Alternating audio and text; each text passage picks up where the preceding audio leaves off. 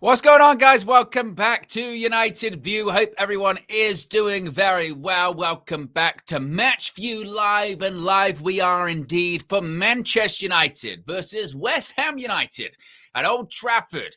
Kickoff is in just under, or actually bang on, 2 hours time. Team news is coming out in 45 minutes time. Be sure to smash a like on the like button. Be sure to subscribe as we get closer and closer to 250,000 subs. And it's big. Every game's big at Manchester United, isn't it? But certainly after what happened last Monday, the reaction, the result against Crystal Palace, and then what's happened over the last couple of days with the teams around us, once again, similarly to what happened prior to the Everton game, dropping points. Suddenly we can find ourselves in a position where if we win tonight, we can be level on points with fourth spot. And yes, if we don't get the result we want, of course, it's not the end of the world, but you got to take advantage. There's no excuses. There's no excuses not to be beating a team that's 18th place at home without arguably their best player, right? And then after that, we've got Wolves, who are even worse than the team we're playing today. But that's looking way too far into the future, isn't it? We've got to focus on the now. We've got to focus on the here. And the here and now is West Ham. We picked up an unexpected victory at the weekend. Now, can we pick up an expected victory this evening?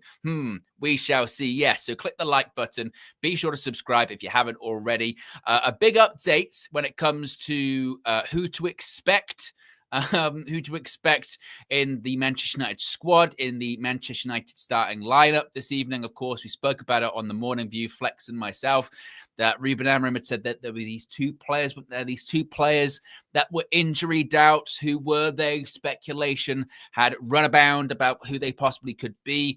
Rob Dawson from the ESPN had said that Bruno Fernandes was maybe one of those names, but it looks like, shocker of all shockers, I'm being sarcastic here, that the Manchester United captain has indeed made it, because it was reported by Sully Talks, actually sort of mid-afternoon, a few hours ago. It's been going around for quite a bit now, that Bruno Fernandes is set to be in the Manchester United squad tonight against West Ham, despite the concerns about a possible injury. We did see him in the sort of closing moments of that victory over Crystal Palace on Sunday, didn't we? That he was holding the back of his leg, maybe a light hamstring pull or something like that. He did a bit of an air shot, didn't he? And there was concerns, could Bruno actually miss a game?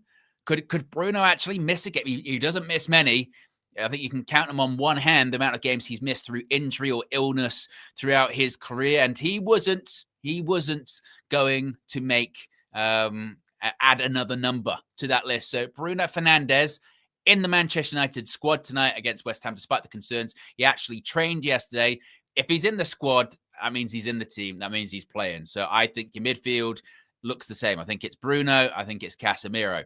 Now, Sully's also posted in the last few seconds that the expectation is for Joshua Zirkzee to be in the Manchester United matchday squad against West Ham today as well. So there had been those other rumours, hadn't there, that maybe Zirkzee could be one of the other names that was injured. I saw that in the chat this morning saying it's Bruno and it's Zirkzee.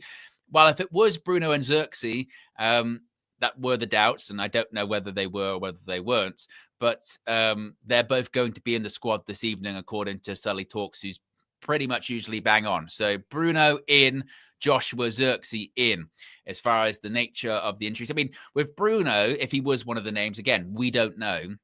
If anything, actually, I think that it's a bit of a testament to just how much the leaks have stopped at Manchester United, really.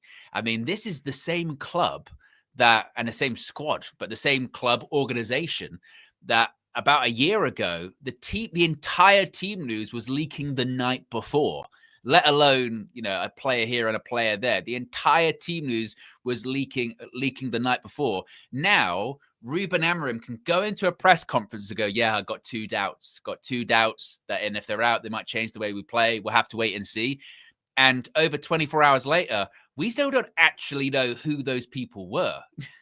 We don't know exactly who they were. It's been a lot of guesswork. Logic would suggest one of them would have probably been Bruno, because he looked like he'd picked up a knock at the end of the Palace game. But I haven't seen any journo like proper mainstream journal come out and say, oh, it was this person, it was that person. No one actually knows. So it's a massive testament, I think, just to how much they've stopped those leaks coming out. It's pretty impressive, actually, it must be said. So, yes, so Bruno in the squad, Joshua Zirkzee in the squad, according to all of these, well, according to Sully Talks, who again is a very strong ITK account. As is always the case, if we get any more news breaking whilst we're live here, prior to the team news coming out in about 40 minutes time, we shall let you know. So Bruno in the squad, and the expectation, Joshua Zirkzee also going to be in the squad. So when it comes to, what to predict in terms of a lineup, I mean, you can see it right there on the sidebar. That's kind of the predicted lineup that I've gone with. I think you probably get Senna Lomans in goal.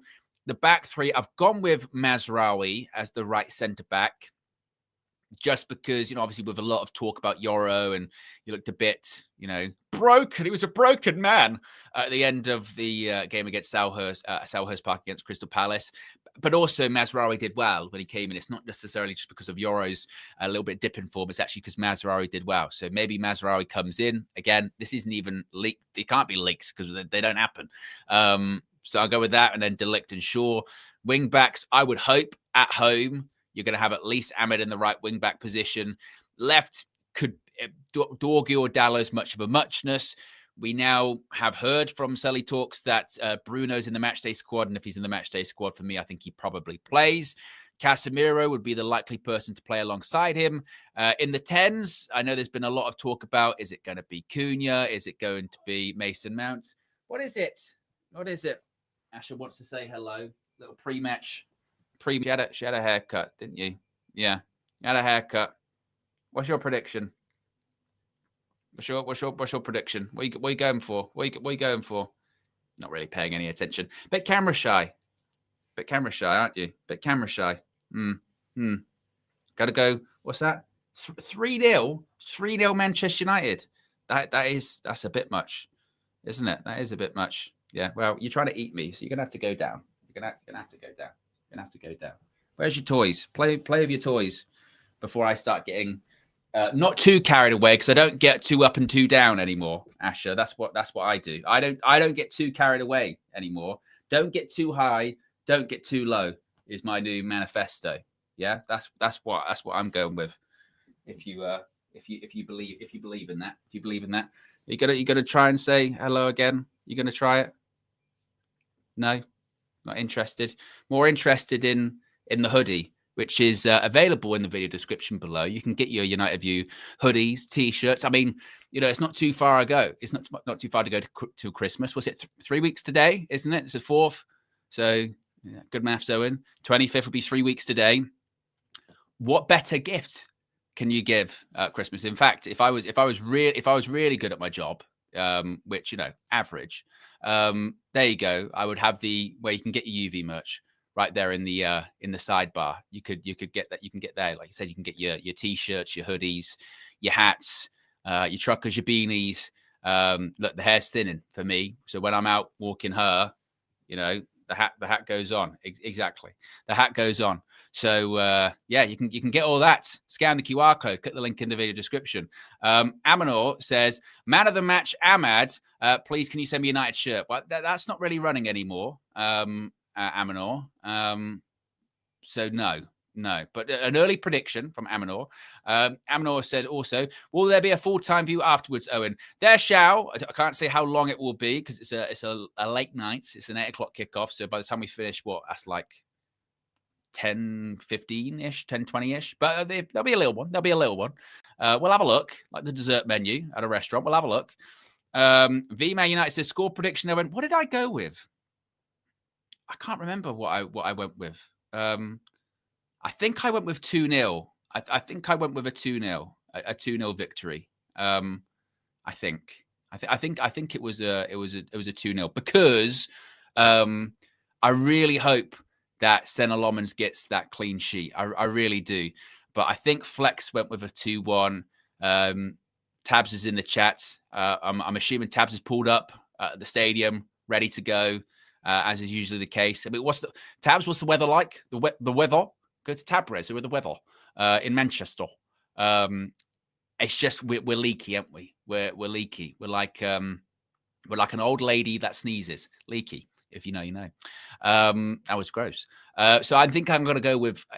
I'm still going to go 2-0. Wouldn't be shocked if it was a 2-1. You just don't know. The thing is, we don't know with this Man United team.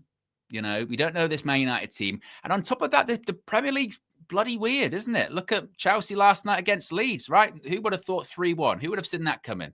3-1 Leeds United. No one would have thought that, particularly with how Chelsea are playing at the moment. So anything's possible, but what should be probable is Manchester United winning this evening. And ideally, yes, we would win a 2-0 or a 3-0, and it would be not stressful and it wouldn't be too bad. That would be the ideal scenario. But sometimes football doesn't work like that, does it? Yeah, football doesn't always work like that. So we shall see. We do have a weather update from Tabrez. Says, yes, I pulled up. It's raining, Owen. Gloomy, but I sense 3 points. So we got light showers with a sprinkling of 3 points is what Tabs is going for. Marion says United win 2-0. Jason says, can Manchester United just win a game without any stress? I don't. Probably not. Because even when we play a Brighton and we're 3-0 up in like was it 75th odd minute, and you think, wow, this game's just going to sort of stroll to a natural conclusion. It's going to be fine. Even that got stressful. So probably not. Probably not. But we could hope that it would be nice, wouldn't it? It would be nice. Yeah. Steffi Jenks, big up one of the members mods. Big up all the mods. Yes, you do a very difficult task. It says, my home internet isn't up yet. Not enough data to watch both match and the stream. I'm relying on you, Owen, to be my eyes tonight. Well, that is very dangerous. That is very dangerous, but hopefully we can do our best. As always, DJ will be joining me about an hour before kickoff, about the 7 o'clock hour. You know, about the 7 o'clock hour, about an hour before kickoff, DJ will be jumping in and we'll be doing the game together. So hopefully we can be your eyes this evening, Steffi Jenks, as well. If you haven't already, click the like button. Let's see if we can get to a quick 100 likes. If you are just joining us, the updated squad news, team news isn't out just yet, but the updated squad news is that according to Sully Talks, Bruno Fernandes is going to be in the Manchester United squad this evening. And the expectation, very critical how that's worded, isn't it? The expectation, or Joshua Zirkzee is expected to be in the squad today as well. Maybe they were the two. That had the injury doubts again. That would maybe suggest then no dropouts from the squad that defeated Crystal Palace on Sunday. Some other little bits of news, bits and pieces, as we're about half an hour away from team news coming out. A little bit just on JJ Gabriel. Of course, he's not involved this evening or anything like that, but he's been in the headlines the last few days because he's really good. Because he's really good. And because he's really good, people are interested. There was a story, what was it, a couple of days ago, saying that Barcelona were interested in JJ Gabriel, and collectively, I think all the Man United fans took a bit of a breath and went, "Oh, they're going to steal a player? You know, what's going on? We've got an amazing academy player potentially here. We've maybe got a bit of a superstar wonder kid, and a Barca going to come along and just steal him from us. What's going to go on here?" A bit of an update on that. James Ducker from The Telegraph said that Manchester United had to fight very hard to keep JJ Gabriel, the jewel of their academy crown, away from the clutches of rivals this summer. Gabriel has already trained with the first team, and the United manager, Ruben Amorim, is watching his progress closely. He was spotted in the Old Trafford director's box for the 1-0 defeat by West Ham last month. Well, that's good. And few would be surprised if he makes the senior match day squad before too long. Quote, they've been rolling out the red carpet for him, said one well-placed source. Now, we have seen, haven't we, under Ineos, there has been a real concerted effort to improve the academy, not necessarily in terms of just quality. And big up Sully in the chat. There you go. Big up Sully. Hey, Sully, look, there you go. Inception. Sully on the screen, Sully in the chat as well. Indeed, big up Sully, and big up with the info. Yes, big up Sully. We're always referencing. Yes. So when it comes to JJ Gabriel, like I said, there's been talks or chatter that maybe other clubs are interested. United, I think, know what they've got in their hands here, which is a top player. I mean, he played in the under 18s against Liverpool when we won 7-0 the other day, got a hat trick. And he's, how old is he? 14, 15, something like that. He's not going to play for United this season, regardless of what James Duck is there saying in the chat and what have you. I think that, but maybe it might be one from next season that he starts to be integrated. Time will tell. As I've said before, I think you have to be very cautious with the young players. It's a different kettle of fish at Manchester United. It really is. With the pressure, the scrutiny, the expectation.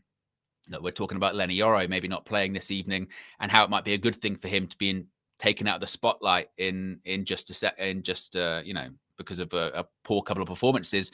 And you get some people already kind of not turning on him, but questioning his ability. And is he good enough to play for Manchester United? And, we got mugged off. Real Madrid played us, and Leo played us, and this, that, and the other. No, Lenny Yoro is going to be a top player. His ceiling is very, very high. But I think it just goes to show that, the fan base at the moment is, is harsh. This, as I said, I think I said it this morning. We have, as I think, a fan base, a set of standards that we kind of know the team can't meet at the moment. So there is this mismatch, isn't there? And we're particularly with young players. We've seen it over the last few years with people like Kobbie Mainoo and others. We're always looking for sort of the next bright spark or the next bright star to drag us in back to our glory days, or drag us up and carry us, if you will. And with that comes scrutiny, pressure, expectation, harshness, and I think we need to manage that. The problem is, I suppose, is when you have all of these other teams like Barca, Real Madrid, or clubs in the Premier League, and we'll take him in, and Man United are kind of forced to be like, right, let's see if we can. Let's see if we can and integrate him quicker. But also, if he's good enough, then you might offer more than quite a few players that we've actually got in the senior squad. So it's a difficult one, but I think it's clear to see, isn't it? Manchester United, they know the player they've got here. As the report says, they're rolling out the red carpet for him. And some people might even turn their nose up at that, go, no, he should be no different than everyone else, blah, blah, blah. No, good players, and it's kind of a fact of life, isn't it? Well, people don't really want to talk about it that much, but it's like at any job. If there is someone that is perceived to be really, really good, or a top talent, or this, that, and the other, they do get treated differently. The best players in Sir Alex's time got treated differently. I'm not saying JJ Gabriel is that. You don't know.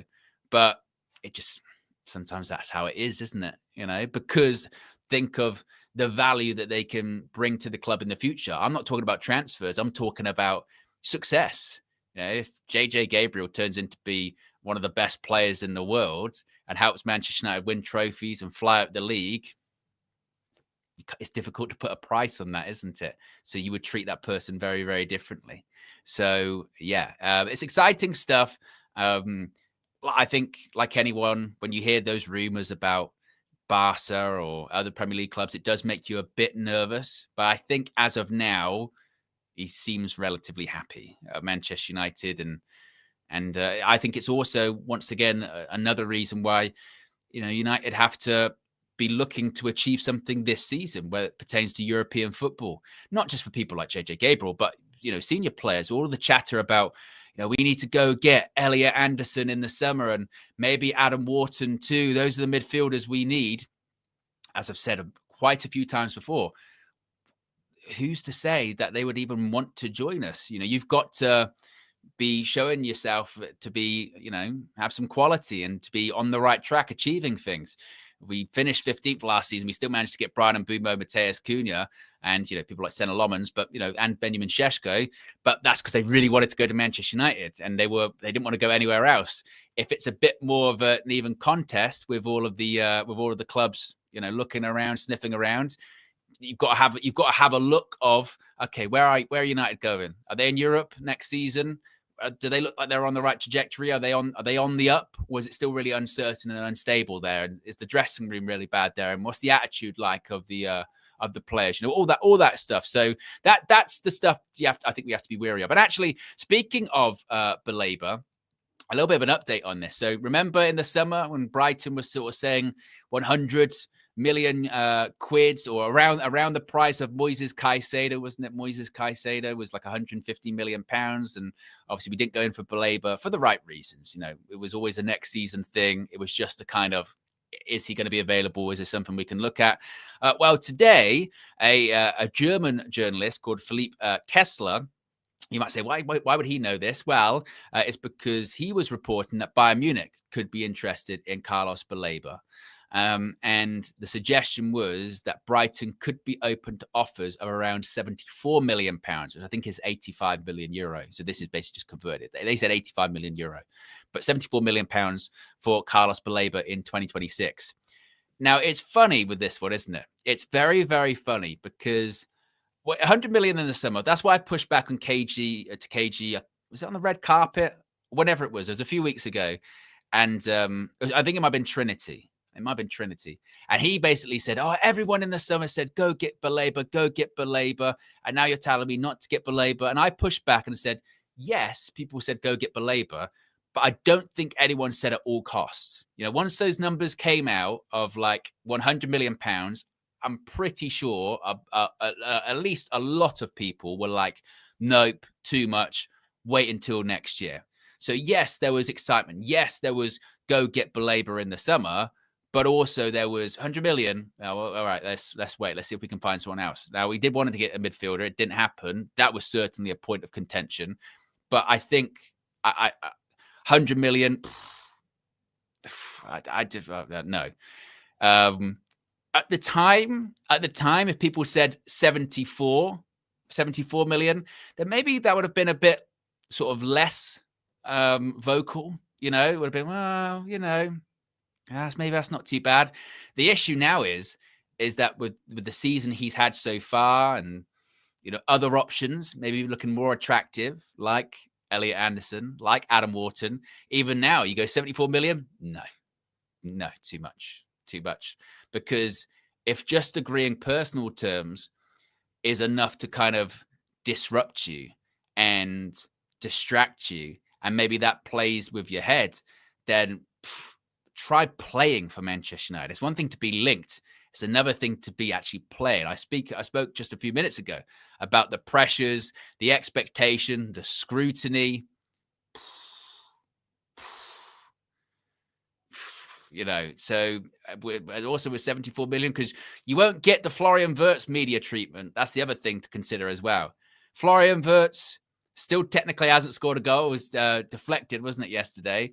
And you're getting articles still going, he'll come good eventually. No, it's difficult. It's always tough when you move from one league, from a European league to the Premier. It's always difficult. You won't get that kind of treatment. You'll get 74. You got to hit the ground running.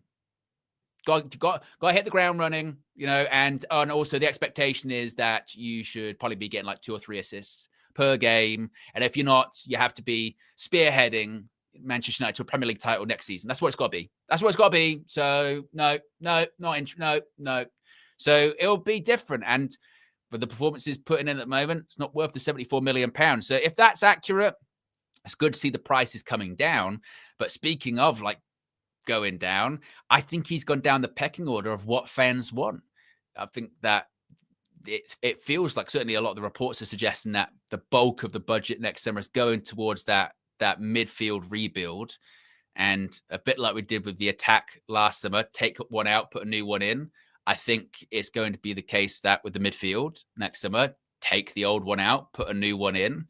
And I think with that will probably come a purchase that's close to 100 million. We might break our transfer record next summer, of course, which is that 89 million for Paul Pogba. I think we could absolutely do that, whether it be for Elliot Anderson. I think it's much more justifiable for Elliot Anderson, not so much for Carlos Baleba. Adam Wharton, another one, top player. We saw that at Selhurst Park, didn't we? It's funny because, again, out of all 3 auditions, Anderson, Wharton, they're the ones that have really stood out, haven't they? So, yeah, it's an interesting one, but the price will come down. And also, actually, whoever it does go in for Carlos Baleba next summer, they probably would say to Brighton, wouldn't they? Well, look, he hasn't had the best season. So that price, not only is it down from 100 million from last summer, but also it's gone down because maybe the quality has dipped as well. And it's a bit more of a risky signing than it was sort of 12 months ago. So the price is going down. The question is whether or not the desire to sign him is going down from Manchester United, because recent reports also did say that he is still, one of the priorities on the list, or certainly high on the list of midfielders. And Brighton are a difficult club to negotiate with in the sense of they get what they want, and if they don't get what they want, then they won't sell. They've sold Moises Caicedo for that £150 million. Remember, with Man City going after Marc Cucurella for the longest time, couldn't agree a fee. Chelsea sweeped in and signed him for, 60 odd million, which I was thinking this the other day. I was out taking the dog for a walk, and I was thinking to myself, I was like, we were like 24 hours away from signing Marc Cucurella on loan. Do you remember that? Like, that was a real thing where it was like, yeah, Marc Cucurella wants to go to Manchester United on loan. He's not working out really at Chelsea. Man United needed a left back at the time. So, right, Cucurella is going to come in.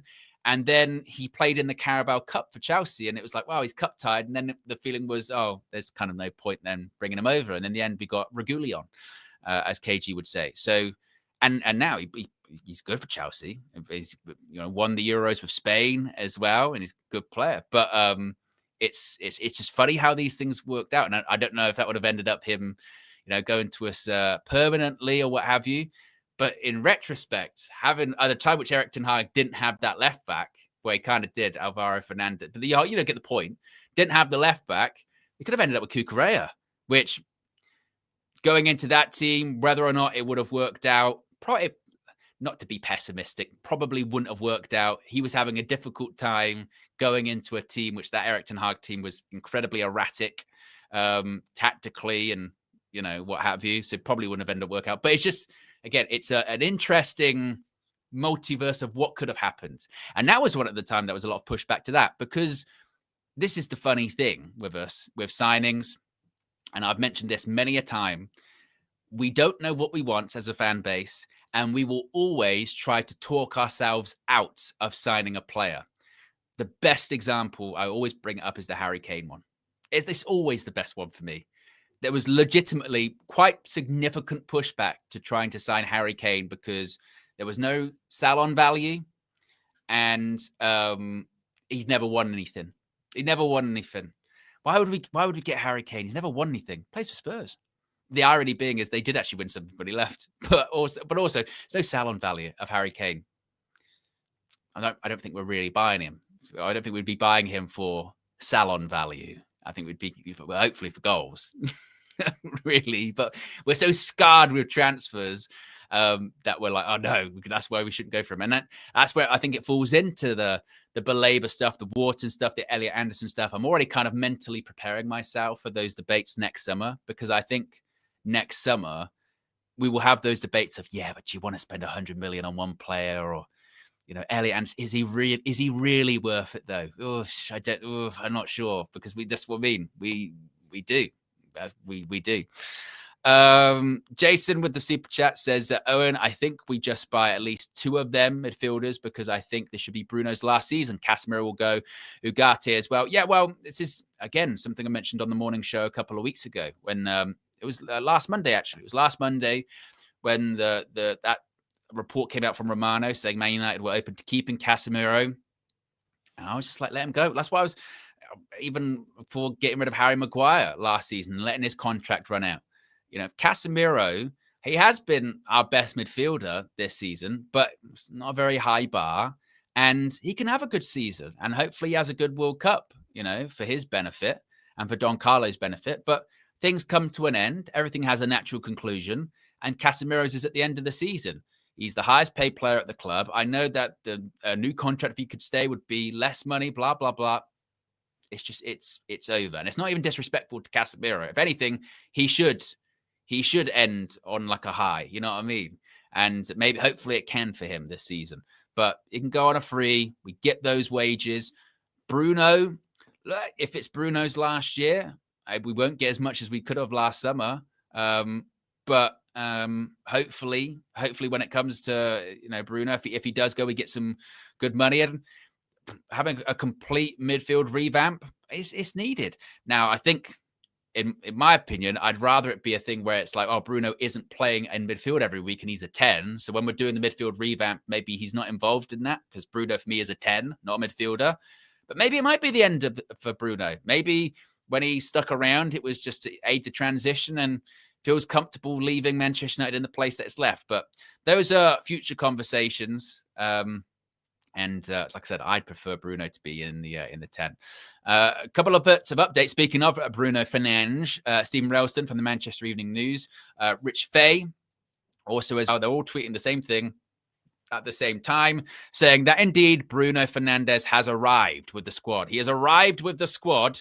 And if Bruno's with the squad, the expectation would be that he's probably going to play, isn't it? So there you go. So team news is coming out in 15 minutes. So we will be all over that, of course, once the team news drops. Where are we at in terms of likes? We've got nearly 700 people watching, which is fantastic for midweek, Thursday, 6:30 over here in the UK. Let me know where you're watching from and what the time is. Of course, with these evening games, the time zones are maybe a bit more preferable, aren't they, to some of the viewers around the world, depending, I guess, where you're watching from. Now, if you're in, say, the United States, probably better for you.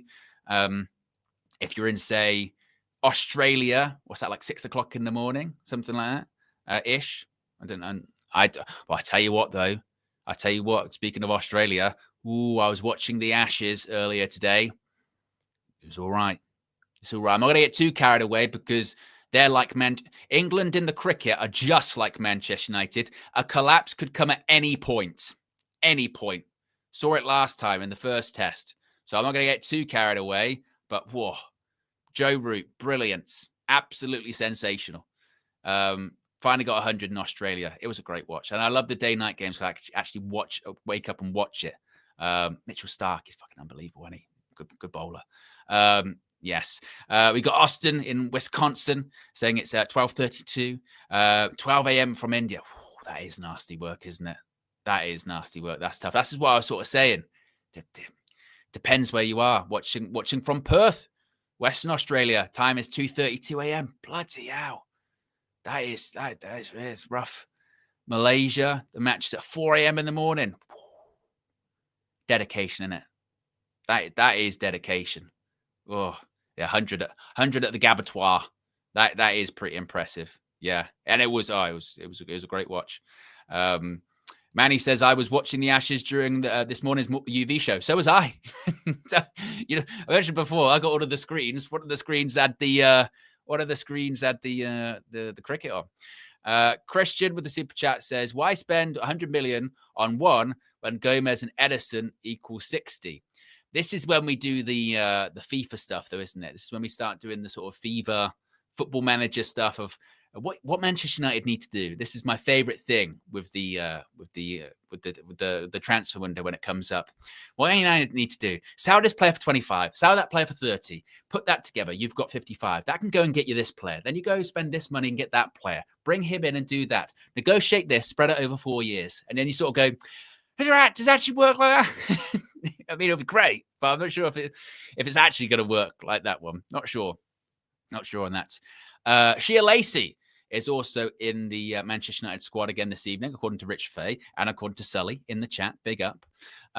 So you don't have to worry about the academy record being broken. I know every kind of week there's that concern, isn't there, of is this the day that it's going to get broken? What's going on? Cobby's usually in the squad, but if he isn't, I think that's kind of one of the prerequisites for taking the job at United, isn't it? Of you cannot, if you even try to have that record broken and not include an academy player, you'll be sacked on the spot. Yeah, you'll be, you know what I mean? You'll be sacked on the spot. So Yeah, so Shea Lacey, he's in the squad as well. Ruben did say in the press conference that he said, I don't really know when he's going to play, but he did say he's ready.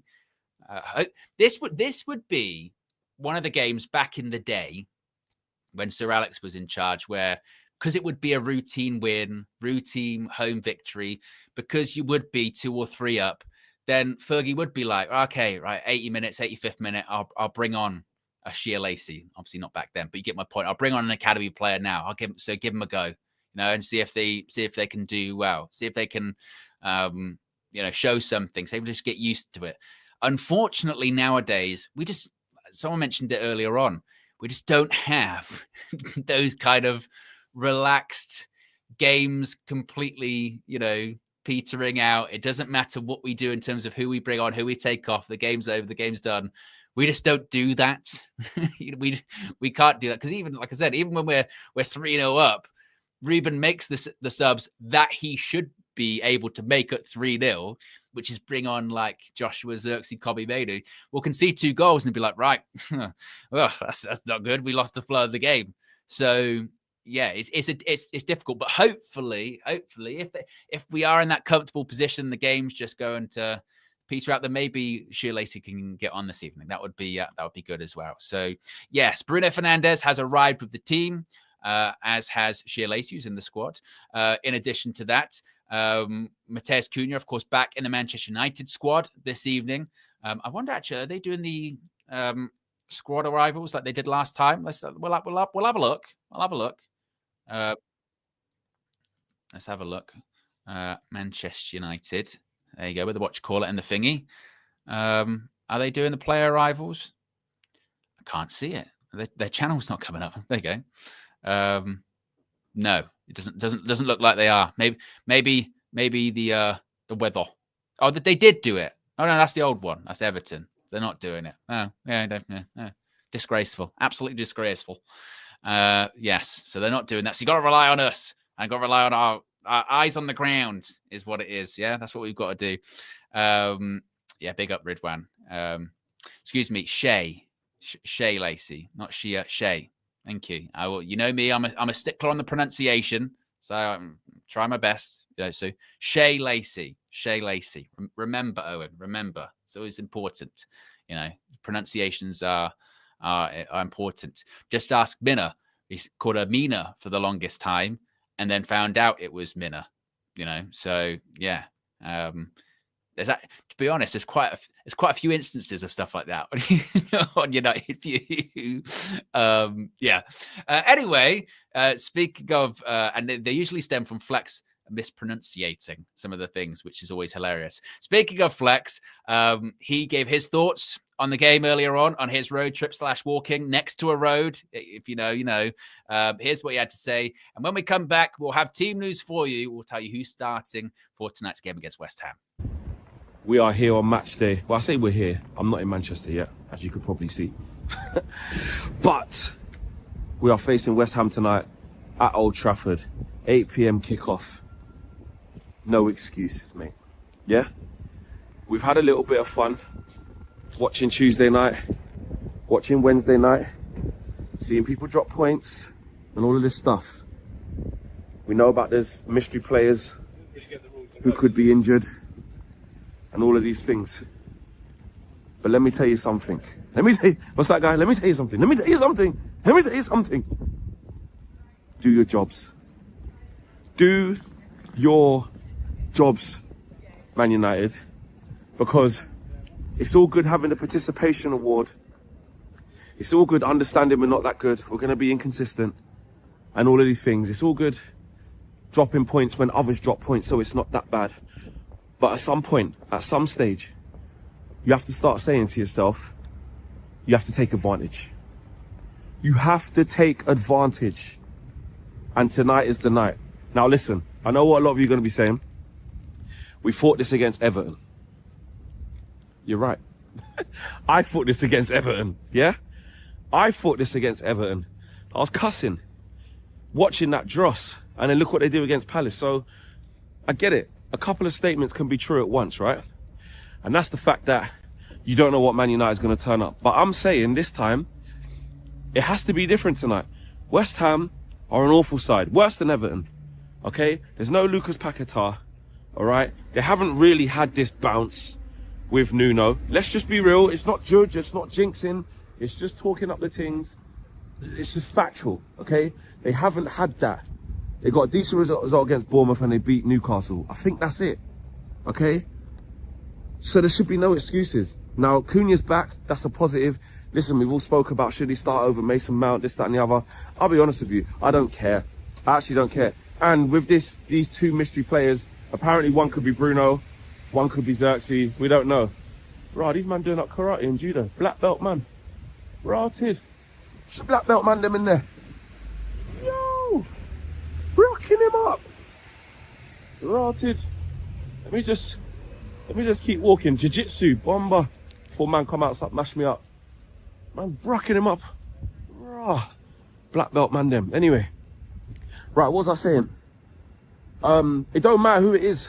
It don't matter who plays. It don't matter if it's an opportunity for Kobe, if it's an opportunity for the goalkeeper, Bayern there. Like, I don't care if we have to play. If Mbeumo's out and it meant that, you know, Bruno had to go one forward and then you brought in, what's his name? Ugarte. I don't care. It doesn't matter. Get it done. No complacency. No complacency. We can't have it. We have to get the W today. We can't be messing about. We can't be. At some point, we have to start separating from the pack and showing that we're serious about getting Champions League. Now, listen, I know that if it doesn't go our way, you can say, oh, yeah, but you know the team. And then you've got to look at the positives afterwards and go, oh, well, everyone else lost and this, that, and the other. But I don't want to be doing that. I don't want to set that precedence. We'll cross certain bridges if we come to it, but sometimes you have to stop crossing them. Do you know what I'm saying? Sometimes you've got to just do the work, get the results, and then on to Wolves. This should be a 6-point week. It should be. But what we know with this team is loads of times, I don't want to go down there actually. Let me not go down there. Loads of times, they don't know what they're doing. They don't know what they're doing because the confidence is not there, or they're lethargic, or they're not running hard enough, or they're not trying hard enough. That has to not be there tonight. Old Trafford under the lights as well. And it's like the fans, like, it was that Everton game, right? That was under the lights as well. And like, you're kind of waiting for the team to give you something. That was a Monday night, innit, that Everton game. You're waiting for the team to give you something. And you get in your seat. We've all been there. You get in your seat and you're like, all right, this is the moment. This is like, I'm going to be entertained from the first minute. They're going to be on it because they need to win tonight. And then you see them first. You know, you see those first few exchanges. You don't want to go early, but you go, ooh, this ain't a good start. This ain't a good start. No, not today. We need to be on it. Get a couple corners straight off the bat. We've been really good at set pieces. Get some throw-ins. Get them clearing it, hooking it back to us. Get some sustained pressure. Get the crowd involved from early doors. Make West Ham know that they're not going to be able to have an easy night or a comfortable night whereby they can set themselves out, feel their way into the game, this, that, and the other. Let them know, not today. Not tonight. That's not happening. So for me, like I said, you lot can't be on this half-hearted thing, man. No. Team news, like team selection-wise, like we say, we'll wait to see who has to come in and who has to come out. So it's very difficult to predict the team. The Lenny Yoro one, again, unless it was him where Amrin thought he was going to have to take him out, but actually he has to play him, that might alter the approach. I don't know. But I would expect him to probably come out. But yeah, them two injuries are kind of thrown us really, because you don't really know how to. Do you know what I'm saying? I could say, I think you should do this, that, and the other, and really, them two guys are injured. So, or it could just be as you were. They're doubts in it, so maybe they get the late fitness test. Maybe it means they can start the game, but they definitely can't finish the game. You know, we don't want to be in a situation. I'm just thinking of Leacher out loud. You don't want to be in a situation where you have to rush him or play him earlier or start him earlier or sooner than you would have liked to. That's a dangerous situation with him, obviously with his long-term knee injury. So look, it's actually a really difficult game or video to be like, oh, this, that, and it happened. If everything was normal, I'm not gonna lie, if we didn't have this injury thing, I would have just kept the same team, apart from Yoro. So that will just give you an idea of what I'm thinking. What I would have been thinking if we didn't have these mystery injuries or these mystery doubts, I would have kept an unchanged side apart from Lenny Yoro from Mazraoui, which obviously probably would have made sense. You could err on the side of let him play through it, give him some confidence, say, kid, you're going to be all right, come with me, come with us, we're at home. West Ham, we're on the front foot. You know what I mean? Wilson or Fulker, whoever they got from. All right, team news is in. Team news is in for Manchester United. It is just dropped in the last couple of seconds. So we have in goal, we've got Senna Lommans. The back three appears to be. This is quite interesting, right? The back three looks to be Mazraoui, Shaw, and Aiden Heaven, is what it looks like. So who would be playing the centre back role? Lenny Yoro's on the bench. So no Matthijs de Ligt. That is a surprising one. I didn't expect that. Right. So maybe that was one of the ones that was that Ruben was talking about. So who goes into what position, I suppose? Is it going to be who would play in the centre back spot? That's an interesting one. But Luke Shaw is in the team. Right. So we've got. Is it going to be in the middle? Could it be maybe Shaw? Maybe. Or is it just Aiden Heaven? Look, he's a central defender, like, really, isn't he? So, maybe it's going to be Aiden Heaven. Maybe it's going to be Aiden Heaven. So. Right, let's get this team. This is an interesting one from Ruben Amorim. So we've got Mazraoui, Heaven, Shaw. Wing backs look to be Ahmad and Dallo. So that's Ahmad. And I tell you what, we are struggling at centre back, aren't we? But that's what it's interesting is with the whole Lenny Yoro situation as is, you would have thought with the injuries, he would have played regardless. So right, midfield, we've got Bruno Fernandes, Casemiro. Then up front, we've got Mount did go out. I'm surprised by that. I am surprised by that. I think it's quite harsh. Quite harsh on Mason Mount. Mason Mount's on the bench, by the way. So I don't know if it's a knock or anything like that, but he's available to play, certainly. On the bench, we've got Bayern, Dorgu, Malacia, Martinez, Yoro, Kobbie Mainoo, Mason Mount, Ugarte, and Shea Lacey. Let's get this team news up on the screen. This is very interesting because some of the injuries clearly. One was Matthijs de Ligt, and no one was saying that, were they? Of all the chatter of it's Bruno, it's Xerxes, it's this, it's that. One of them clearly was de Ligt, and with Ruben going, well, that will have to change the way we play. It does make a little bit more sense now, doesn't it? That one, that does make a little bit more sense. So, right, so there you go. That's that one. Let me make sure I've got the other graphic ready. So Mbumo, Cunha, Xerxes, the front three as well. Let's, like I said, let's get this up on the screen, and then we can dissect what is a very interesting starting 11 by Ruben Amorim, and what a big opportunity that is for Aiden Heaven, seemingly at centre back. Yeah, my goodness. Oh, bloody hell, MCM, we're doing it now. Sorry, bloody hell, my goodness. Oh. Just get it off the screen. We're doing it as quickly as we can. The team news only came out a couple of minutes ago. All right, let's get this up on the screen for you guys. So there you go. Right, that is the Manchester United starting 11 for us this evening. It is Senna Lommans in goal, a back three of Mazraoui, Heaven, and Luke Shaw. Ahmad and Dallo. We've got Casemiro and Bruno Fernandes in the middle. Bryan Mbeumo and Matheus Cunha. Matheus Cunha comes back in for Mason Mount, which I didn't think. I didn't think he would do that. It's quite harsh on Mason Mount. Look, Mason Mount gets a goal at the weekend, as was pointed out. With Mount, it was his first 90. It was his first 90 for Manchester United. So maybe it's a case of, once again, management trying to prevent injury and what have you. So Mount comes in. So who was the ones? Was it KG? Was it James that was saying that Cunha was going to come in? I think it was. I think you'll let me know in the chat. So yeah, Mason Mount, but he's on the bench, Mason Mount, and Joshua Zirkzee up front. And to be fair, a lot of people were saying that was what the front three that they wanted to see, even prior to all of this injury stuff. That's what they were saying. Right, a little bit here from United Report. I'm just waiting for this to actually come through on this thing. It's always annoying when that doesn't happen. Let me just find it. Because I did see something. Right, Nathan Salt. Nathan Salt says, Matthijs de Ligt and Mason Mount were the two players Ruben Amorim was referring to yesterday.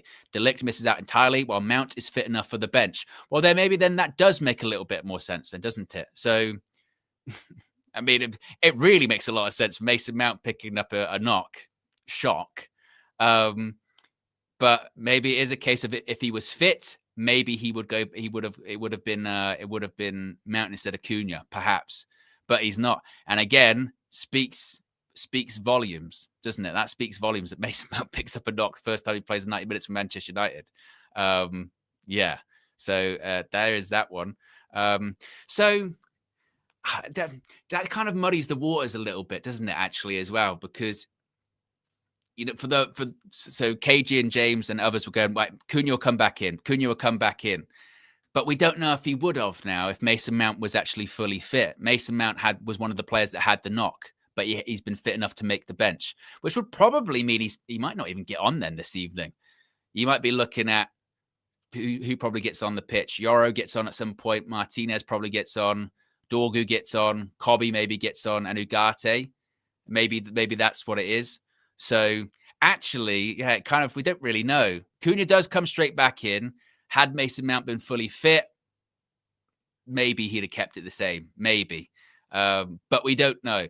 Either way, that's the first time we're going to see that front three play together. Mbeumo, Cunha, and Zirkzee. It is a front three that, like I said, a lot of people for quite some time, even going back to when we signed Bryan Mbeumo and Matheus Cunha, were going, I want to see those three play together. Tonight they will. And we'll see how that goes. As Alex says here in the chat, this is a really interesting one too.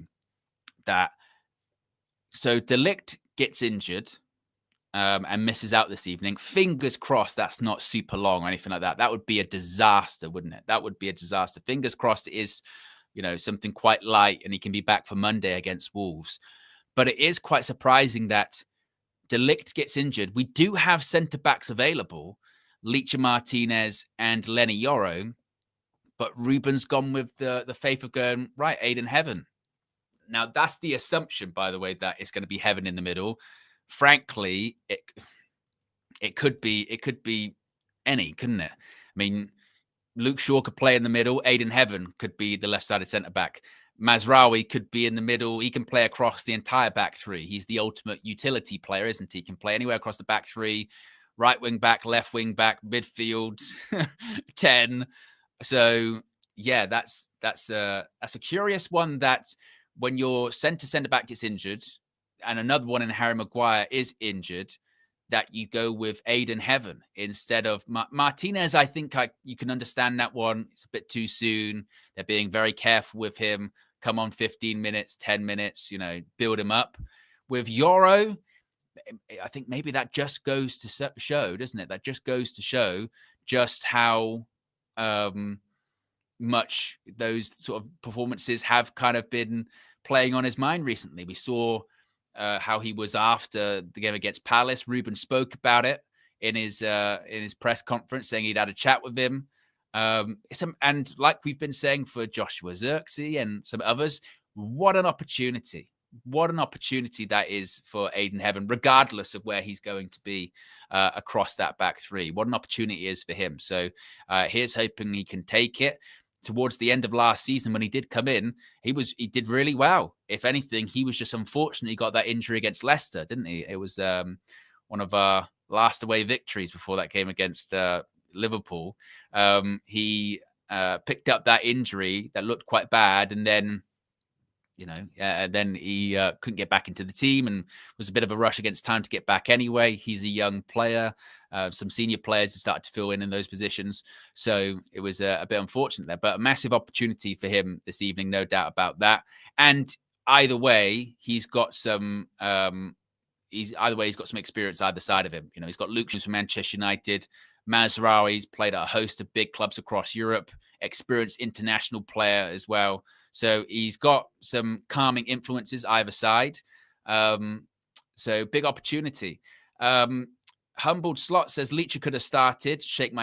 No, he couldn't. I mean, it technically could have, in the sense of Leacher could have gone out there. But I think a guy that's been out for a year with a knee injury, just because we've got the injury, like, right, in from the start, Leacher, how many minutes of football have you had? Like 10, 15 minutes, go straight back in, start from the beginning.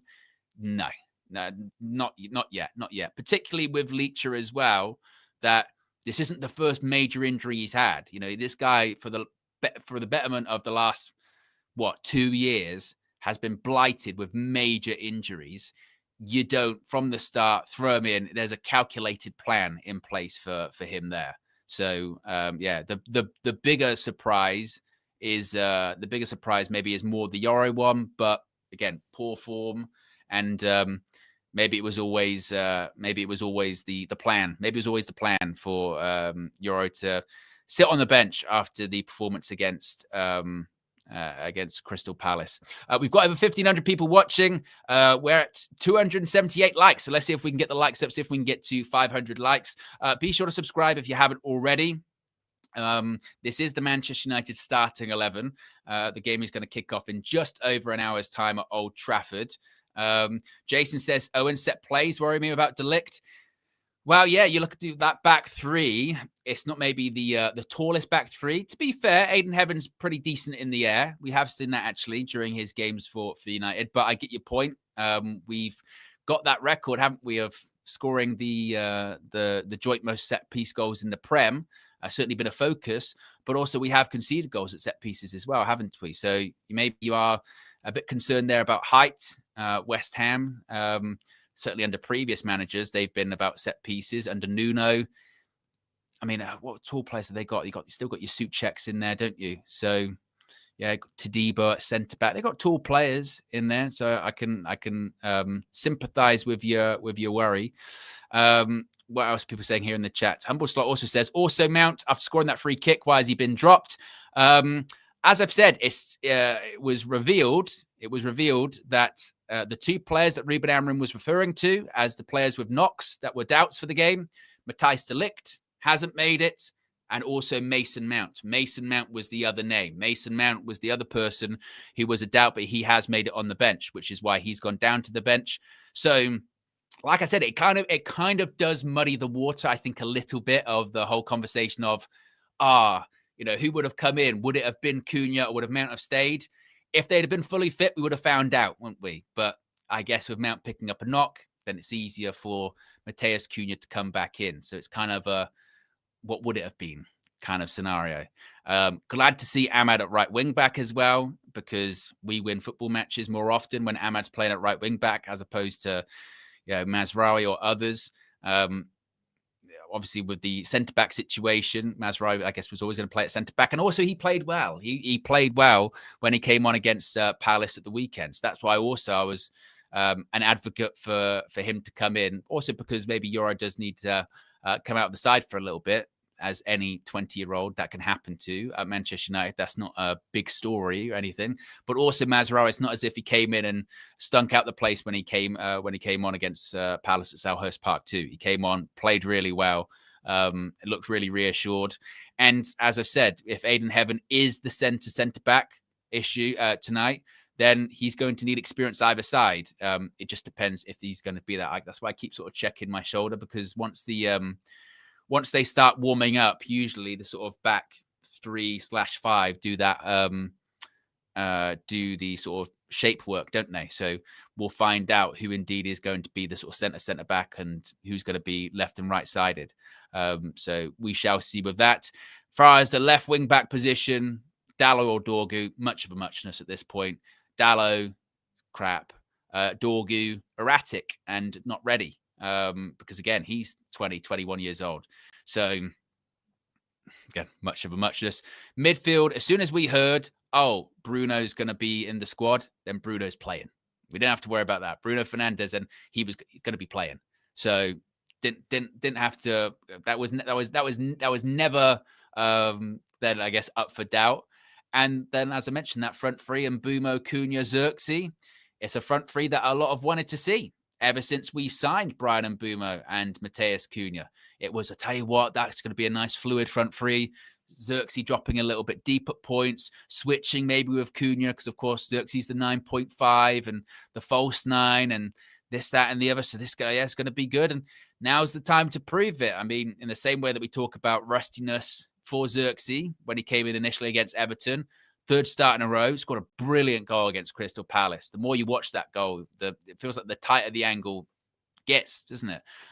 So a bit of confidence for him, getting his touch going again. You notice with him, and this was something I mentioned before, because we saw it last year around this time, Xerxes, when he got hooked off after 30-odd minutes against Newcastle, afterwards, he started to play better because he was playing more consistently. I do think he is one of those players that, and he gets up to match rhythm, you do see a lot of improvements in his game. His hold-up play is good. Sometimes it's a bit too lackadaisical for me. You know, sometimes he tries to do the soft touch a bit too soft, you know, the kind of layoff and then the ball barely moves. But his link-up play with Mbumo and Cunha tonight will be interesting to see as well. And with Cunha, obviously there's been chatter about him because of the head injury and then when's he going to come back in.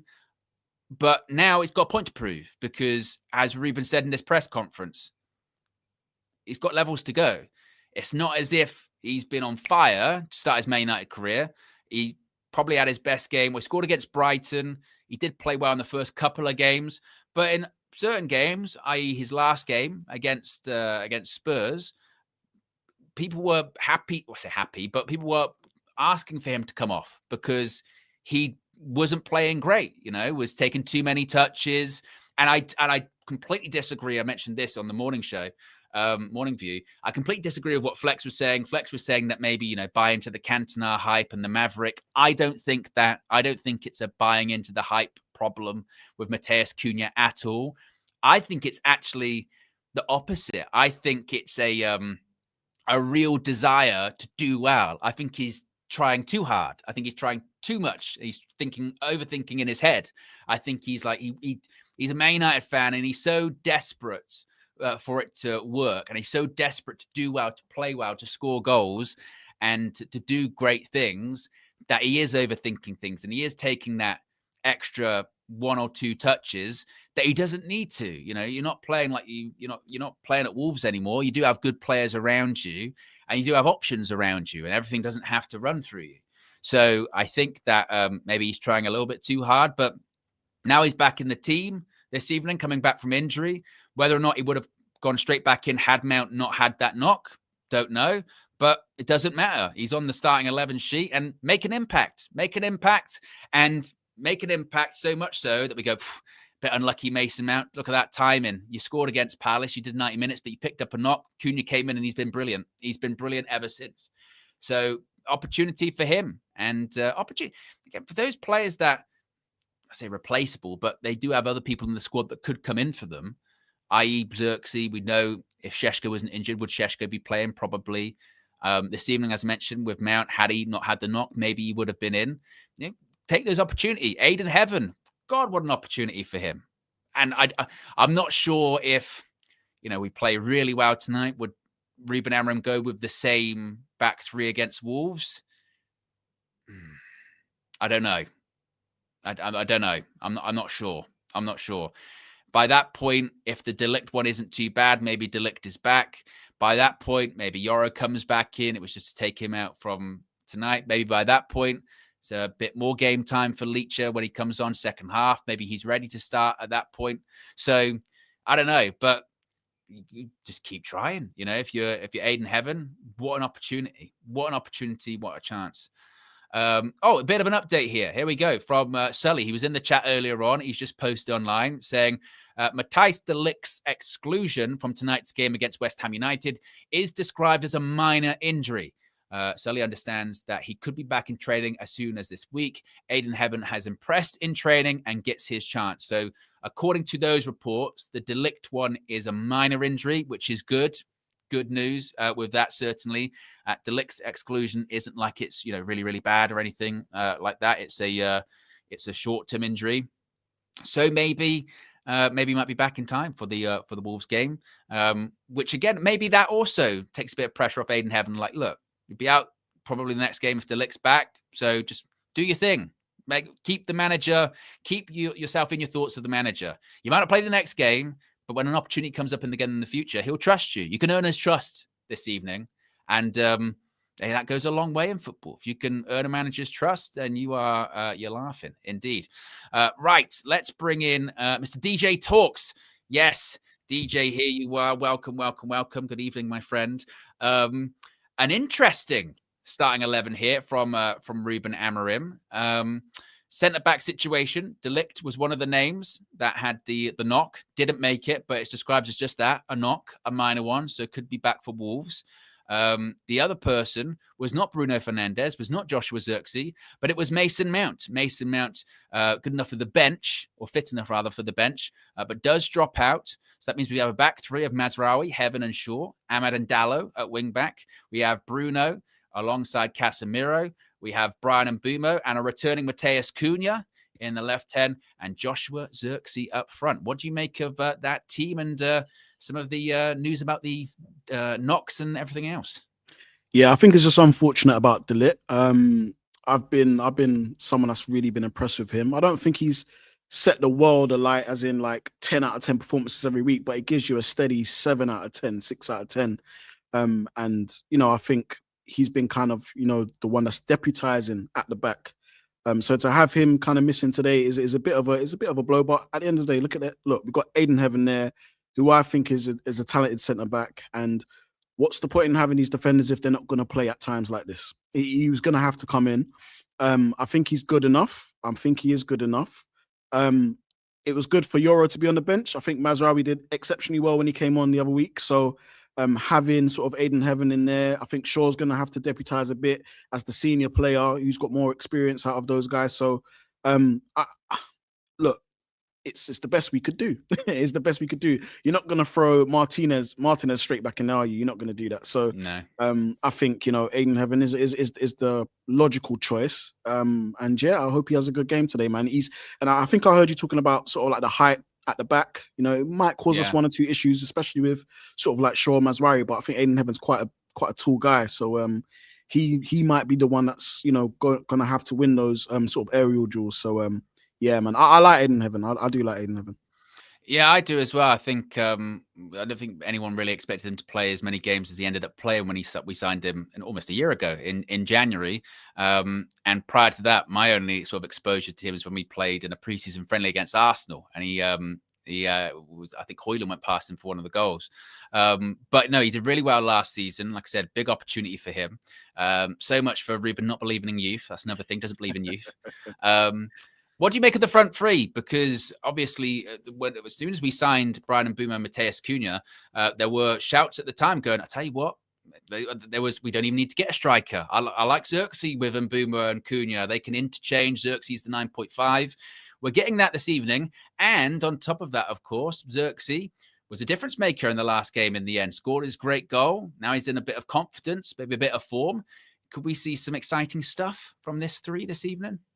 Do you know what? I think when Mateus Cunha came to the club, I was one of those that was kind of championing for him to link up with Zirkzee. I think one of Zirkzee's greatest assets is actually his link-up play and his ability to hold the ball up and, drop it off to his teammates around him. And I really wanted to see him link up with Cunha, especially because of Cunha's ability to run in behind. So I think, look, if these three today are on form and they really hit the ground running, and let me just make this clear. I'm speaking very early by saying this, by the way. So I'm saying that if they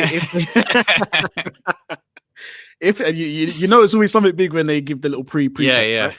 Right? I'm saying that I think if they can all gel, I think that this front three would suit us better currently than what Sesko's offering at the moment. And it's not to say that Sesko can't, kick on and be a great striker. I think he will be. But I think Xerxes, in terms of his skill set, I think it's going to complement Cunha and Mbeumo much more than what Sesko's offering at the moment. So these two, especially Cunha and Xerxes, I was really excited when Cunha came because I wanted to see that link-up play. I wanted to see Cunha running in behind, especially on that left side. So, and I think I'm expecting big things today. Xerxes, as you said, is going to be full of confidence. Great goal last week. I'll be honest, we didn't think from that angle, it was crazy. We didn't even see it at first, did we? Yeah. It was just an amazing hit. So he's going to come into the game with momentum and confidence. And as we said before, Owen, on many of these shows, is that confidence and momentum are absolute wonders. You saw in that second half, once we had confidence, it was night and day performance towards the end, night and day performance. So yeah, man, let's hope that Xerxes kicks on. I want Mbeumo to get another goal because he's kind of gone on a few games without a goal. But and Ahmad on that right side, I'm glad they haven't changed that. Just stick with what's working. So yeah, I think this team is good enough to get the job done tonight. I hope so, man. I really hope so. We've got over 1,500 people watching, which is fantastic. We are at 365. Yeah, like Owen Wrestle News 365. If you haven't already, click the like button. Let's see if we can get to 500 likes. Let's see if we can get towards 1K. Remember, for every 1K, Man United score a goal. They don't, but we say it every single stream. So if you haven't already, click the like button. DJ, we got to talk, and I'm doing my best to kind of avoiding this subject because I don't, like you said, I don't like to speak too early and all this kind of stuff, But because of what's happened over the last couple of days, with once again the teams in and around us dropping points, the league is a tight league as it is. If we win tonight, we can go joint fourth in the Prem, which after that Everton game, which we both did together, after Everton game, if you'd have said, right, after next two games, you can win them both, you'll be up in fourth. People like, that's not happening. That's not happening. That's not happening at all. But given that things have kind of gone our way a bit, we did get that win against that really difficult game against Palace. First time they'd lost there since Feb. First time we'd won there in like 5 years. Given the level of the opposition in West Ham, 18th in the league, and we've got Wolves coming up at bottom of the league, surely there can't be slip-ups tonight. Like, there can't be, surely. If this was any other team, I would say surely there'll be no slip-ups. But this is Manchester United, and for whatever reason, these group of players decide to do it the hard way. We're probably going to go 2-0 down in the first half, and then have to... I'm sorry, and have to literally dig it out of the mud and win 3-2. Yeah, right. I feel a piece of me, a part of me every week dies because I'm so stressed watching this team. Yeah, but all jokes aside, look, I think that West Ham, look, the table doesn't lie. The table doesn't lie at the end of the day. And look, today is a massive, and again, it's all about opportunity. In these run of fixtures, it's about taking your chances, and it's about opportunity. If Manchester United tonight can put up a good performance, get a goal, and get comfortable and win this game by a couple of goals, if they can, 2-3-0, 2-3-1, whatever it is. I think we will concede because we always do. So I'm going to say 2 or 3-1. But if we can do this, imagine the confidence. If we can do 1 or 2 games, imagine the confidence it's going to give. It's going to give these boys a lot of confidence. Am I going to say we're going to win a league? Hell to the fucking no. No, we're not. But in these very short-term goals, because I think that's how we have to manage this team, short-term goals, tonight, West Ham, in the position that they're in, we can get something out of this game. And look, if it does all go pear-shaped, if it does, because this team has it in them, they do. We can't get away from that. If they do, if it all goes pear-shaped, it will just be a lot of what we've already seen. So there'll be no surprises. I'm not surprised if we win. I'm not surprised if we lose, literally, because I've seen it all from this team. I'm not surprised. So, but I do think we're good enough to win tonight. I do think we are good enough to win. I mean, you're saying about performances. I don't even care. I don't care about just want to win. I mentioned it after the last game. I mean, I get for the long term sustainability, blah blah blah. Fine, no problem. Yeah, I totally get that, but not at the moment. Not after last season. Not after this season so far. Just get the win. You know what I mean? Just get the win. Like the Palace one at the weekend. Yeah, but the performance first off, we won that game. No one thought we were going to win that game. I didn't think we were going to win that game. I don't care. I don't care. I don't care we did it, Maybe because you're at home, level of the opposition is a little bit different, but I know me asking a performance from this United team, I know that's me asking too much. It shouldn't be. It shouldn't be. Yeah. But it's like having that kid when you're just going, look, let me ask you to go to school first, then I'll worry about homework. You know what I mean? As long as let's get your attendance up. Let's get your attendance up first, and then we can talk. Then we can start talking about grades. You know, then we can start talking about that baby steps. And I know the pushback that is, well, baby steps after a year and Ruben Amorim, blah blah blah. Yeah, I know it's a wild position, but that's about United at the moment. So, I don't really care too much about performance. Obviously, I would like it to be a good one, but can't talk out both sides of my mouth. Can't say I don't trust these players and then trust them to, deliver performances all the time. Just get the result. As I've said a million times, be in and around the conversation for that European spots, just to stay in it at the moment, because you can't qualify for Europe now. Can't qualify for Europe at the moment, but you can certainly put yourself in a position where you could possibly qualify in a few months' time, or you can be right out of it. We saw it last season. Once we dropped into that bottom half, we just never came out of it. We never came out of it. Using the gulag. No, exactly. And also the other thing is as well, because when you're in the bottom half, we saw this last season with us. We always then start to talk about, well, we can go on a run. We'll go on a run. We'll go on a run. It'll be all right. It's quite evident that we probably won't go on a big run this season. Our biggest run might have been that sort of 5 games unbeaten, 3 wins, couple of draws. So it's important to stay in and around it, stay in and around the conversation, stay in and around it. And that's why the Everton one was so disappointing, because it's win your home games. You're expected to win your home games. Then your away games can kind of take care of themselves. Hopefully you pick up some points here and there. That's why it was so surprising when we beat Palace, because no one thought away from home against Palace, good Palace side. I mentioned it this morning on the Morning View. Actually, we've beaten quite a few people above us in the league this season. That's true. You know what I mean? We've beaten Chelsea. We've beaten Crystal Palace. Who else have we beaten? We've beaten Sunderland. We've beaten Brighton. Those teams above us, we've done all right. It's in these games so far this season that you go, performance. I'm not too sure about that. So got to take care of this one. And it would just be nice just to be, once again, be able to look at the table and go, tell you what, in 5th place, level on points with Chelsea, that was the Chelsea team that like a week ago were like, well, the best team. They really are world champions. They're pumping Barcelona 3-0. But look at them last night. This is why it goes to show in the Prem. There's no easy games. They go to Leeds, granted it's away from home, but they go to Leeds and they lose 3-1. Anyone can kind of beat anyone. So you have to be on it. We can't have the divine right like we did against Everton, where we show up and we just go, we're going to win. No, we've got to put in, I say a performance. Again, I don't care. We just got to put the ball. Actually, we don't have to put in a performance. We have to put the ball in the back of the net. That's all I care about. Ball in the back of the net. That's what counts, man. And at the end of the day, I forgot about our performance against Crystal Palace. All I remember is the result, Owen. Honestly, I forgot, just like this week has, just been busy and stuff. I forgot about the actual performance. All I remember was the win, and that's what counts. And look, you're going to have some Manchester United fans. You've got to put trauma out your head, don't you, as well, don't you? You got to put trauma out your mind. You can't dwell on it.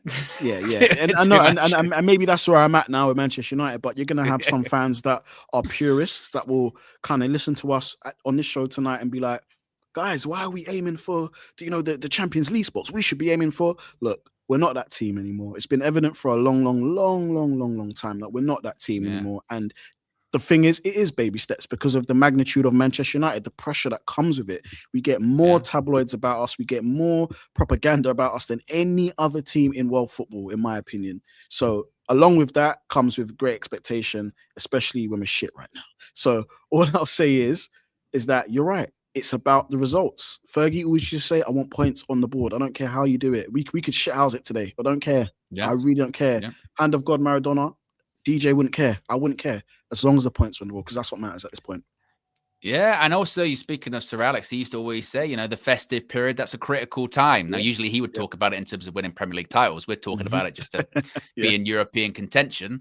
But it's true, the festive period is when you can start to distance yourself. And I think everyone also, this is why it's so weird. We usually talk about, don't we, when the league starts to settle. Everyone uses that phrase quite a lot, early on in the season, the league will start to settle soon. It'll start to settle. And maybe it's a bit weird because we're into December now and it feels like the league still hasn't settled, in certain parts. settled in the sense of it, like kind of feels like, doesn't it? It's Arsenal's title to lose. Who's going to be their closest challenger? Maybe City, maybe. But then the rest of it, Bournemouth a couple of weeks ago, they're like third in the Premier League. They're 14th now. They haven't won a game in their last 5 games. You know what I mean? The Newcastle side that everyone praised, Eddie Howe, great coach. They're 12th. You know what I mean? Yeah, they haven't lost the last 3, but they've struggled this season. Yeah. Aston Villa, Unai Emery, I didn't think they won their first however many games this season. Unai, it's not working out for him. They're third now. They're third in the Prem. They've won their last 4 games. So the league is still kind of yet to settle, which I think that's to our advantage. That's to our advantage because we have been inconsistent at points, but at the time which maybe the league is beginning-ish to settle, now would be the time to start getting a little bit of consistency. Win the games we're meant to win, particularly, again, those home games. The next 2 fixtures, West Ham at home, Wolves away, we've got to be getting those 6 points. We've got to, surely. Yeah. And I think, look, depending how that pans out, Amorim will be thrown to the wolves regardless. If we do a good performance, we win. Oh yeah, no, it's he's never going to get any credit, and until he probably brings a couple of trophies in, he's never going to get the credit. Because sometimes he has done some good stuff, and sometimes he's done some really woeful stuff and woeful decisions.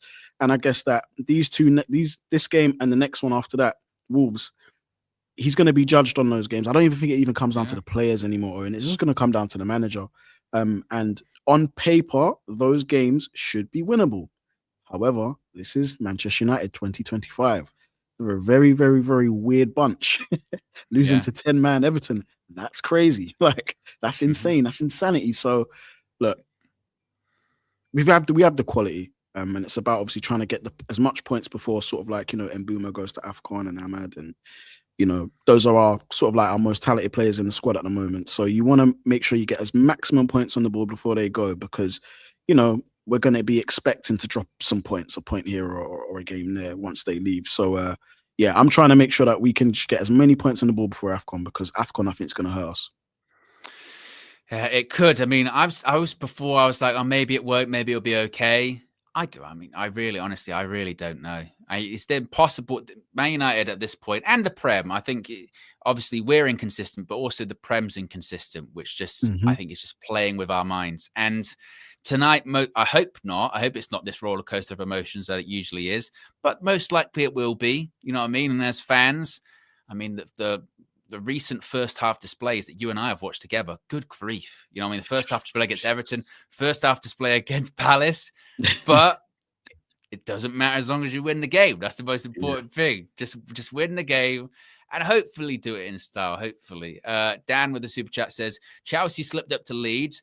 They are title challengers, apparently. LOL. We are worse than them, so anything is possible, but I do think we win tonight.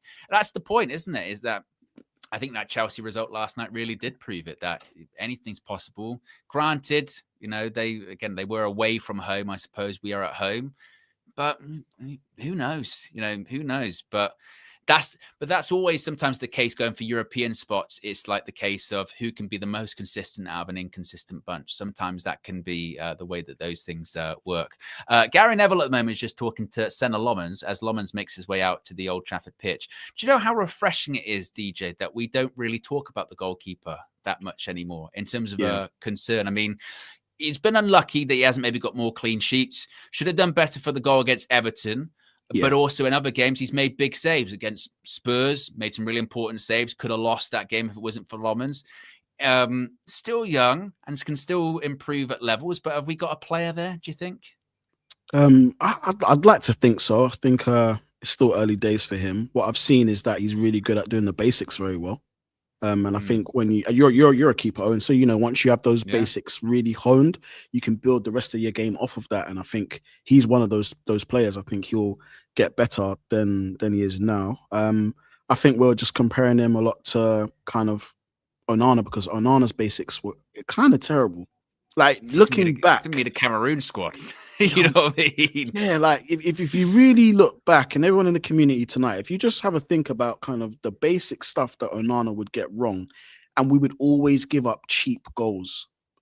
The goals that Lammers is kind of given into, could have done better for the one against Everton, but it was a great strike at the same time. So you kind of give him, you say, yeah, you could have done better, but it was a great strike. Onana's fumbling the ball and letting the ball trickle in and diving over the ball and doing all types of crazy stuff. So I think he's been a breath of fresh air. I think he brings a level of calm, and I think he brings, honestly, a level of professionalism. He's not gonna get the ball and play over at his feet and roll the ball and kind of what Onana did, try to put a bit of bravado into it. I think Lummins is all business, and I like that. And I think it's those small to medium. Well, so Adam Wharton, edge of the box, great strike with the ball. He hits it with the right half volley and he catches it. He doesn't palm it back out. He catches it, strong pair of hands, and he keeps the ball, and we move on. If that's Onana, that's going to spill out into their striker. It's going to spill in. And that's where those cheap goals were conceded under Onana. I don't see it at the moment with Lamans. And look, it's not to say that he can't make mistakes. He's a human being. He's a young keeper. But I like what I see so far, Owen. I really do. Yeah, I agree. I've said before, I still don't really, I don't think we've seen enough to rate how good he is or how good he can be. I think one of the biggest compliments is, like you said, we do look calmer. You know what I mean? We look calmer. We look a bit more reassured. He has been unlucky with some of the goals that have been conceded because we are still leaking opportunities. A lot of the time, I don't blame them on him. We also have to remember that this is a relatively young guy. He's only had like one season of first team football, which was in Belgium. So going from that to the Premier League, let alone to Manchester United, and the Manchester United goalie shirt is one of the shirts that is the heaviest, I've said this before, most pressurized position in the world. So to manage that pressure is good. I think like you said, I think he's got good fundamentals. I don't think he's the best with his feet, and I think it has benefited him that we've been more direct, and Ruben's gone a bit more direct this season, because a couple of times we've seen him sort of passing out from the back. Looks a little bit uncomfortable. But again, I don't care about that, because we went so far, or attempted to go so far in the opposite direction of, can they play with their feet? Can they this, that, and the other? That we kind of lost sight of what the role is of a goalkeeper, which is keep the ball out of the net, keep your team in the game. And the problem for a while is that because we had De Gea for so many years, literally winning us games by himself, we kind of forgot that, actually, teams can see chances, and teams need their keepers to, particularly in those away games or those tough games, those close games. Sometimes you will have a game where you don't play well, you score a goal, then you have to rely on your goalkeeper to, tip one around the post or make a big save. And Lomans, I think, is, like I said, against Spurs in particular, did some really top quality saves. So I'm a fan of his. I think he probably would benefit if we got a goalkeeper in, again, that was better than Bayern Deer, to kind of push him a little bit. Yeah. But I think he's a solid goalkeeper. I'm not sure how high his potential is or how good he currently is, but he's by far better than what we've got, which is, and I think, and the stats kind of showed that. I think since he's come in, that the game against Everton, I think, was the first game we lost, wasn't it, since he came into the team, which speaks volumes as well. So big fan of his. Let's talk Bruno. Let's talk Bruno Fernandes. Before we do, we've got over 1,600 people watching. We're 8 likes away from 500 likes, folks. So if you haven't already, click the like button. Let's see if we can get to 500 likes. Then we can get to 1K. We can get to 1K, absolutely. Let's talk Bruno. Obviously, there was chatter about him before the game possibly being injured. He's not injured. He's not one of the injury doubts. That was De Ligt and Mount, we found out. We then have the conversation, though, still about midfield. Him playing in midfield, are we getting the most out of him? But in a game like today, where you've got your 2 summer signings in Mbeumo and Cunha in the 10 position, is there a future for Bruno in the 10 position? What are your thoughts on all of that? Yeah, I always thought that Bruno would kind of move into the 10 position, if something happened to Sesko. And that was only based on the fact that Xerxes was out of favour at the time. So I thought that Cunha would probably go in the striker position, and then you could maybe move Bruno to maybe like left 10, maybe in that area. But honestly, I think he's an option. And it also depends on kind of Mainoo's form coming into the team. I think if Mainoo was given the chance and was firing in all cylinders, you could probably, have Cunha go into the 9 and have Bruno in one of the 10 positions. I think he's more effective in that final third. And to be honest, I think in this last run of games, even though he will pull off an assist here and there, which that's Bruno for you, he will stat pad when he needs to. But if we're honest with ourselves, now looking back at it, I can't really fault him too much because that's not his natural position, and he's been playing there for quite a while now. And he's going to make mistakes in the middle of the park because it's not his natural position. He's an attacking player out and out. His output in the attacking third is absolutely phenomenal, is exceptional.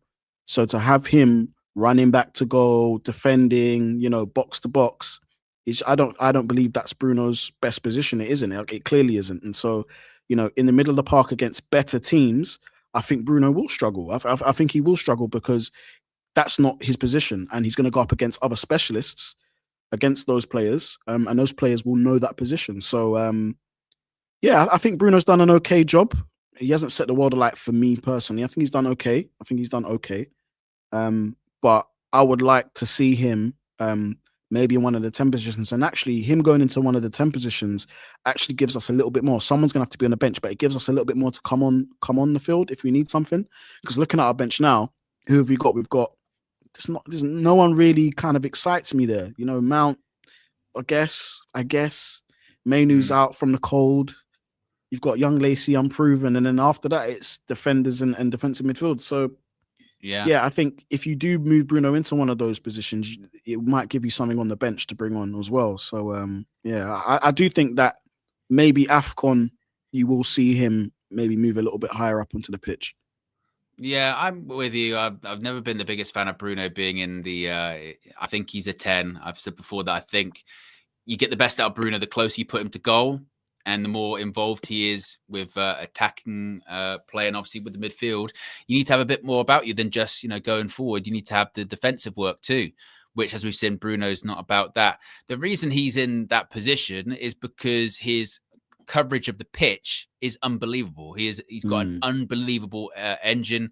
His heat map every single game is insane with the amount of distance he covers. He usually covers the most distance out of anyone in the team, and he's all over the pitch. And I think that's what Ruben wants from his midfielders. So I think he's kind of looking at that, going, "Oh, who's the best? Who can do that the best to cover that ground?" And it's probably Bruno. So he goes in there.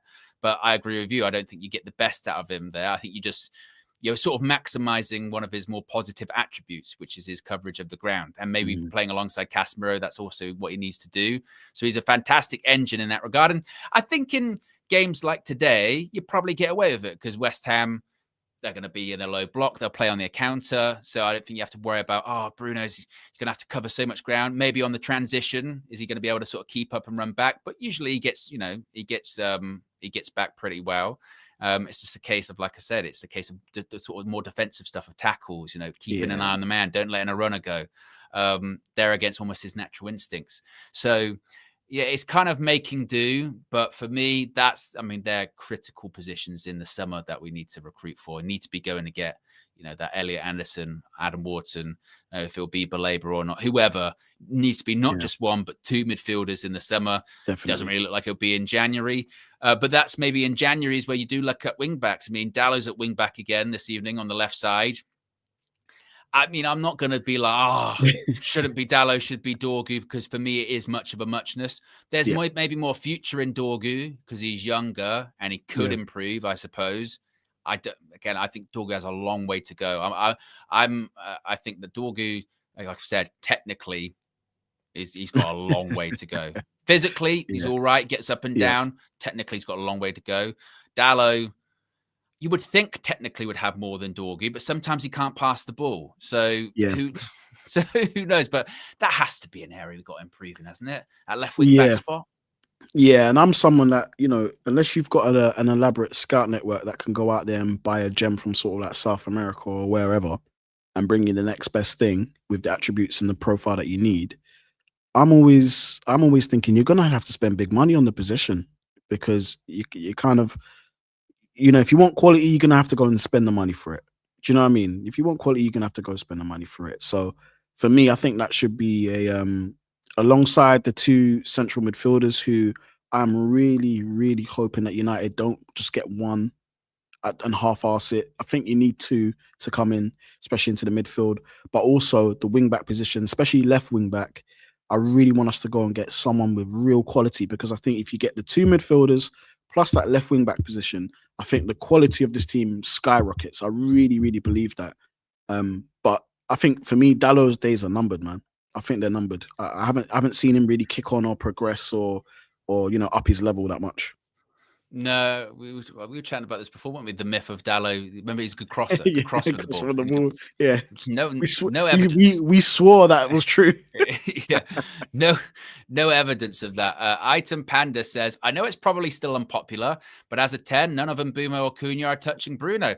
Well, certainly Bruno's got the stats and the history to back it up, aren't they? And frankly, this is what people maybe will forget. Like when Bruno does eventually leave the club, we'll probably realize that fucking hell, like Mbeumo and Cunha, even if they go on and have really good careers at Manchester United, they might be nowhere near touching Bruno's numbers because his numbers are outrageous. His numbers are absolutely outrageous. Now, certainly you could say, well, was that to the benefit of the team? No, and everything went through him. All right, yeah, fair.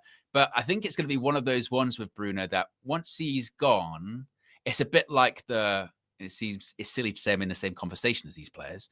But it's a bit like, with Messi and Ronaldo in the Liga. And you go, oh, so-and-so's had a good season. And they go, yeah, they're only 300 goals off them or something like that. You go, fucking hell.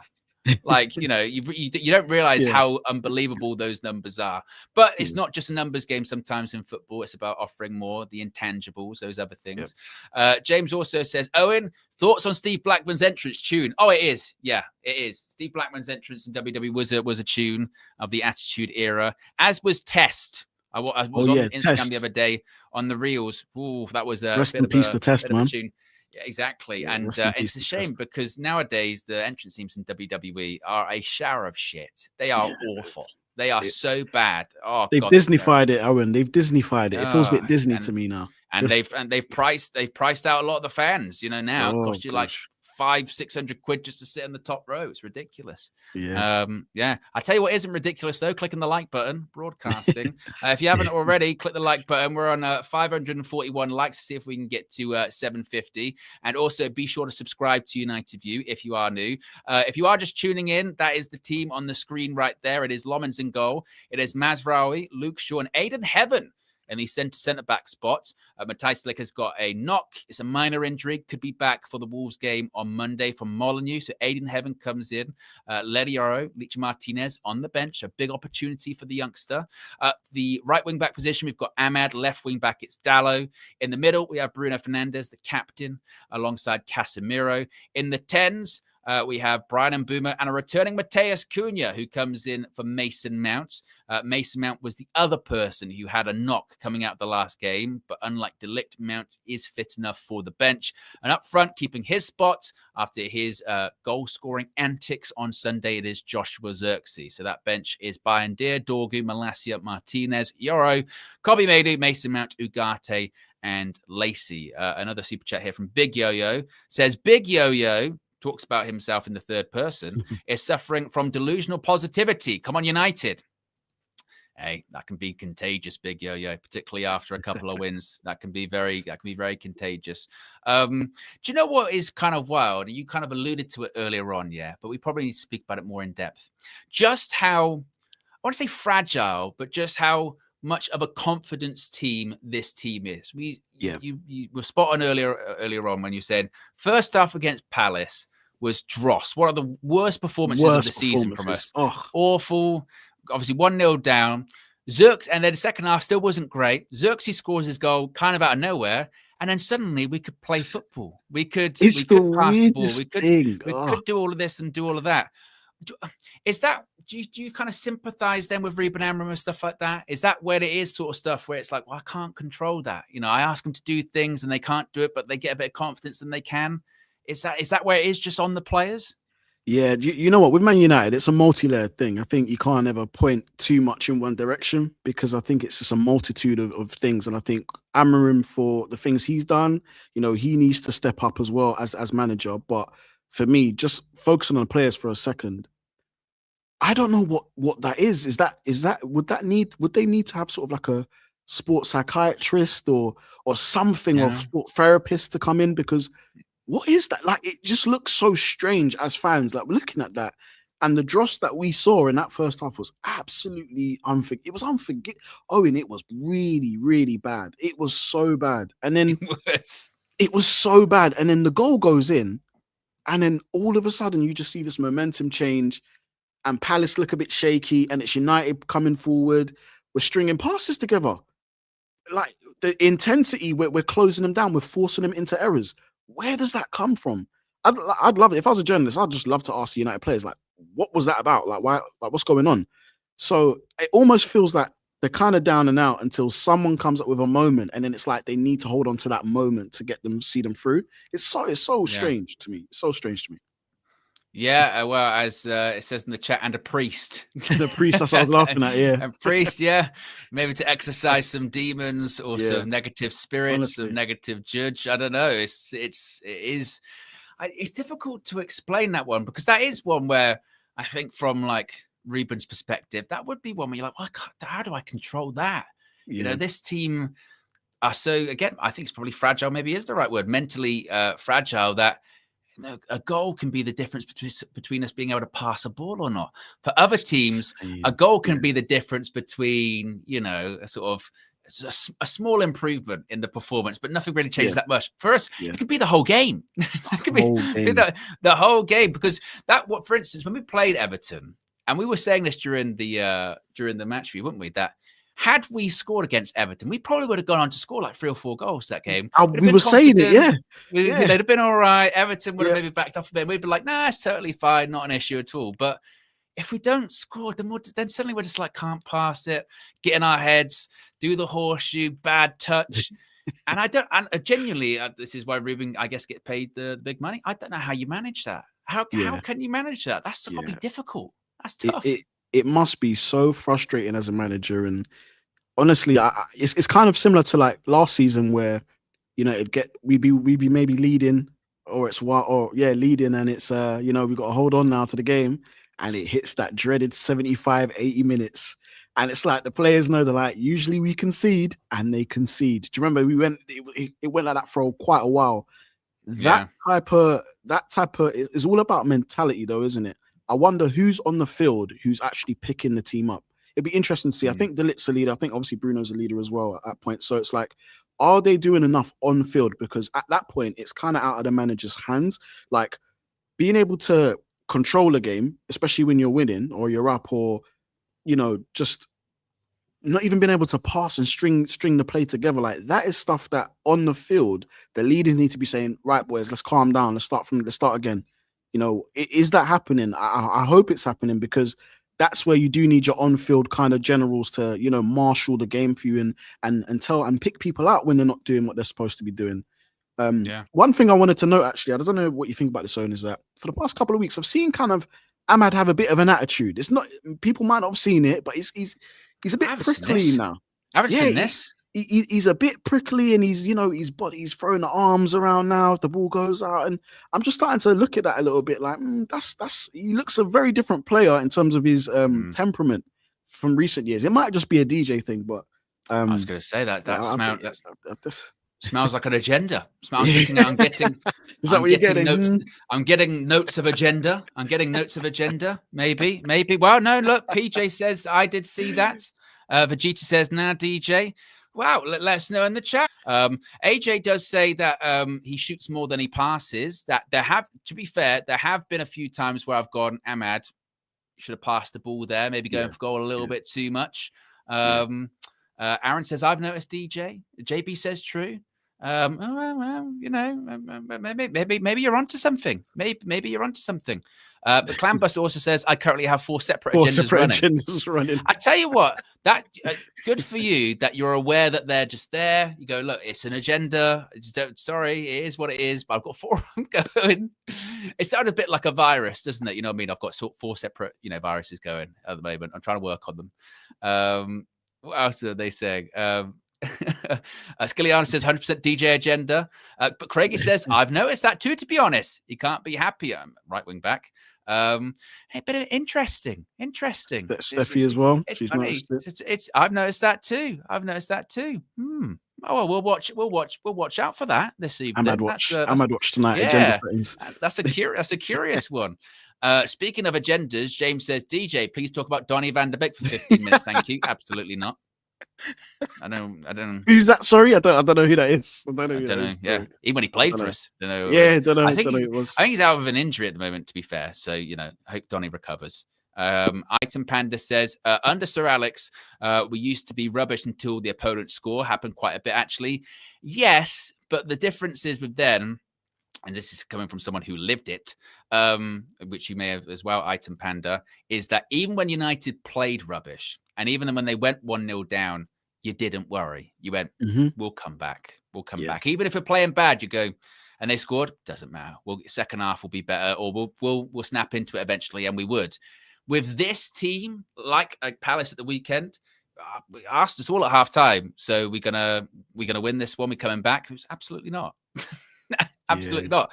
And I am glad that the players, this is something we have mentioned, though, they do have this resiliency that maybe wasn't there previously. It has been displayed, whether it's the De Ligt last-minute goal against Spurs, whether it's Ahmad's late equaliser against Nottingham Forest, whether it is Mbeumo's winner against Brighton. I know we were 3-2 up at the time, but took advantage of that. Whether it is against Liverpool, of course, going to 1-1. We're leading the whole game. Then Liverpool equalised, Harry Maguire at the other end and scores. So there is that kind of thing that's building, which is positive, because the moment you can get that in your mind and you can have that mindset, even when you're playing bad, you still know that still in the game, can still score, can still do things. That's why under Sir Alex, we'd won the game before they were even in the tunnel, because they would go, even if Man United play shit today, they're going to win. They always do. Whereas now. Like now, I think one of the impressive things for me was even if United lost 2 on the bounce, 3 on the bounce, which was really rare under Sir Alex, even if that happened, the media and everybody knew whoever was next was going to get an absolute beating, was going to get battered. And we always used to, use that team as an example and say, right, we beat you 4-0 today or 4-1, whatever. That's the standard. We've had a few off weeks, and now we're back to normal again. There was like this regulation quite quickly after 2 or 3 games. We'd be right back on track, and we go on another run or whatever. So just obviously we're just not that animal anymore. But look, we have to really just take the smallest of steps. We need to somehow get through the season into the Champions League spots, and we can build from there. But for now, it's just get the wins, man. Just get the games, just win. Because before this season started, this is why I found it really difficult to kind of be like, when people go, so what do you think United should aim to do? Or what do you expect United to do? What does Ruben need to do this season? And I was like, I really don't know, because when you finish as low as 15th, you can finish 10th, and that's improvement. You know what I mean? But it's not enough improvement. I think in the end, I settled with I just wanted to be in Europe. Didn't necessarily even specify Champions League. It was just like get into Europe and you'll keep his job. And that is improvement. And you can build from that back to play multiple games a week. All right, cool. But with the way the season's going at the moment, I mean, Champions League, it is on. You know what I mean? It is on. It's really now, on. If we get into it, we won't make it easier for ourselves getting there. It will not be straightforward of like, oh yeah, we just were quite consistent, rarely lost games, picked up wins most of the time, or had good form here, so it was good. If we do get Champions League, I still expect it to be like it goes like the final couple of games because we're so up and down, and we're like, and there'll be points where we think, right, that's it for today. We fucked it. We're not going to get Champions League now. It's screwed. Then we win a few games. Well, I'll tell you what, bloody hell, it's back on, isn't it? It's back on. I mean, that's happened to us in the last 10 days. After Monday's game, it was, well, there's no way we're going to achieve anything this season. Not a chance. Then we beat Palace, and it's like, well, I'll tell you what, actually, Champions League might be on. So that is going to be our season, I think. But it's in games like tonight, whereby if we did lose, I wouldn't say meltdown would be justified, but there would be that fuck, we can't keep making a step forward and a step back, step forward and a step back. It does feel like in the same position. You're in the same position if you keep doing that. It does feel like that. It does feel like that. And I think the trauma that we feel, I think even if we went on 3 games, 4 games, unbeaten run, and we was winning games or whatnot, I just know that one performance is around the corner, and it can never be too comfortable. And as you say, and we say it every week, don't get too carried away. Don't have your expectations too high. I think that is the safest. Try and stay as grounded in the middle. Not to say that you can't celebrate and enjoy it. If we win, great. But just know that we're not at that consistent level where every week we're going to be putting teams away 2-0, 3-0, 4-0, whatever. We're not there yet. It's going to take a long time to get there. But at this moment in time, I do not know what Manchester United is going to show up this evening, Owen. I don't know. When 8 o'clock kickoff starts, I don't know what Manchester United is going to be there. We could control the game a little bit, and we could score goals, and then Boomer could score 2, and then we're all here celebrating, and the feel-good factor is there. And then next week, go and lose 3-0. I don't know. And I think none of us know. And if anybody in the community turns around and says, DJ Owen, I know, they're lying, because none of us do. Not even Ruben knows. So he said it himself. Yeah, he said it himself. James with the super chat says, DJ, why do you want to sell Ahmad? Outrageous stuff. Of course, never said that. Of course, you have to start. Yeah, the sarcasm strong. Yeah. Super Arch says, the more we slow the tempo down and play from the back, we tend to make more errors. Have to up the tempo of the gameplay and better passing. But that's also why we ended up going more direct, wasn't it? Because Ruben said it himself. He went, we went direct because we couldn't keep the ball, basically because we can't pass. The problem is when you're playing these teams like West Ham at home, you can't go direct against them. You're going to have to play. You're going to have to play through them, which sometimes isn't our strong point. So that's the test really this evening. Dane also says, Dane says, United try all season to get in the Champions League, get knocked out in the first round. Don't care, mate. Don't care. Look, qualifying is one thing. Winning it's something else. Yeah, we're talking about even the battle of just to qualify, let alone go far in the competition. We need it because obviously financially you can attract better players, and it's progression. It's the next step, isn't it? I said this extensively last season, right? Extensively. So all of those people that were doing the bullshit that was actually us not being in the Champions League, that would actually be a good thing. Us not being in Europe, that's actually a good thing. More time on the training ground, 1 game a week, it'll be good for us. Are we enjoying this? Are we enjoying this? 1 game a week shit? this waiting 7 days before playing again with this inconsistent team? You have to wait all 7 days, and then it's like opening your Christmas presents and getting a turd, or not being sure if you're going to get a turd or a gold bar or something like that. Oh my God, the difference. Or a turd or like a PS5, one's on your Christmas list, one's in the toilet for justifiable reasons, So I would much rather be playing a couple of games a week, be in the European competitions, be able to attract better players, be able to make more money so we can spend more money on the players. That's what we need. And obviously the higher European competition we're in, the better. I could have never anticipated that we'd even be in the conversation to be like, we could qualify for the Champions League this season. But that's where we find ourselves. At the moment, things could change, if you don't win games like today. But I, for one, am not enjoying this 1 game a week stuff. Actually, this is why I'm quite happy with this next batch of games, because we're playing every 3 or 4 games. Feels a bit normal. Feels like actually how Manchester United should be. And big European nights. Tonight's under the lights at Old Trafford, but those big European nights, not on a Thursday, on a Tuesday or a Wednesday, against the best team in Europe. That's where you want to be. You know what I mean? That's where you need to be. There's Sir Alex on the screen there. You know what I mean? Sir Alex, I remember we did like Europa League once under Sir Alex. We went out of the Champions League. We finished like 3rd in our group. We went out to like Bilbao. I don't even think he bothered. I think he was kind of embarrassed to be there. You know what I mean? Yeah.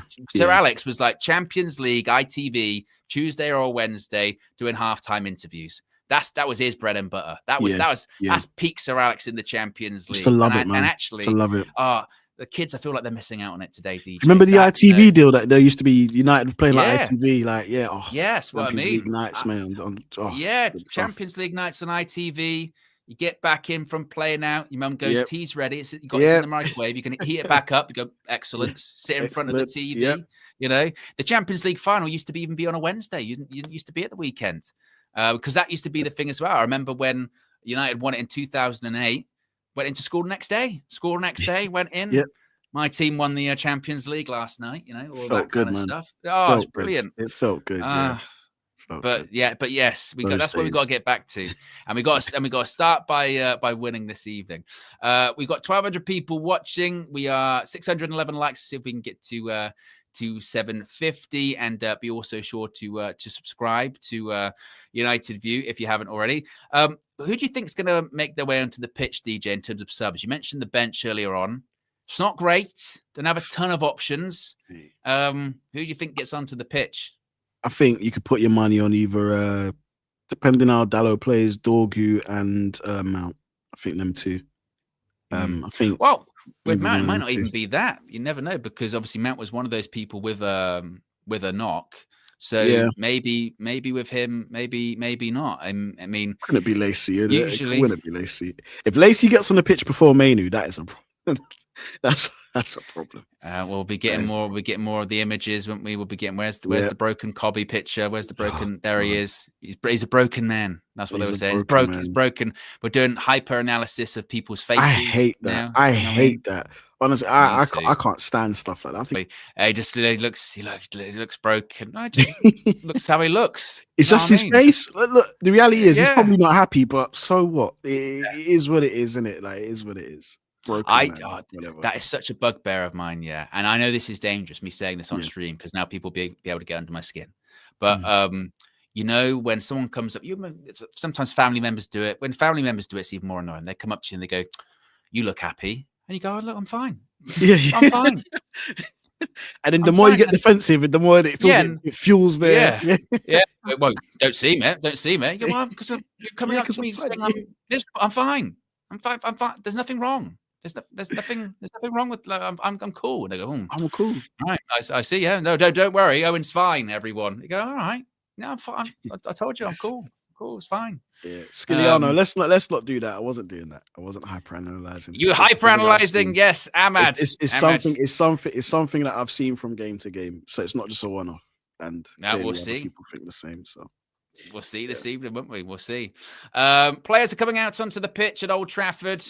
This is the one is blaring out. Hopefully, this is one of many victories for Come on, Manchester United. United. Unfortunately, we don't have the unbeaten record anymore, DJ. You know, it was nice while it lasted, but you know, it's fine. It's fine. We can go on another one, Owen. We can go on another one. Yeah, the best fighters, sometimes they have a 1 on their record. You know, not everyone's Floyd Mayweather with a 0. It's fine. Do you think so? I'm looking at the fans' reaction to Ruben. Do you think that's still with him? Do you think the majority of the fan base is still with him? Yeah, I don't. To be fair, I don't think they ever left him, particularly the match going. I fans, did. you know? I did. The match going. I did. I did. You know what I mean? I did it, and for that, like I said, I was wrong to after like 3 games this season to be like, oh, I gotta go. It's a long season, and there's a lot still will happen this season. And as was evident at the weekend, this is why I also was saying during the Palace game, we're 1-0 down, we're not playing well, and it's like this is where Ruben needs to go. He needs to go, and you sort of go, well, we'll see how the game plays out. And even if we lose today, season ain't over. He's not going anywhere. And that once I've got that in my brain, and I've got it in my brain that he's not going anywhere, if anything, that has actually made things a bit easier for me. That I'm just like, well, it's kind of futile to be like, I need to wake up tomorrow morning and he needs to be gone. Well, I'm going to wake up disappointed, and that's not how I want to start my day. You know, I want to, and obviously, look, winning helps as well. Justified Sports says, big up Owen and DJ. We finally get to see this front three. What you guys thinking? I'm excited. I can't lie. Well, DJ mentioned earlier on, he's excited as well. I'm hopeful.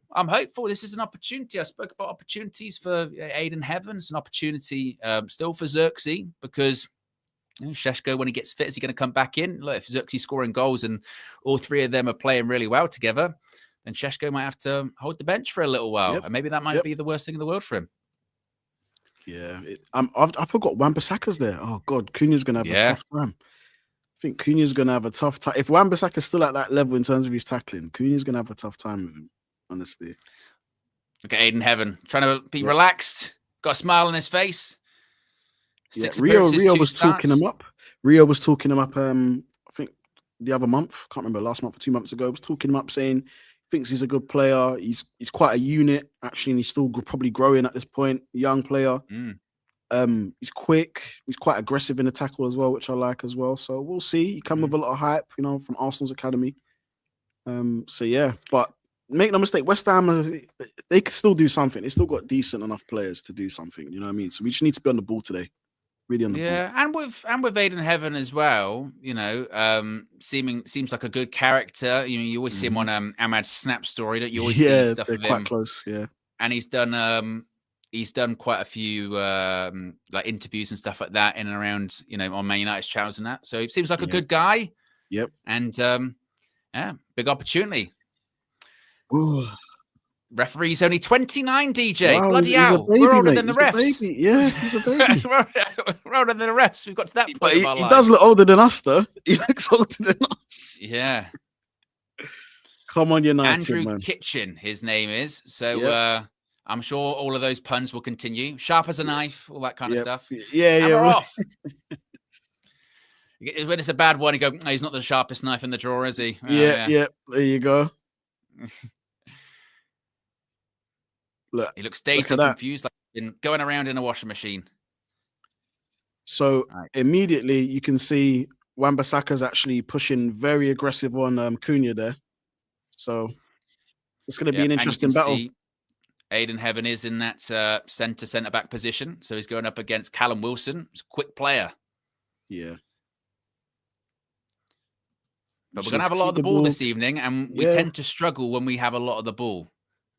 So get an early goal. Settle yourselves down, United. That's what will be perfect. There's Ahmad. Ahmad's got so many players around him. Oh, he's going to go past Juve. Oh, just fizzed it in the end. Yeah, he's going to keep it on. Xerxes, yeah. A couple of super chats. Dan says, does anyone know what happened to Cheeto Obi? He's still in the United youth team because that's where he should be. Really, he should be in the youth team because he was never meant to play last season. It was just because injuries, and so that was really the reason why he ended up getting into the team. And Jane Doe says, where is that disgraced KG? He's live on his own channel, I think. Well, good touch, Casemiro. Cunha. Go on. Dallo. Give it back. It's on his weak foot, to be fair. So yeah. Cunha tried going between them there. We've still got it. Dallo, come on. You got to do better than that, bro. You got to do better. Well done. West Ham throw. Yeah. Yeah. I mean, it's interesting, isn't it? Because the first half was so bad against Palace and Everton, like, when they do like a misplaced pass, you want to go in on them yet. You know what I mean? You'll be like, no, it's all right. It's early. It's early. It's okay. Yeah. It's all I don't want to happen is, you know, when the momentum shifts, it starts crumbling. You do capitulation. Yeah. That's not what I want. Because I'd like an early goal just to sort of settle us a little bit. Yeah. Oh, nice. Oh, give it back to him. Ref? Oh. Flipping hell. Yeah, they're pretty tight on the press, aren't they? Yeah, they're very ultra aggressive. Yeah. One more in behind. Oh. Went on. Oh, good feet. Lovely. Good play there. Cunha. God, I tell you what, it's compact in there, isn't it? Fizz one into Bruno. Oh, he's turned him. Well done. In heaven. Well done. Just about did all right. Just about did enough in the end. I was worried for a second. Yeah. Go on, Ahmad. Come on, Ahmad, you're going to have to go by yourself. What? Hey, what a penalty! What's... The ref says no. Well, he's not the sharpest knife in the drawer, is he, DJ? Yeah, clearly. What a spoon. I need to see that again, you know. I need to see that again. Let's have a look. No, I thought he tripped him, but he didn't. It's just hand in the back. Yeah. And I forgot it's Gary Neville on comms again today, so expect us to get Mr. thoroughly Negative. slagged off. Yeah. Miserable uncle. You know, he's just that miserable uncle. Can't do anything right. He's mad as well because obviously he was quite vocal about, you know, the Qatar World Cup. He's at the F1 in Qatar over the weekend.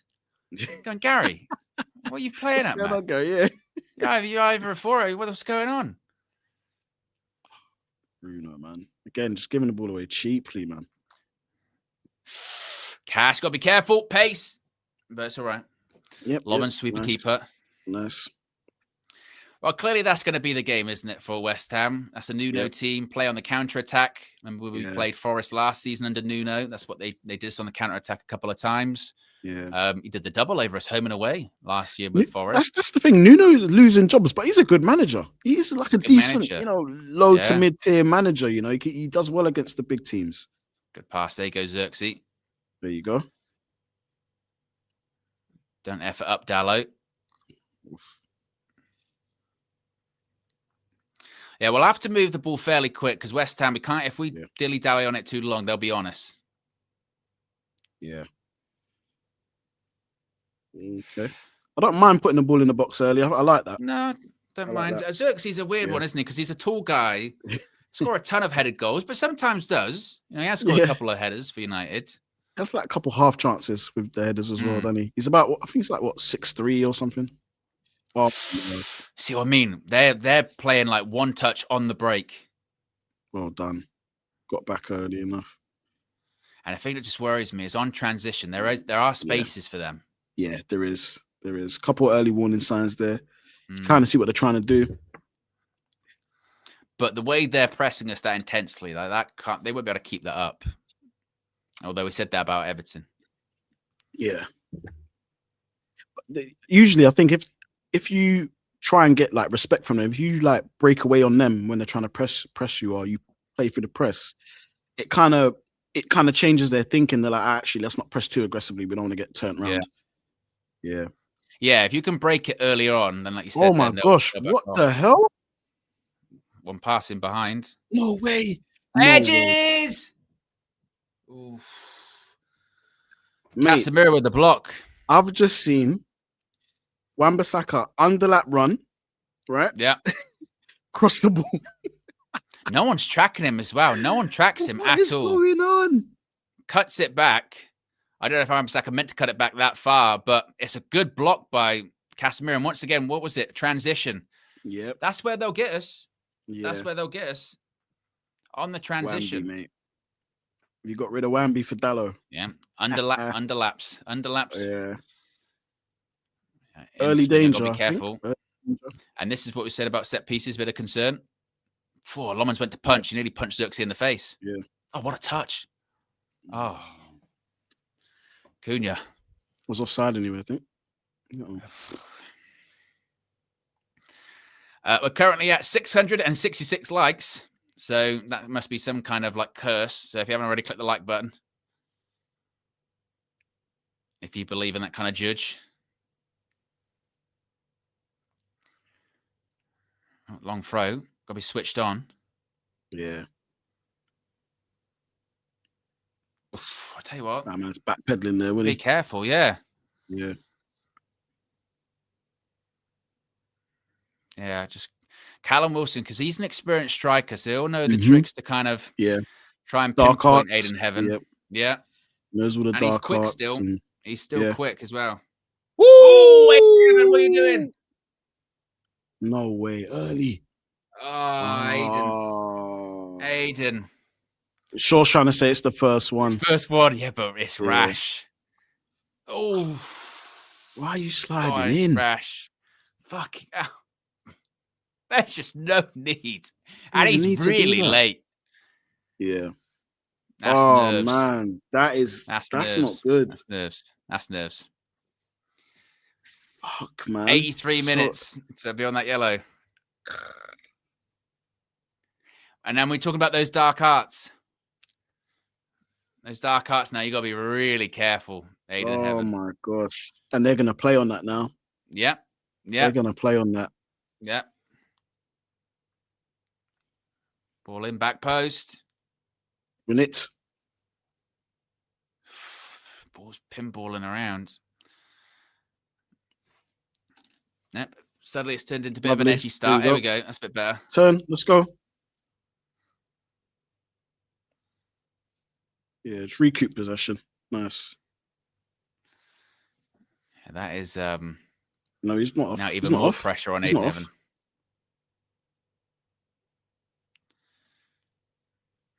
Who's moving there? That's quite static off the ball. Oh, lovely. Turn. Lovely. Ball in. And booms. Oh. Ahmad. Oh, lucky. Fucking hell. No, it's not a foul. Bruno flapping it. Oh, Cass. Bruno's fuming. I mean, it's nothing new, but let's have a look. It doesn't look like a foul. It's not a foul. No. It's not a foul, man. Bruno, you just scuffed the ball. Yeah, it's not a foul. You miskicked the ball. It's not a penalty. It's not a foul. It's not. Bruno, I'm not sure what you're getting so shitty about there. Yeah, that's on you. You got that one wrong, mate. That's wrong for you, Bruno. It's brutal. That's like the equivalent when you do the pass and then blame it on the other person. Oh, Yep. Dallo, man. Okay, recovers all right. He's so Recovers okay. rubbish, bro. Dallo is absolutely so bad. Nearly 10 minutes gone, still 0-0. It's Who have you got on the bench? It's Martinez, isn't it? That's the only kind of and Euro. Oh, okay, cool. That's good then. But yeah, the Aiden Heaven one being booked after 7 minutes is a bit of concern. And even more pressure. If you're not feeling the pressure as is, playing centre back now, bang. Did Casemiro get booked for that? I don't think he did. No, I don't think he did. No. But here's the thing: if you're gonna take Aiden Heaven off just in case, because I don't know, man. It depends how he plays in the next sort of like 5 minutes, but you don't want him picking up another silly yellow. Do you know what I mean? Yeah. So, but then you're going to replace him with Euro, who's had a bit of a shaky. Oh, nah. One lucky had a bit of a shaky game, you know? It was one of those ones, isn't it? Of like, now Aiden Heaven has to be reserved because, like you say, if there's another flashpoint in the next 10, 15 minutes, then Ruben actually might have to make a decision of like, bloody hell, he's kind of, you know, shitting it a bit here. Yeah. But he fizzed that back to him as well. He fizzed it back to Lamans though. He didn't need to put that much power on it. Yeah, it's just a bit, just needs to settle edgy down. Start. Bit of an edgy start here. What's happening here? Got some technical errors. Equipment's gone. He's 29. Surely not, man. Yeah, apparently 29. He don't look 29 to me. He does look older, doesn't he? He looks older than 29. Yeah.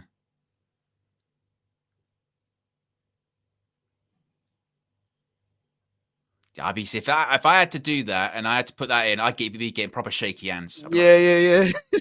The world of the eyes of the world are on you.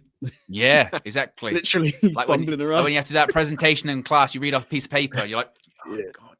Or when you're the worst is when you're watching someone with shaky hands, you just go, don't look at the shaky hands. Don't. You make it worse. Throw in for West Ham, 12 minutes gone. That's a far we've throw. got over 700 likes. Let's see if we get to 750. Just play it easy, Aiden Heaven. That's all right. Let's win it. Well done. Yeah, man. You know, I thought the first couple of minutes we were settling all right, but I think West Ham got more of the ball. Yeah, we just need to get the ball down. Yeah. Can't keep it. There you go. Ahmed, you're asking a lot. Jeez. Oh, you got a bit of lucky there. But I did say this the other day.Maybe we just, even though it's West Ham at home, got to take it in sort of 10-minute increments, 15-minute increments. Just go, where are we at? You know? 12 and a half minutes on the clock. Let's take it steady. That's what I mean. West Ham, we've had more of the ball. Flipping hell, that was late. Oh, Cass, was that your pass as well? Yeah, I think someone was late there on Ahmed.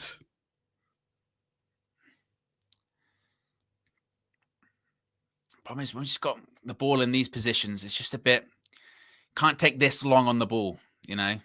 Yeah. Look where Cass is. Again, see, here's my problem. Too slow. Cass didn't drop to give Shaw the extra angle. He's standing right behind their flipping attacker. Oh, Wan-Bissaka skipped past him. That's what I'm saying, man. We need to be better there. Yeah, it's going to be. Again, this is why maybe my 2-0 was even a bit of a stretch. Flex was right. It's still going to be 2-1. It's going to be cagey games. You know what I mean? Yeah. It's going to be cagey games. Alispan Leacher. Yeah. You know, you're big time when even your Alispan's got to be branded.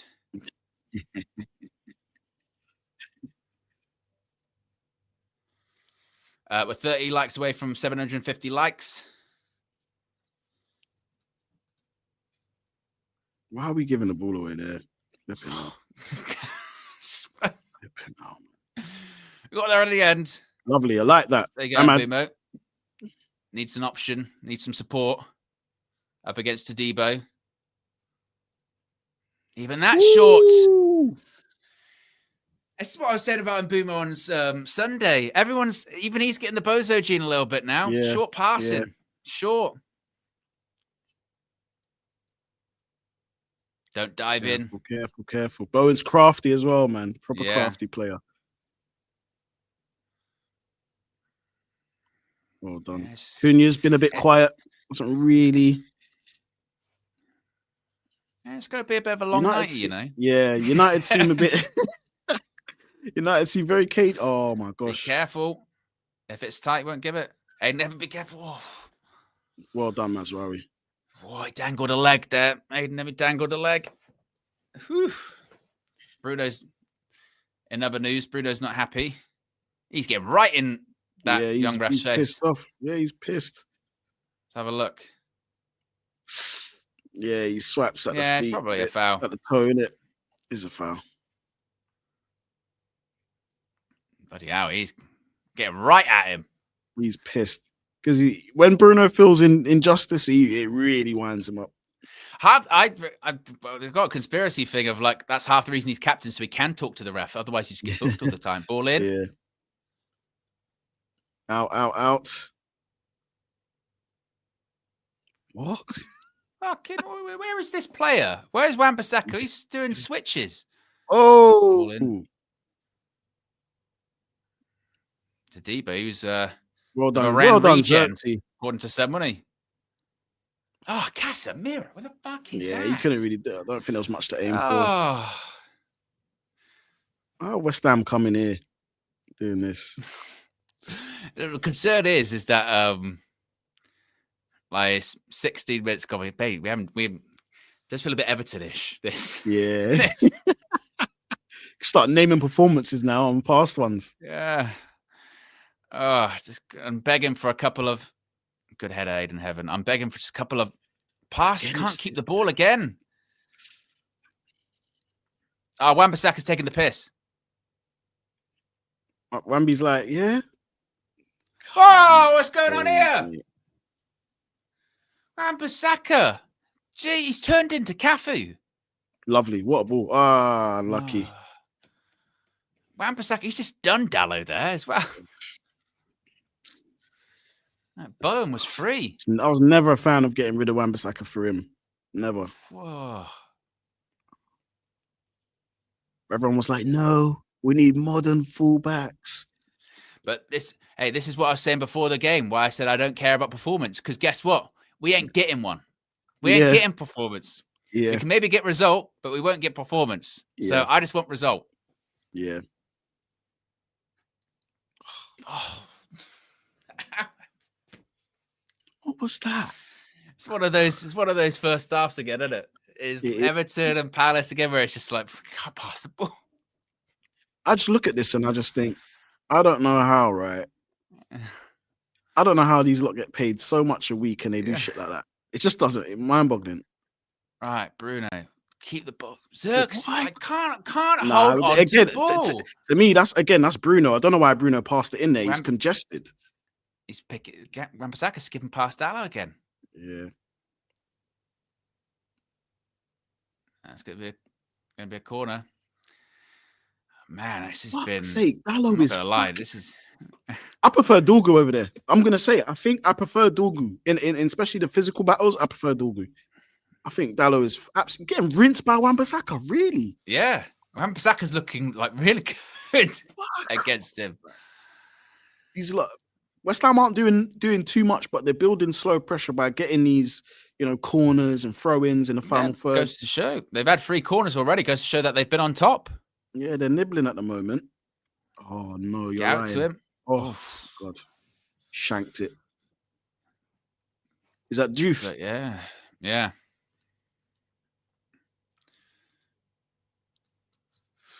Mate, that's the 1000th Juve I've seen in world football, man. There's been loads of Juves. Yeah. It's a few Sassagnons about as well. Yeah. There's quite a few. There used to be one at United. Mamadou. Mama Beram Juve, yeah. Yeah, remember him as well.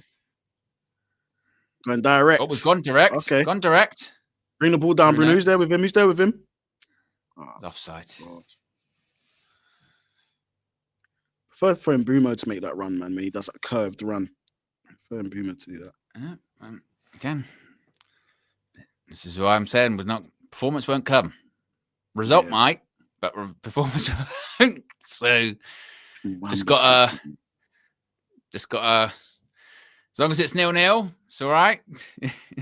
Try and get a goal, set piece, bit of brilliance. That's where we're at. Yeah. But the thing is, like you said, Nuno, I'm never a big fan of watching his teams, but he's a good coach. He's a good coach, man. Oh, he's so erratic, man. Always happens. Always get those little ricochets and yeah. Like the crowds get a bit restless because just can't keep United can't hold on to the ball. And basically every time that Wan-Bissaka's gone up against Dalot, he's beat him. He's beat him. Yeah. Yeah. Yeah. Ivan with the super chat says, what we do well, please tell me. Hopefully win. Not much, mate. We didn't do it well, maybe, but you know, might be something.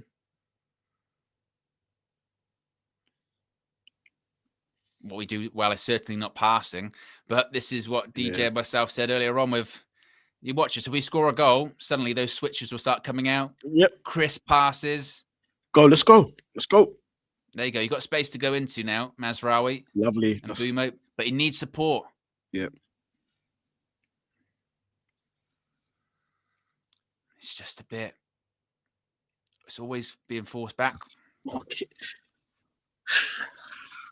Man, these first halves for United, they are like, again, they're like this is how you torture someone. You know what I mean? You want to get info from like James Bond or something like that, 007, make him watch a first half from Man United in recent weeks. It'll tell you everything you need to know. I just want to shake some of these guys by the collar and just say, what the fuck are you doing? You know, be like, you know, tell us the secrets. I'll never tell. I'll never betray my country. You know, slap in the face. Never. Electrodes. Never. Yeah. I'll turn on Sky. We'll watch Man United West Ham. I'll tell you everything you need to know. Yeah. Just don't. Xerxes, come on, man. There you go. Well done, Casemiro. We're just always slow in the tackle. We're just always slow. Always. They're slow in general, really, isn't it? It's so annoying, man. Like, one thing, Fred used to get so much slack. He used to get so much slack, but that was one thing that he was good at. Across the ground, 5 meters, 8 meters, whatever, need to win the ball, they'll win it. They're just so slow, man. Has Wan-Bissaka actually played a game for DR Congo yet? I'm not sure. I'm not sure, actually. Okay. Obviously, they beat Nigeria recently, didn't they? Oh, okay. Bruno's on a run. Oh, he's played 6 games for them. Yes. Ooh. There you go. A bit of something. Something. Yep. And it's the man we want closer to goal. Exactly. That's what we're saying. Yep. I mean, keeper maybe would have swept it up, but we'll take it.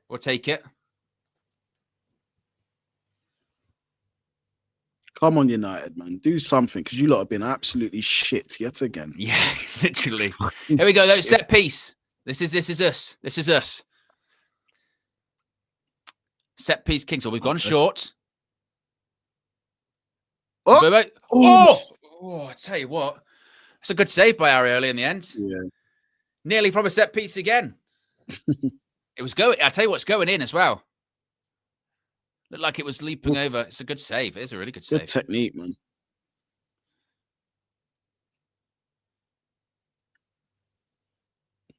It's a tough one for the keeper. You got to make sure you shuffle your feet, get back. I do like some of these set plays, though. It's good. There we go. In swinger. Bruno Fernandes, ball in. Areola. Weird punch. See that? You see shit like that, Owen? That pisses me off. That really pisses me off. Cunha, what have you got? No. Got seen worse. Where you going, though? Where you going? Oh, just about kept it going. Good. Sure, he can get a ball in the box. Oh, oh, God.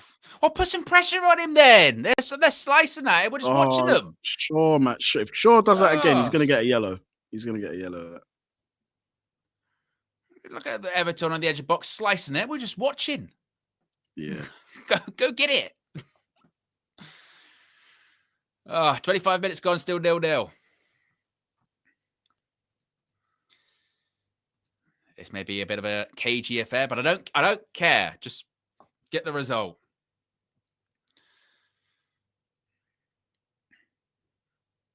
But this game is going to be far from straightforward, it feels like. Wan-Bissaka wins his duel against Dalot again. Yes. I'm not sure Dallow's actually won anything against Wan-Bissaka so far this evening. He hasn't. There must have been about 5 or 6 different duels, and Wan-Bissaka's won every single one.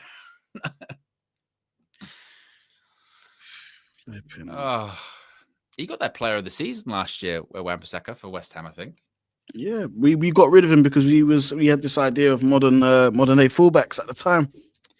Yeah. We got it.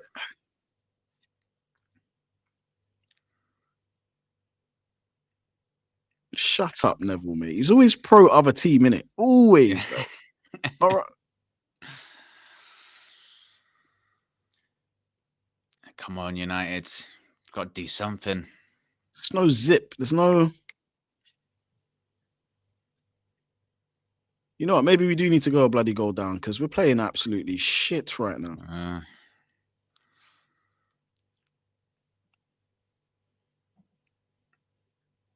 Ahmad.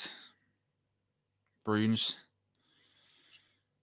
Turn, right? You got some space now. Man on. Where's your options, though? Listen, Bumo. Sort of just switch it. Is he going to try the switch?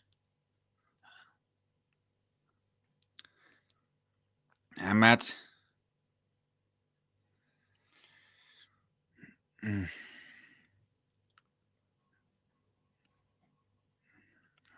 Got there in the end, but just need something to wake us up, something to get the confidence going. Well, give it then, Dalot. Jeez. Shit, he wanted to hold on for it. Yeah. Oh my God, what was that? Get your hands off him. Get your hands off him, man. Well done, Cass. There you go. One more. Drive. Ahmad's in space.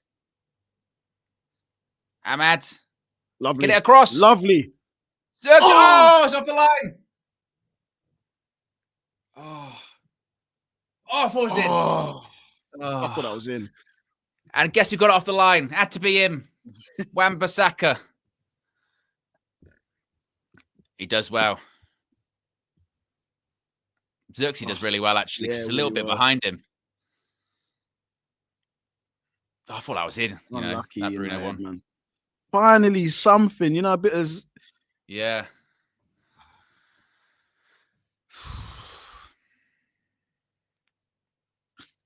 Cunha. A cup of quality tea says typical rubbish at finishing. To be fair, actually, to Xerxes, him managing to get that on target, that's a good finish because the ball was a bit behind him, managed to get his thigh on it, would have got in off the line, and the Bruno one just kind of skims the post. Oof. Just so slow across the ground, United, man. But you see, that was just something. Line breaking pass into space. Don't take like 12 touches to move the ball forward. Exactly.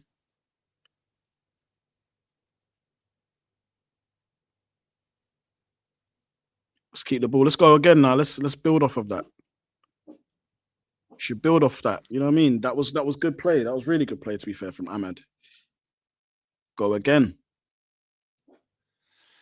JB says Cunha is looking with the emoji there. Well, look, this is why I said I thought Mount should have, if he didn't have the knock, of course, Mount should have started because Cunha's been out in the cold for a couple of games, coming back from an injury. Man on. Who's talking to him? Oh, for fuck's sake, man. Who is talking to him right there?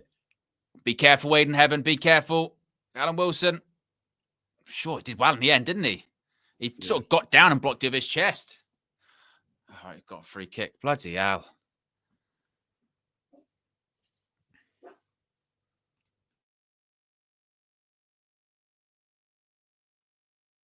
Nope. Been checked and cleared. Yep. Well done to Shaw for that, man, because that. I honestly, at the beginning of the season, I'd have never thought Luke Shaw would have been one of our most consistent players. I know, right?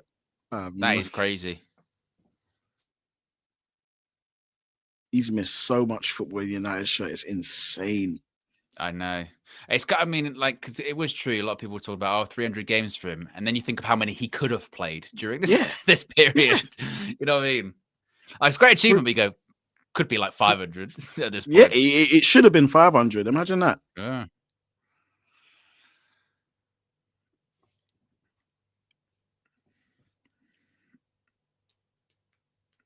Right. Well, hopefully that chance a few minutes ago might have just sort of woke us up a little bit, maybe. And I'm saying that out of hope, I know. Go on, Boomer. Boobs. Woo. Through the legs. Oh, Cunha. Unlucky. Give it back. Yeah. Lovely ball. Ball in. Oh, it wasn't bad. That was a beautiful ball. Nah, I don't want to see you put your hand up Dallo, bro. You weren't busting. I knew you were going to say something. Yeah. Since it went through his foot, I thought, DJ will have something to say about it. You weren't busting a gut to get there. No, he wasn't. He got to make his run, be more direct, gamble. Didn't gamble enough. If I'm Amrim, I'm saying to Ahmad, get their left back 1-on-1 all the time. Tell you what, Liverpool going to Leeds on Saturday, they could lose that. Oh, no. No way. Oh, I thought he was off. Yeah, he was offside, ref. Yeah. That's good. Right, let's go. Let's go again. Get out of the way. And then we play on Monday again. So we get to enjoy the weekend, but also be nervous for the whole weekend. Callum Wilson, piss off. Get away from the ball. He's taking it. He's proper playing games with Aiden Heaven, isn't he? Yeah. It's what you do when you're a veteran striker. Yeah. Up against a young centre-back, At all levels, Sunday league, you got the if you've got the wily forward or the wily centre-back playing against the young guy, it's always what you do, isn't it? In Sunday league, it's usually kick them in the first minute. There you go. Last 10 minutes, much better. More of the ball. West Ham haven't had a shot. Still would prefer it to be quicker, but maybe it's just going to be one of those games we just got to grind the opponent down. Fucking hell. Shaw took a bit of a tumble. Casual Shaw again. He weren't flipping. And he was shouting at Dallo there as well afterwards. Yeah. It was a bit of a shit pass. Here we go. Long throw. Set piece FC. Dallo, what you got?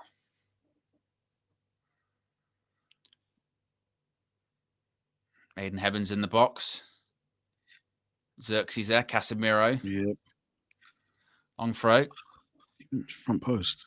On Dallo again. Ball in. Second ball. Edge. Oh, I thought it was going to land to Casemiro then. Go back wide. There you go. Let's recycle position. There you go. Now we're starting to get a bit of control. Just a little bit. Yeah. Just don't go backwards as well. Just keep pinning him. Yeah. Just keep the pressure on. He's done him again. Yeah, he's got the beating of Juve. That's a ball. Bruno, it's a deep one. Go on, get it. Oh, Xerxes. He was thinking of a volley. Yep. Let's go. Keep up the tempo. Keep going. Yep.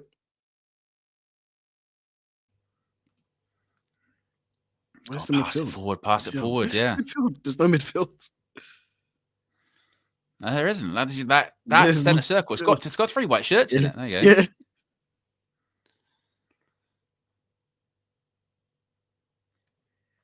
Lovely. Cunha, he's onside. Yeah, you know, Wan-Bissaka's always gonna win that. No, Cunha, no. He's always gonna win that. That is peak Wamby power. Yeah. That is his thing. So where's the spider? He's the best in the world at it. I don't care what anyone says. How's he got past them both? Always happens to us. Them jinky flipping little. Okay, now. So you see there, from one end, you've got a defender that can do a good slide tackle in the box. The other end, with terrified, can't put the dangling out a leg. Yep. Oh. But look now, pass it forward. You got space now. Play into it. Don't cut it back. Oh, ref, you prick. Getting in the way of it. One of the things, and he was trying to be clever. He was trying to be clever, yeah. keeping his legs open. One of the things tactically that needs to be communicated to Cunha is, listen, this guy, Wan-Bissaka, is literally one of the best at slide tackling, especially in the one-on-one position. Don't go against him. Play around him. When I've seen Wan be exposed is when teams play around him. They do one touch around him.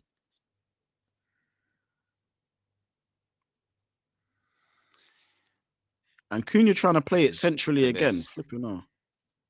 I mean, actually. Do you know what it was, though? Like, the refs were never going to give it. And also, as soon as Wan-Bissaka did it, I didn't even really need to see the replay. I'm a bit he'll get the ball. Of course he does.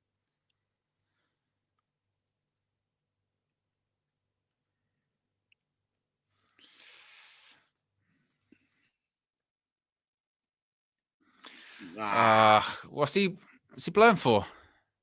Ball went out, apparently. Item Panda says, people call it Hollywood pass, but if we had players with enough bravery to find these runs, we would be a goal up by now. You know what? This one is on a bit more of a knife edge than I thought. And actually, with Aiden Heaven, and this isn't even going in on him too much, I still wouldn't be opposed to him getting taken off at half time. He's settled just a little bit. But what we've got so far, man. Yeah, he does look a bit edgy still. Prevention is better than cure. Yeah. Lovely. Go on. Ref, he's all over him. He's all over him. Can we have a yellow, please? Thank you. Yep, yellow. Thank you. Yes, well done, Mr. Kitchen. Ahmad is all over him, mate.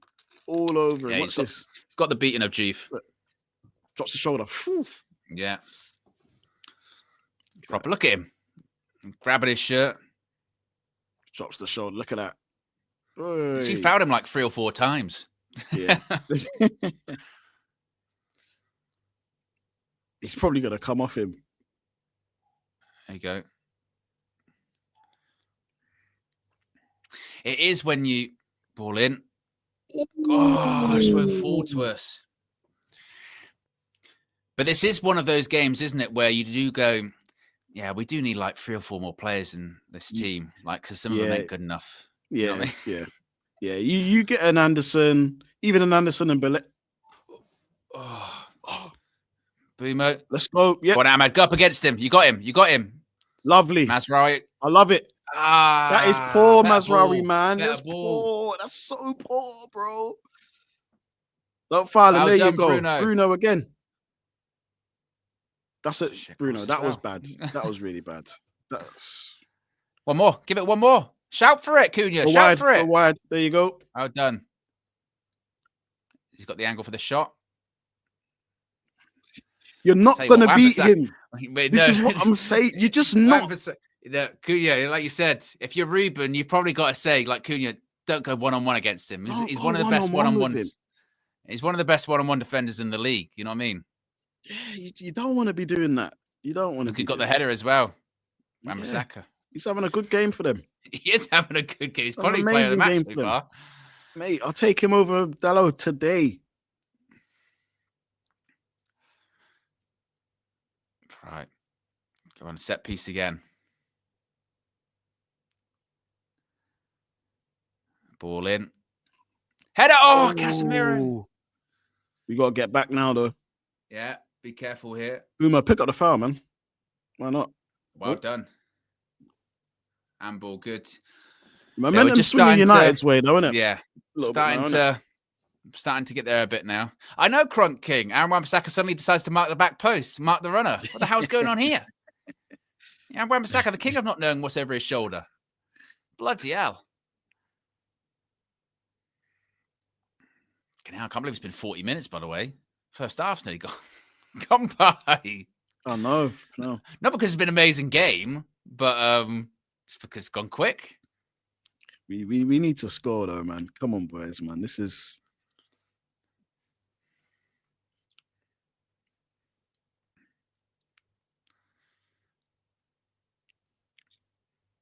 Too much. I'll take Cunha. Could he have taken that down, Cunha? Potentially, yeah. A bit onside. He took it down. Nah, no, it was a bit, maybe a little bit over his head, but nah, that's not a foul. Yeah. I swear he kicks it before he even gets there. Ooh, yeah, it's actually a bit. Yeah, probably a foul. Yeah.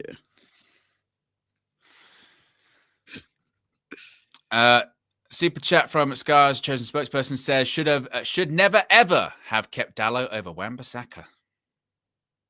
Hindsight's 2020, man. But... Who's the days? Got get it down. There better. You go, nice. No, That's better. Now go Let's travel, go again. travel with Ahmed. Oh, Xerxes, he ain't got the pace. He ain't got the pace. We know Joshua Xerxes don't have the pace. Yeah. Gave it a go. He gave it a go. Playing it in behind to Joshua Xerxes. Yeah.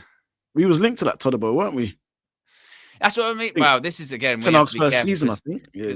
Because he was gonna be the like Varane regen. He was gonna be. Yeah. He's gonna be like the.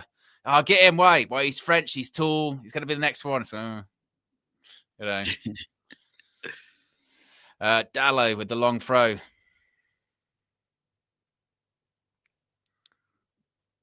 Look at the flick. No. We'll take that. Corner. Yep. No set piece. Corner. All right. Come on, United. Before we go in, let's get 1-0. Yeah. We are 13 likes away from 800 likes. If you haven't already clicked the like button, be sure to subscribe. If you are new to United View, rhymes. We're about 175 subscribers away from 207,000. Go on, Cass. Get your head on this one, Cass. Ball in. Ooh. Let's go back in, Bruno. Come on. Careful. Loman's going to go direct. Bloody hell. He slipped over. The only things he's had to do so far this evening was really when he sliced a kick and fell over. There was one sweeper keeper moment. That was about it. That's the most trouble he's been in all day with that slip. Yeah. Got Mazraoui. Ahmad. God, he just flew past Bowen. He was well done. You got Ahmad, make that run on the shoulder, man. Gonna go for the cross from deep. Nah, it's terrorist. No. Too far away. Too far away. Could have brought it down, maybe played someone in.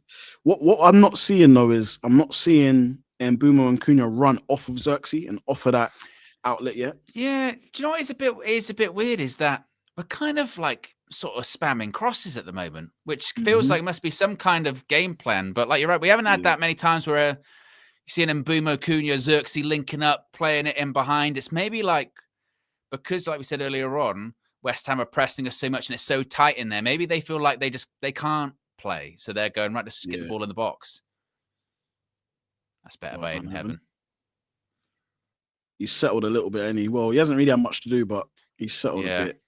Would you still make the sub at half time? Because you're essentially one tackle away from.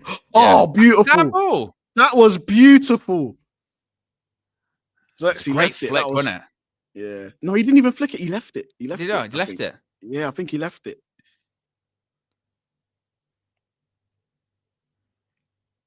Cross.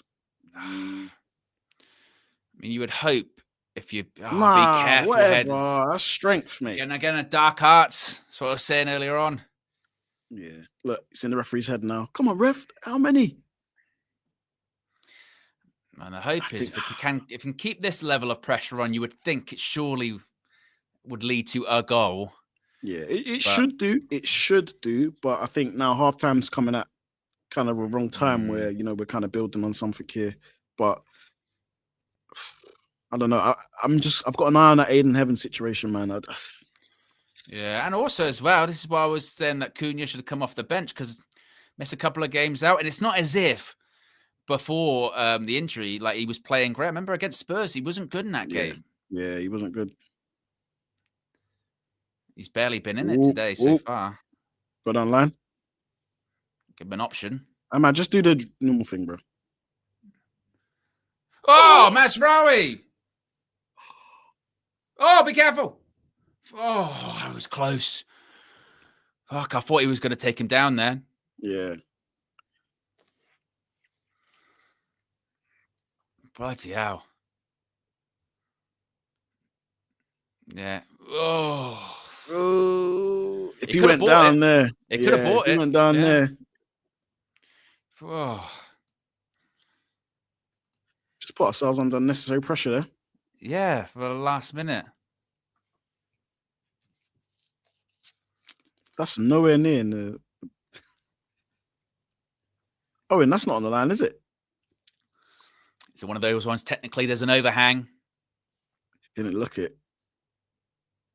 Like a fat man who doesn't do sit-ups, there's an overhang. Mm-hmm. Free kick. They're going to go direct. Runners. Yeah, look, that's what the crowd's asking.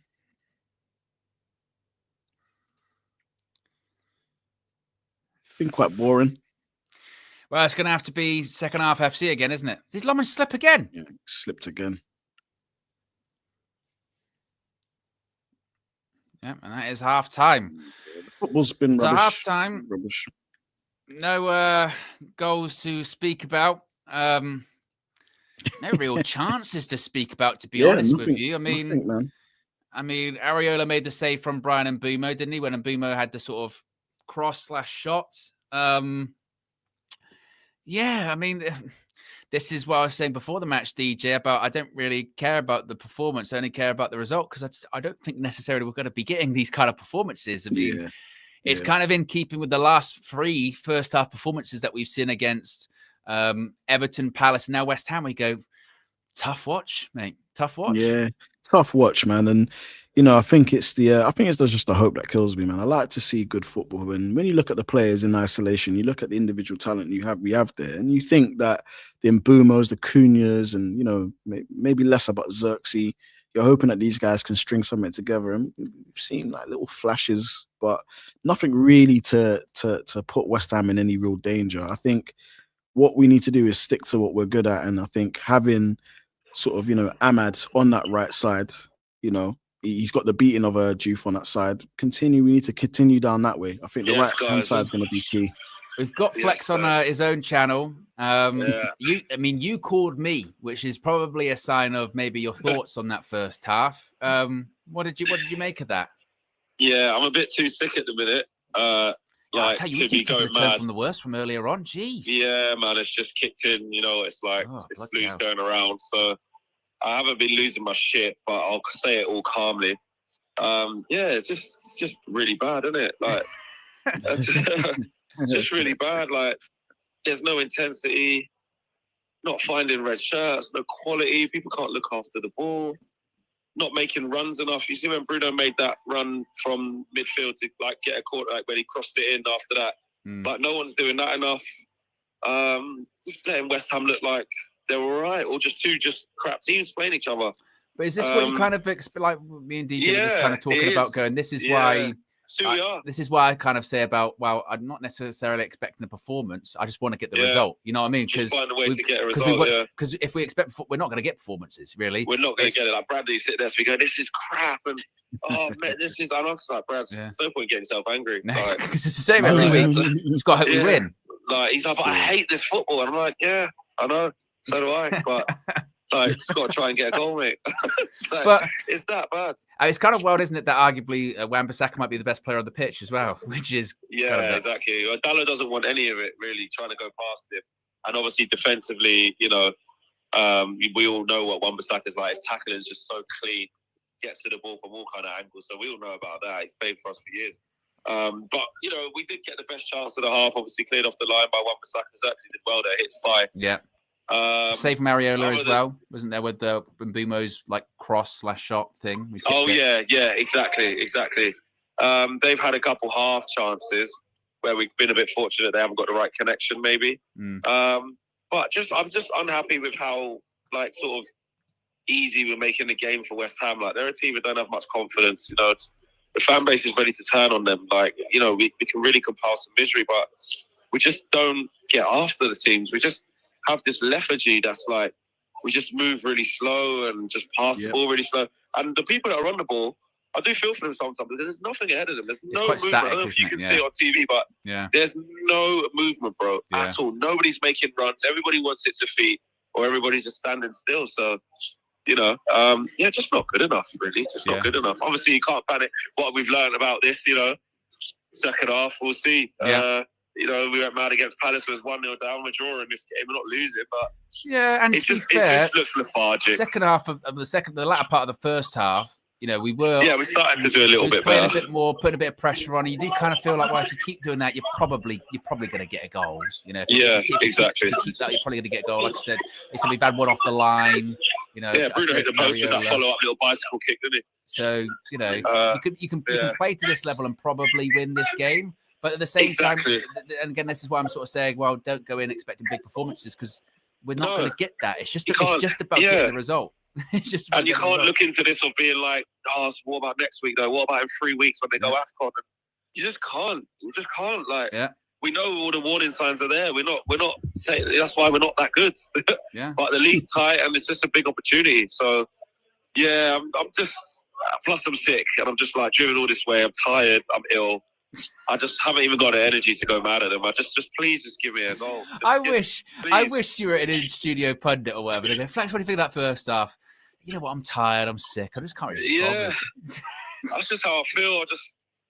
I just don't mess it up, please. Just, I'm not going mad. I'm not actually checked like emotionally on the end of every ball, every misplaced pass like I normally am. I've actually got the energy, which is probably a good thing today. Yeah, because they've zapped it and I'm sick. But just go win the game, guys, please. It's not great. I can't be bothered to cuss people and say why we can't move it properly and the system. I can't be bothered. Yeah. Just win, man. Please, just fucking win. And, you know, like you said, we have had a few chances. You know what I mean? We've had a few chances. Yeah, exactly. So. And like I said, I think if we play like that, Bruno just went wide, like you said, or Sims at post. Also, you know, off the line. Yeah, exactly. It's kind of the better chance. But it's just still not great, is it? No, it's just really boring. I don't know how it sounds to you, but just watching it. It's boring. That's what DJ said. He was like, it's a boring game. Like, nothing going on. Like, you know what? Especially like when we're at home, like I want the crowd to be up and just like we just not give. They don't give us anything. You know what I mean? It's very midweek. You know what I mean? Strolling around a bit. Last game of the around the games. Like, it's just annoying. But I think I don't even know if we'll be all right. I don't know, but I've still got hope we'll be all right. Yeah, exactly. You know what I mean? Hopefully just make it. Obviously, Aiden Heaven hasn't played in ages, so that first tackle, it's a little bit. He was never going to win that against Bowen. He just wanted to just make a point, and he's overhyped, and we got lucky there with that Bowen one. And we got him between him and Bruno. And him being on a yellow card after like 7 minutes. So it was crazy. But I do look at it and I'm like, mate, they've got Souček on the right wing. Yeah, exactly. Souček in like the 10, trying to pull strings. You got Bowen just off Wilson. You got Souček on the right. And I'm like, is it for that Fernandez on the left? I'm just like, come on, Man United, man. I don't. They're not good, West Ham. But then, like you said, neither are we. Yeah. So but we have been the better let's team. Just do a bit more. We have been slightly the better team. So just got to work on that and get the goal. Yeah, exactly. And hopefully floodgates open. All right, nice one, guys. Yeah, all right, nice one. We'll speak to you after the game. Nice one. Yeah, Flexies. He said this morning. We finished the morning show, and he goes, feel a bit run down, you know. I feel a bit, I don't know, I got cold or whatever. And then I haven't seen or spoken to him basically since. And when I heard his voice, I was like, bloody hell, it's a bit rough. It's that honey and lemon, man. Honey and lemon. Yeah, exactly. A couple of super chats here. Where are we at? Item Panda says, I hope you all know that being a number 10 isn't all about ball carrying. You also have to be, creative. Move Bruno to left 10. Cafe Con Leche says, as long as we have Bruno and Cass in the middle, we will never play nice football. We just have to hope and pray for moments of brilliance. That's it. Amanor says, DJ, I do not like Amrim's style of football, but for F's sake, win. And Makamura says, Cunha non-existent, boring football, dead game. Right, DJ, I need to take the dog out because she's whinging at me. So that means I need to go to toilets. But DJ, would you make any subs at halftime, or would you keep it as is? To be honest, man, I think guys in the community as well, I just think that this yellow card with Aiden Heaven, I just don't think it's going to fare well, especially when it gets to, the 70th minute, 60th, 70th minute, 65th minute, sorry, into the 75th minute. I just think it's and he's up against crafty Callum Wilson. So Callum Wilson is a master of the dark arts as a striker. I just don't want Heaven, making a mistake or going into the back of him, and then he's going to force this. Remember, this ref's young as well, so he's going to probably have to force the referee to make a decision. So if it was me, I would definitely swap Heaven with Euro. However, I do understand why they have gone with Heaven, because I think Heaven's a little bit more physical than Euro is. So I do want to see a change. Whether Amrin makes it or not, we'll see. But going forward, guys, honestly, the performance ain't performancing right now. Honestly, it's just not. We just need to get a moment of brilliance, which potentially could happen. We need to take full advantage of kind of the league table at the moment. I think if United can, pull it out of the bag today, it's just another win. We can keep going. But these performances are really shoddy, really shit. Let's just hope that Amrim can do something in the second half. Cunha needs to stop dribbling and trying to go one-on-one with Wan-Bissaka, guys. That's kind of one of my important takes from the first half. He needs to stop trying to go one-on-one with him, because it's just never going to work. And then if you're looking at the bench, who comes on and makes a difference, guys? Who do you guys want to see come on from the bench? Because right now, it's absolutely dreadful at the moment. Sad Sack says 0-0 on the cards. It kind of is looking that way. Both teams are kind of toothless at the moment. You lot want to see Mount? Yeah, I'd like to see Mount. Depends if he's fit enough. He should be. But again, I think Cunha is the more of the exciting of the two. But I think Mount gives you, obviously definitely that energy. But we'll see, guys. We'll see. Definitely shit. Very, very shit first half of football. I'm probably going to start leaning towards a 1-0 United. I think it might come from Casemiro from a set piece. The set piece kings at the moment, as you guys know. So yeah, let's just hope in it. Let's literally just hope that we can build something.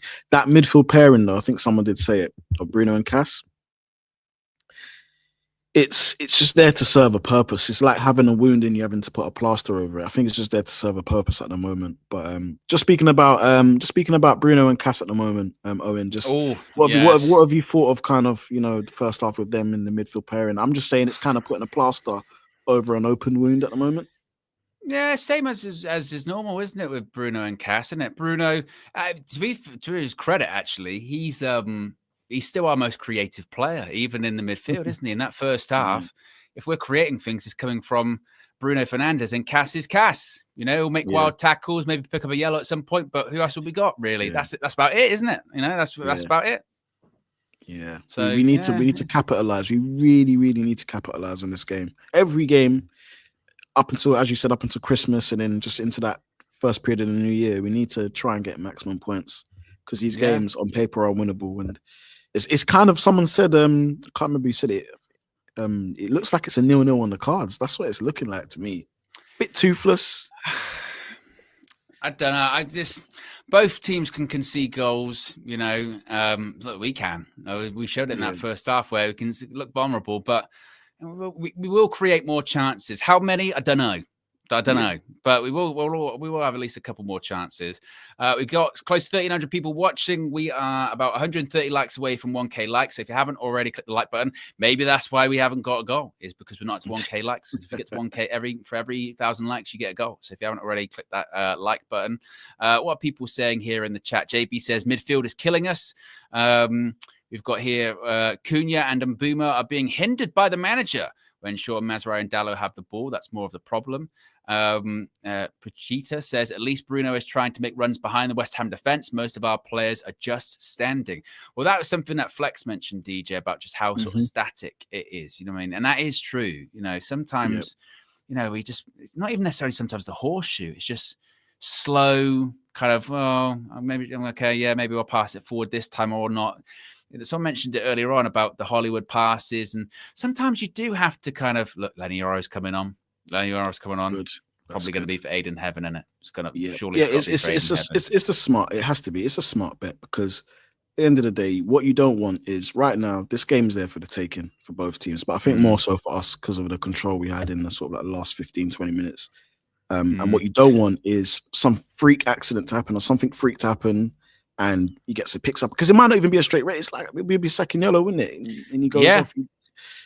I mean, it's and also possible. with these, I'd be looking at my teammates as well, being one of those, because we've seen Casemiro get booked or whatever before. Who's to say that Aiden Heaven does nothing wrong, but someone does a misplaced pass, and then he's put in a position where he has to do the cynical foul, and he's like, well, I'm already on the yellow, gets sent off. You go, well, that's not really his fault. But, you know, they might look to the earlier yellow card and go, oh, I shouldn't have done that then. So, yeah, I think that's a right move. And also, when it comes to Lenny Oro, look, right, there was obviously, he was upset after the last game, difficult after the last game. But now, now you recover. Now you just show, it was just a difficult time, but I'm good now. I'm fine. Yeah. Put the work in. So here's hoping that he does that. Yep.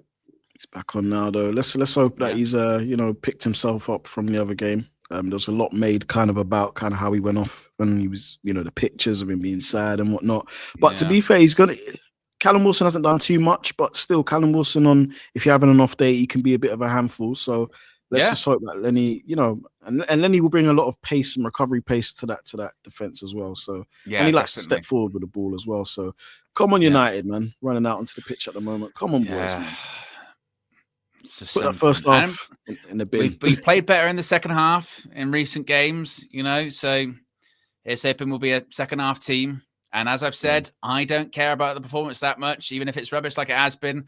All I care is at the end of this game, we're talking about 3 level on points for 4 for whatever. That's what we need. Yep. I'm going to go take a leak quickly. Yep. Excellent stuff. Halftime leak. Bit of a comfort break, as it's called.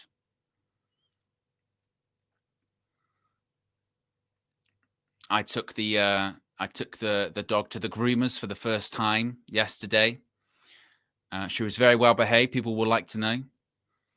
I don't know if they'll like to know that, but she was. She can actually see out of her eyes now, which is positive. She doesn't have a lot of fur there. As we await for the second half to kick off, the referee blows the whistle, and Brian Mbeumo kicks things off at Old Trafford in the second half. Oh no, we got a false start. Got a false start. And we're off. False start, but there you go. Sentinel Almonds goes long. If you haven't already clicked that like button, be sure to subscribe to United View if you are new. See right there in the top right-hand corner, about 130 away from 207,000. As Battery B says, United need that dog in them. Indeed. Did I... Robertinho says, you man are ch_eeks still. Big up flip-flop flex. That was the super chat. Luke Shaw. Travel forward. Oh, why do we even bother going down Wan-Bissaka's side? You know what I mean? Why? Why don't even do it? You're not gonna beat him today. And DJ was right with what he was saying about Cunha in the first half, saying that, mate, if you're gonna try to go one-on-one with Wan-Bissaka, just don't. Basically, it's kind of it'll be a futile effort.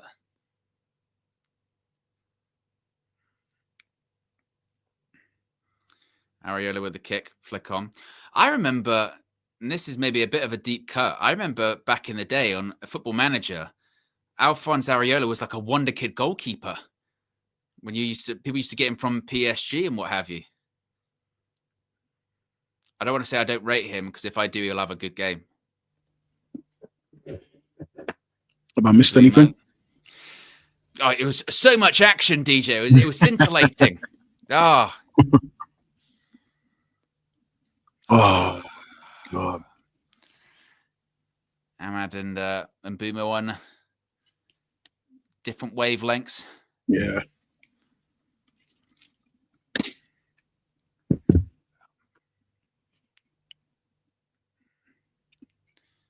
Come on, United. I don't care how. Just get it done.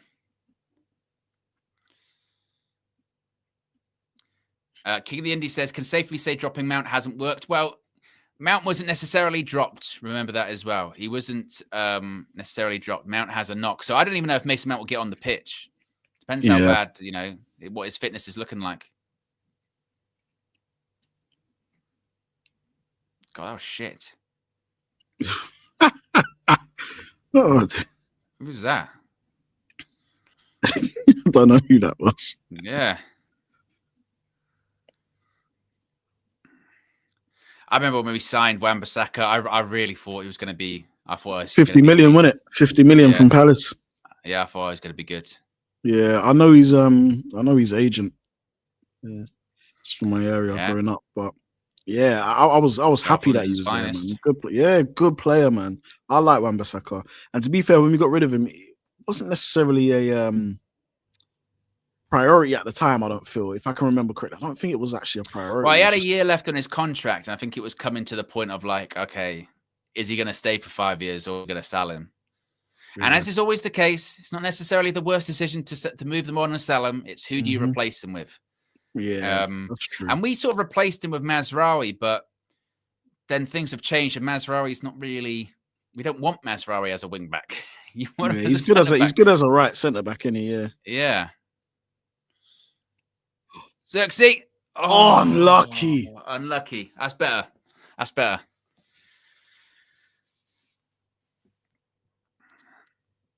Look at this, Mazraoui. Look at that. Ooh. Great pass by Xerxes. That is brilliant. One touch pass through the legs. Yep. That's where you remember I said running on from the ball, Mbeumo and Cunha. That's exactly what I was talking about. And that's what you want, but good defending by the defender. Yeah. Goal kick.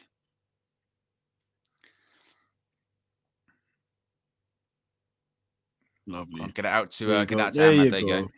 Look a bit better now. Look a bit more stabilized, man. I wonder what Ruben said to him at halftime. He said that on Sunday. He basically just sort of went, "Play better. You should be doing more." Simple as that. I'm paraphrasing, obviously. Oh, flipping hell.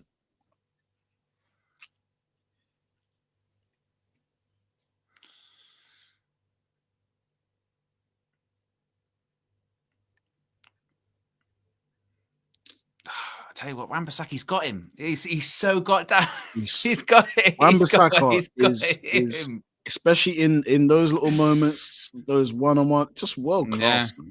There's no one. There's guys that are good, but not like that. Clean, accurate. Good pass. Should have passed it. He should have passed it. He should have turned and passed it. Don't foul him. Oh, fuck's sake. On a half turn, he should have 1-2'd with Xerxes.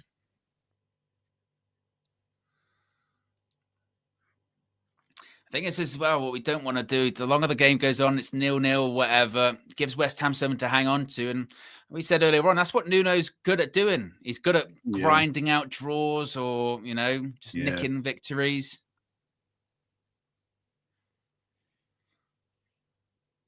That's what Nuno does. No way. Wan-Bissaka again. It's just ridiculous. He's really good today, man. Yeah. Go on, Mbeumo. Go on, Mbeumo. Couldn't you going to have to make the run off him?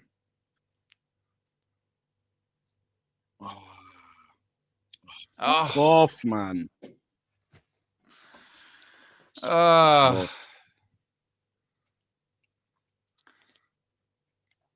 allowed, I could hear the scream, Oh!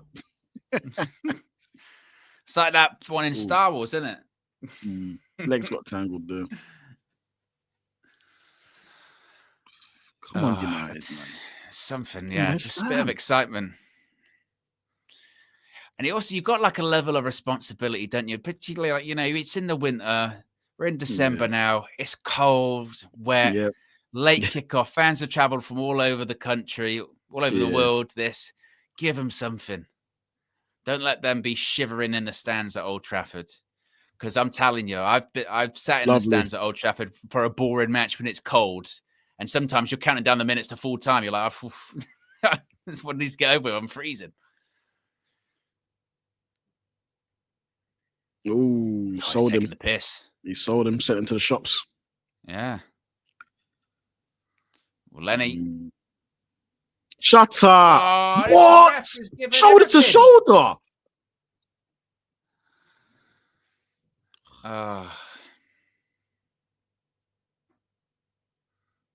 Nah, it's just excuse me, it's Bowen's smart.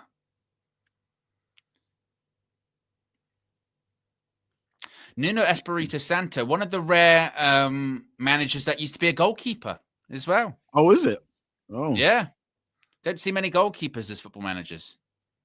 I think Ruben's never beat him when he's managed against him. I don't think Ruben's ever beat him. Well, no, Nuno did well in Portugal. Yeah. Come on, United, man. It's one of the rare set pieces West Ham have had. Yeah. Gone towards the back post. No cross, no cross. Shaw gets it away. Ah, where's the pressure, man? Look, just let him have it. No pressure. Could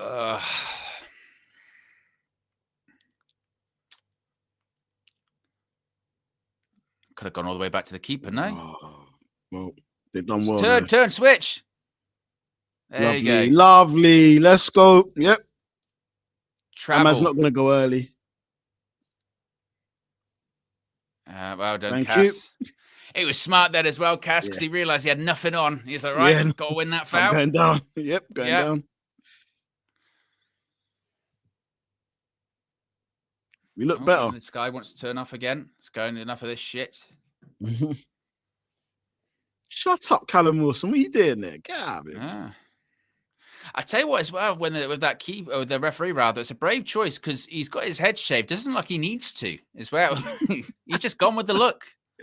Just gone with I rate it. Yeah. What's his name? Something Kitchen. What's his name? Something Kitchen. Adam Kitchen. Adam Kitchen. I can't remember. Yeah. Mr. Kitchen.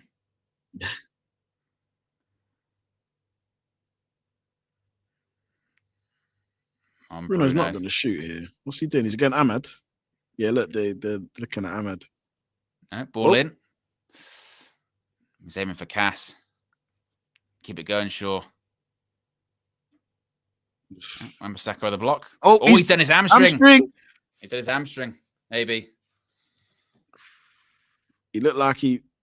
Look at the state of us, DJ. We're going, hamstring to Aaron Wan-Bissaka. We might have a chance now. Yeah. Bloody hell. He's just locked down that side, hasn't he? Yeah. Good grief. Locked down that side, man. Oh, we've gone short. Abad. Lovely. Cut it back and booms. Oh, was it? Oh, did Euro? No. I think Euro gets in the way.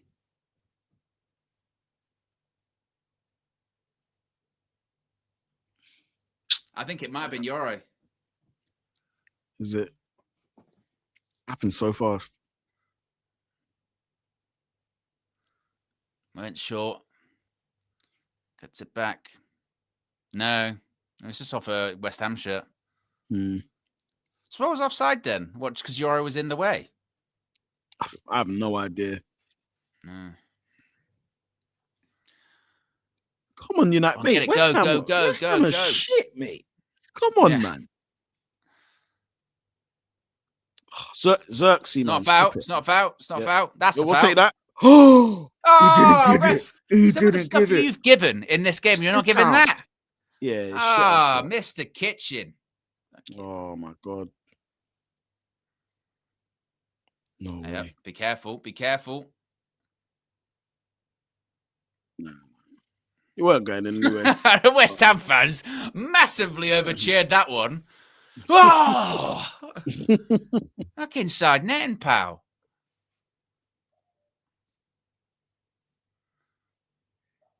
He knew he weren't. He said, I'm just going to go power, man.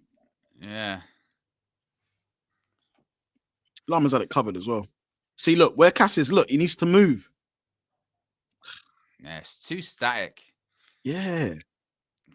If you are like Shaw or someone like that, if there's nothing on, just take the ball forward. Do something yourself. Yeah. Make something happen. Yeah. Switch it. Yep. There you go. Switch is always on. That's what you got to do, these kind of clubs, show a bit of character. Yeah. If it's not on, go, right, I'll do something myself then. Spaces are opening up, though. Loads of space on the pitch. Loads. There you go.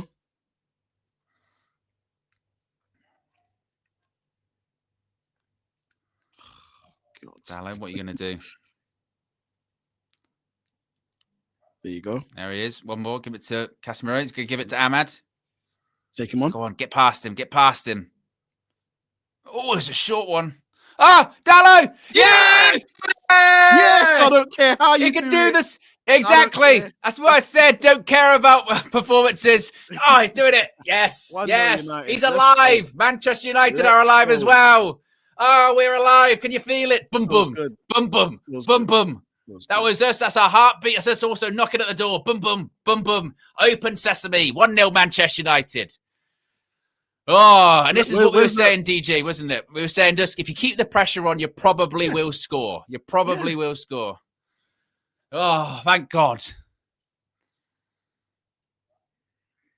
Yes. Yes. Never in doubt. Aaron Wan-Bissaka. Look, Wan-Bissaka couldn't block it. Look, he made him split like he was Bambi. Look at him. Look where Wan-Bissaka ends up. Look at this. Yeah. Split. Yeah, he shoots the ball behind Wan-Bissaka. Yep. Oh. Thank God. Well done. Well done. That's good. I don't care about the performance, just the result. I love the commentators dig at Gary Neville there. He says it's not often that you have a 2 on the back of your shirt and score goals at this club. Yeah, exactly. Exactly. Well done, man. Watch, we'll kick on now. Yeah, hopefully. And I tell you what, yeah, for all of the Wan-Bissaka has won all the duels against Dallo. Dallo has put him on his ass with that goal.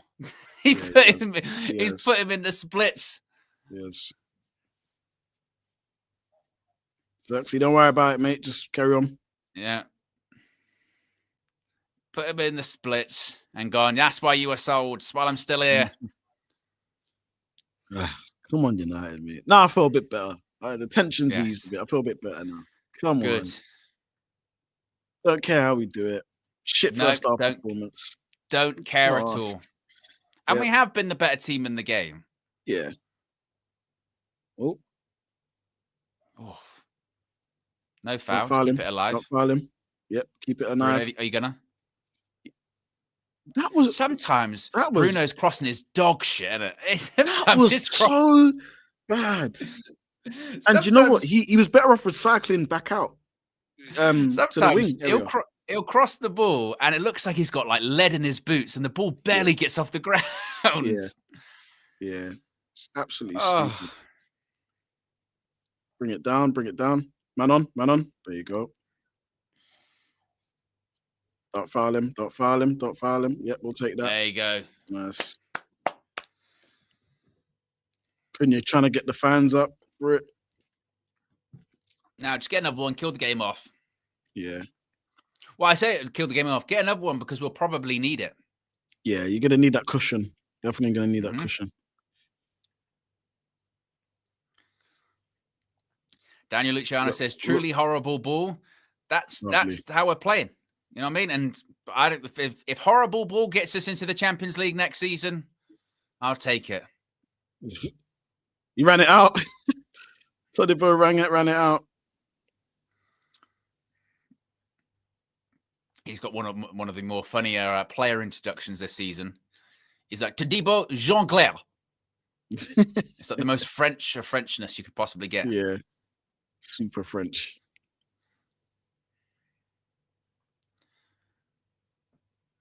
Yeah, you're right, JB. Wan-Bissaka's been a bit shaky last 5 minutes, hasn't he? Gone off the boil a bit. Confidence rocked.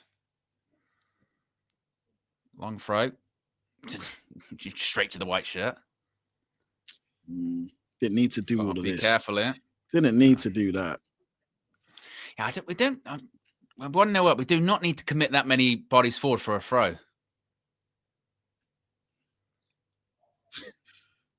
Now just well done, Cass. Now it's when it's about, again, manage the game. You know, you can take a little bit longer on the ball now. Wait for it to open up a little bit. You can relax a little bit. We should see the passing improve now. Bit of confidence. Yep. Usually happens. Is that Cobby down there? Yeah, that's Cobby, innit? Yeah, he's getting ready for his 5 minutes at the end.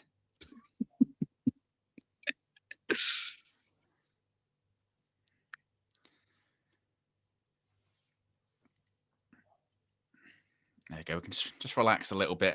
We are 91 likes away from 1,000 likes. So if you haven't already, click the like button. And be sure to subscribe if you are new. Manchester United 1-0 up. Diogdolo with the goal. Oh. Nice. Well done, Xerxes. Who's there? Come on. Like, what are we doing? See, this is what I was saying about Xerxes. If he can get a run of games and he gets a bit more confident, then he starts getting silky, doesn't he? His touch starts getting there, lay the ball off. Look at him making runs off the ball. Yeah.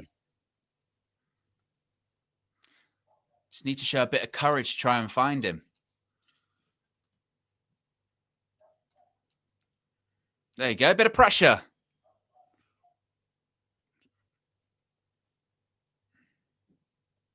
What? How is that their throw? Did Dalot touch it? So confused. He had one job there. Dalot had one job. One simple job. TJ, I'm going to get off on the Dalot agenda, you know what I mean? On the Dalot criticism. He got the goal.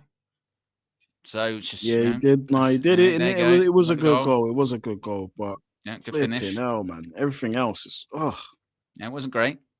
Lost most of his duels, but he won the most important one. Ball in the back of the net. And like I said, the result, that's all I care about. Just the goal. The goal, the result, and where we are in the table.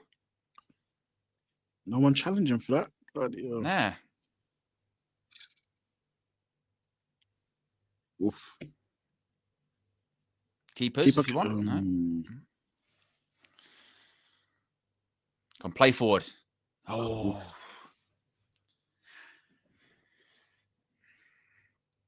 Most important things in these games, tonight against West Ham, Wolves, pick up the wins. Pick up the wins, and hopefully confidence can build from that.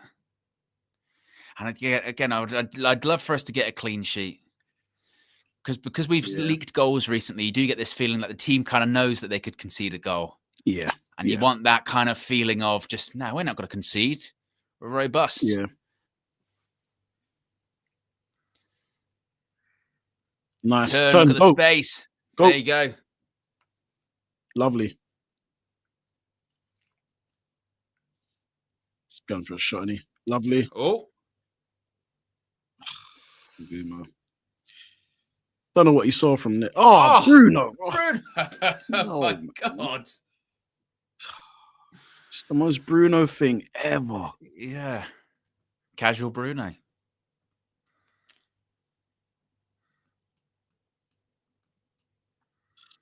God. Yeah, I'd get it if they could just keep getting the ball to someone like Xerxes. He does look like if people are going to make things happen, he looks calm, looking for passes in behind. Interesting. And Bumo's behind Ahmad. Look. Yeah. Ahmad's further forward. They swap positions just for the time being. They swapped, yeah. Yeah. Look. And Bumo's in the back. Right there, look. In the back. Yeah. No way. Don't foul him.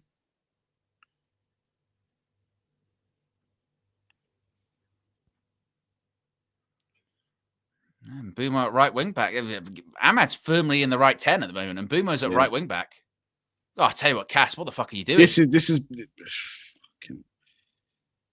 yeah. Wamby's not crossing it in from there.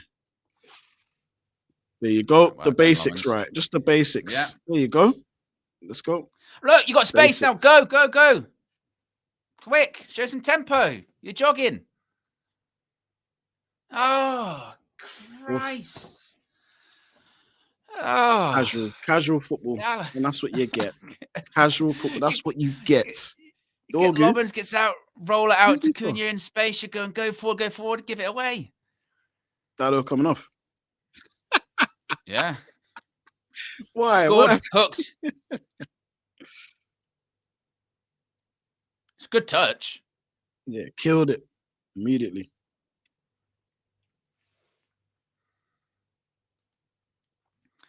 Super chat here says, "What's Dallo signaling while doing long throws? He does it and then throws the ball away to the opponent. Good goal, but we never have clean sheets.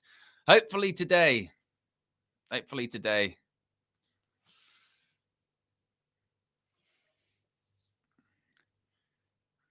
But this is Man United, so either way, it's going to be probably edgy at some point. That's why we need that second goal.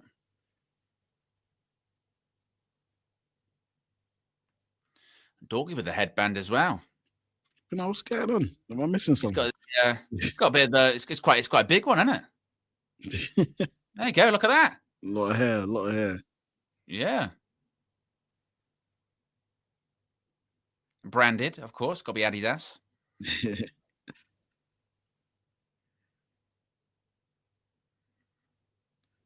Well done. Oh, well done, boys. Oh, lucky. He's good at that, Xerxes, isn't he? Like, that's what I was saying. Once he gets his sort of touch in, then his link up's good. Yeah. And sometimes he can do those kind of like soft touches. Yeah, he's really good. That's why I was kind of like excited for him to play with Cunha and stuff. But again, early days, he still needs to get out to him. Well done, Dorgu. Well done, Xerxes. Yeah, it does really well. Give send to Dorgu. Run. Yeah. I did all right. Take that. Yep. Well done, Xerxes, but oof.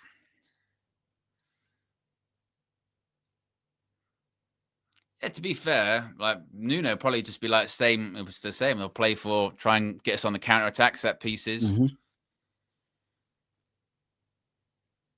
He's probably thinking about to tweak it. To be fair, yeah. Just you would have thought that us getting that goal maybe would have upped the tempo a little bit, but still haven't really.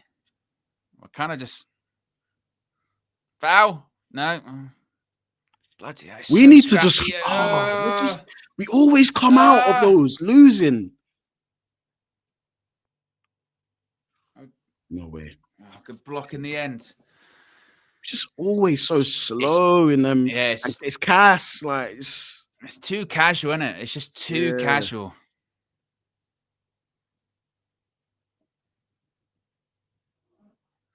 And you just don't want to give them a little bit of hope. We're at that dangerous 70 minutes now. Dangerous time.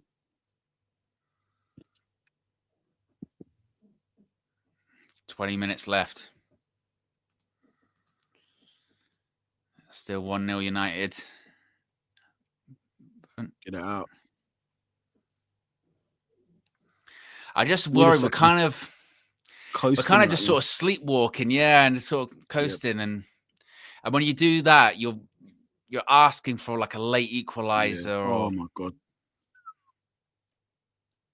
Oh, what attack! Well done, Lenny Euro. Well done. Yeah. Nope, it was offside anyway. Didn't know that. Well done. Bruno, you're right, DJ. We're just coasting. Yeah. It was just offside. Well done with Lenny Euro as well. He wasn't to know. Yeah.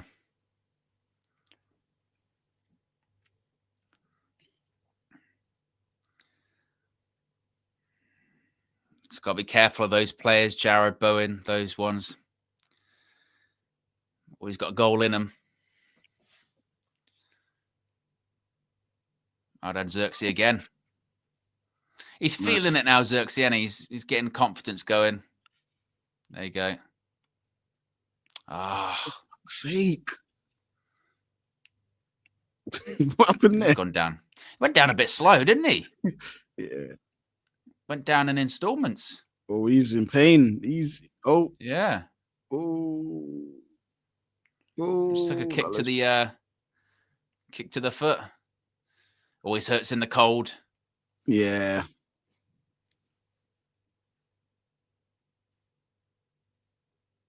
Oh, okay. Yeah. Toes. Them new boots, man. They don't make them like they used to, OWEN. No. They're way too thin nowadays. Yeah. Back in the day, the problem was with the boots then, like, I don't know, 20 years ago, was that if they got wet, you were screwed because you couldn't move in them. Yeah, yeah. Go on. Yes, go on. You can do it. You can get across him. Up against him. Can you do it yourself? I want a pen. Yeah, Let's go on a pen. You got to give us the pen. Give us the pen. What? What? If he doesn't give the pen because Cunha took the shot, no, I don't think he makes contact. Let's have a look. No, he doesn't. He doesn't. Good decision by Mr. Kitchen. Got that one right. From here, it looked like he got taken down. Got to be careful, Mr. Kitchen, otherwise your head will be on a chopping block. Keep him coming, though. Keep him going. Yeah, I've got to keep trying. Yeah. Ball in. You know what they say? If you can't take the heat, get out of the... Yes, nice. Oh, God, how dramatic is Ariella with his punches? Makes it look good, doesn't it? Oi, help him out, help him out. Just do the normal thing, Ahmed, please, bro. There you go, Mbumo.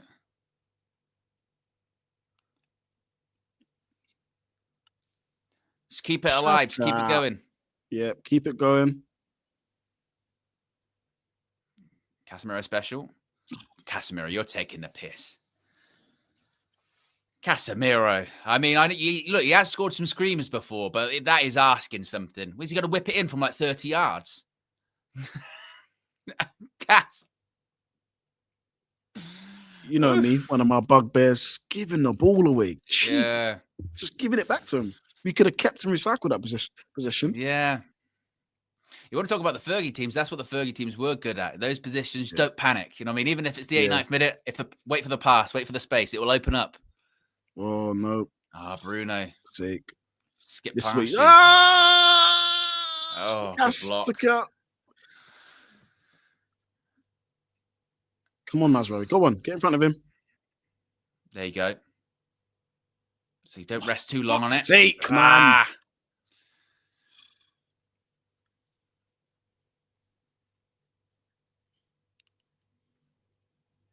Offside.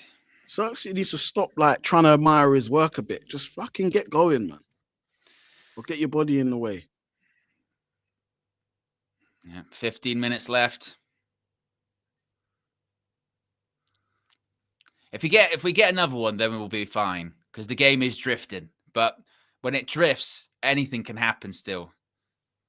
Oh, through the legs, Wan-Bissaka. He's taking. I just keep going. Who is he? No way. That's that Lomans. Lomans. Nice. Oh, yes. Do that one where you stay down for ages. Yeah.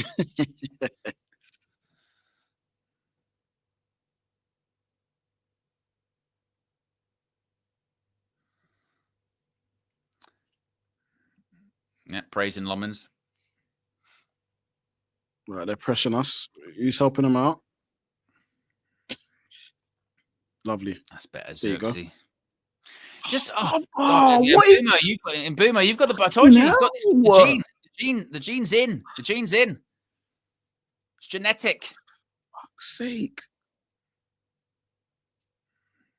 Well done, Bruno. Lovely. God, they had a nibble twice. Go on. Again, that's a shit fucking pass. That is a shit fucking pass. Casemiro, you don't get booked. Owen, how is Casemiro? How is he not on a yellow? How is he not on a yellow? Right, subs. Cunha's off for Ugarte. Well, it's going to be Mount really for Ugarte, isn't it? Mount's going to go in the 10. Yeah.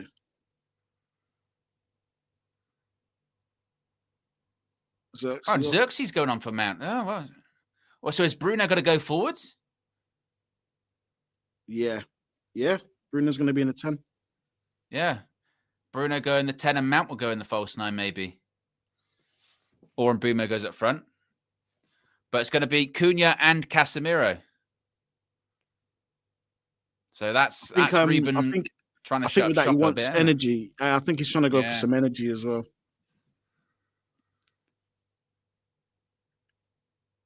Yeah, Bruno in the right 10 and Mbumo through the middle and Mason Mount. It's like you said, it's energy, isn't it? It's energy with Mount, Ugarte. Problem now is just at midfield, not a lot of technical ability in that. Yeah. Maybe Ruben's just thinking, maybe we won't need it. Oh, nice. Well Good done, tackle, Shaw. Luke Shaw. Oh, Hey. you Wan-Bissaka. Can't get away with it forever.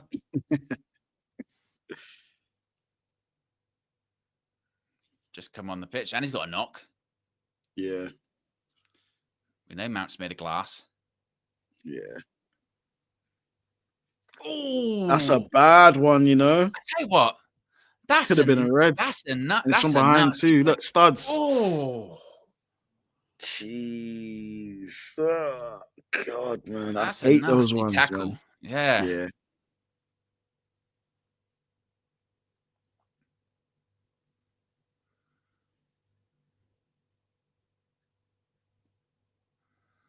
And yep, no Cobby coming on still. When Agate gets on the pitch before you, mate, that is you're worried. This is what's one of those ones. So I think if United could get a loan, like a midfielder in January, then maybe Cobby would go out on loan.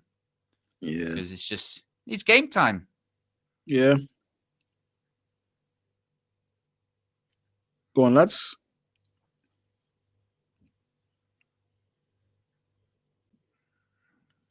On one more. Ball, that's a good ball by Cass. Lovely. Bruno. See, further forward. Why is Dogu just fucking jogging, mate?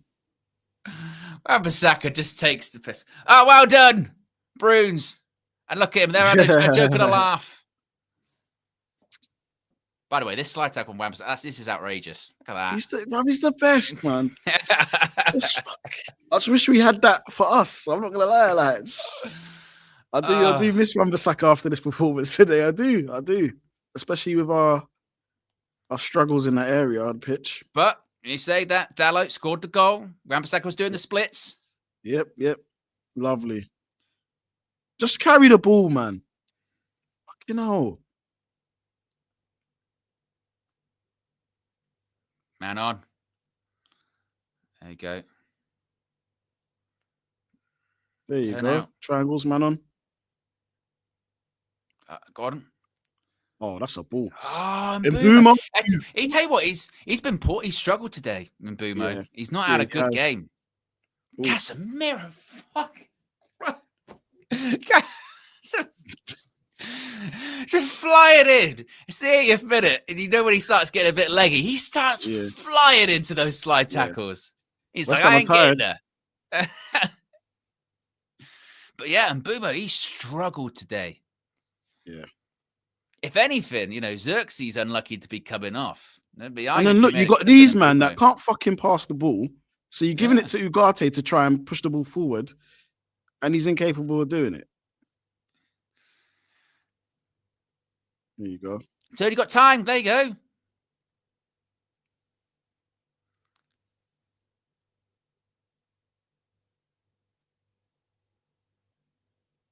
Need another goal still, man. Forward. Maybe Mbeumo will get it. That's a ball. Oh, it wasn't a bad ball, yeah. Oh, God, he had to make it, Mazraoui. He had to. Wow. You don't need to head it. Take a touch, Bruno. Could have taken a touch. It wasn't a bad ball from Dogu at all. Yeah. Just still think we need that extra one. Yeah, we're nervy still. We get another one, the game's done. They were one pass away from being through, weren't they? Exactly. Oh, we let it bounce. Not again.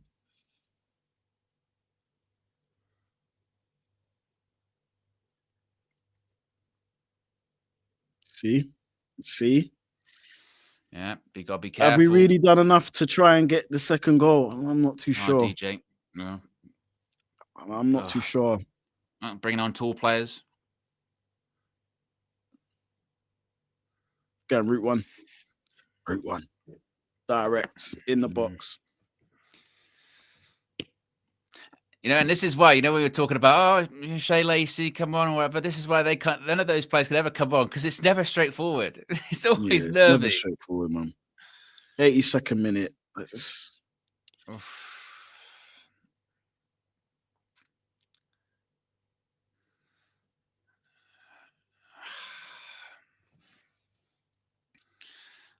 I got to deal with this corner. We've kind of got rid of a lot of the height as well, I think. Mm. I don't like this, Owen. Off the line. Yeah, there you go. Told you. I just said it. There I don't you go. like this. Yeah, that's what we said. Don't like this. Fucking knew And it, man. How do I know this stuff? If you just stroll through the game, coast through the game, that's what you're gonna get. You got to kill the game off.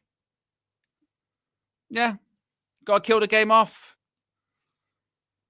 We've been coasting. Even when we scored the goal, we've been coasting. It's really shit defending as well.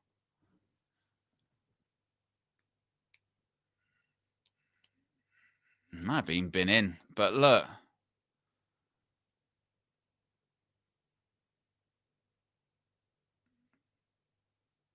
Oh, reacting. You know, honestly. Look, ball watching. Ball watching.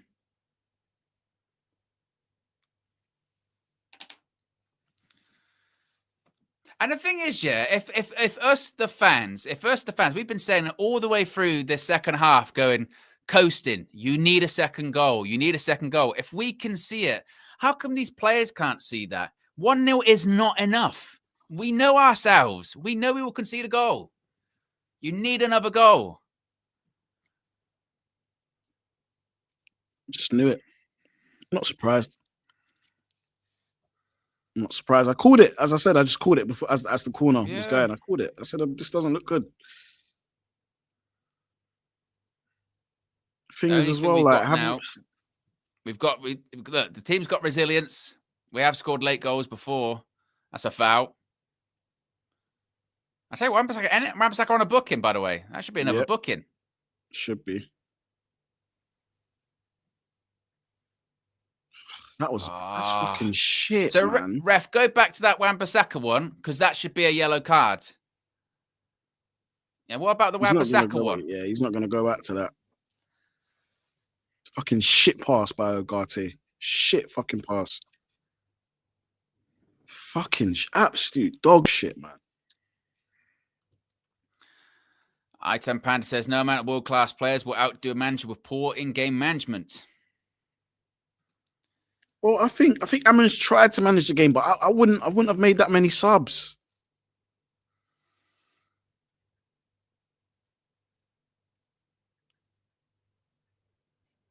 I'm not going to go out. Oh, danger. Fuck, carving us open. Oh, Mount, you're too soft.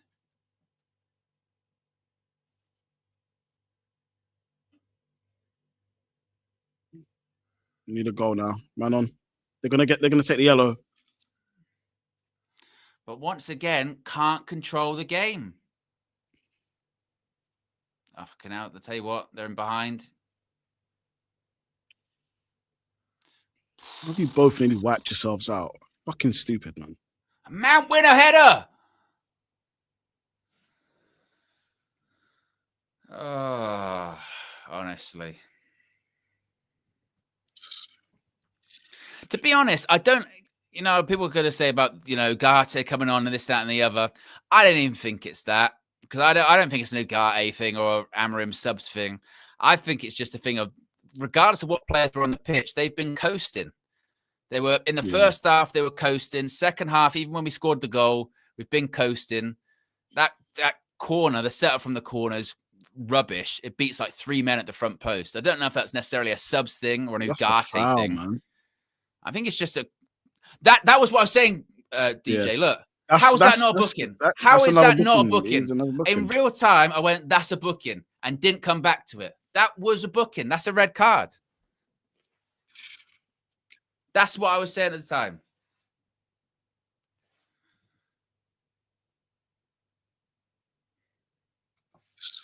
Fucking hell. It's just fucking shit, man. Like, and we got to ask ourselves, did we do enough to try and win this game? I don't think we have. And it's a shit West Ham team. Shit. Well, no excuses. Gary Neville said it like 75 minutes. We said it. sleepwalking. You're coasting. When we ent that team, that's a foul. We ent that team to get a 1-0 and just be like, well, that's us enough now. We're fine. We're not that. We're not good enough for that.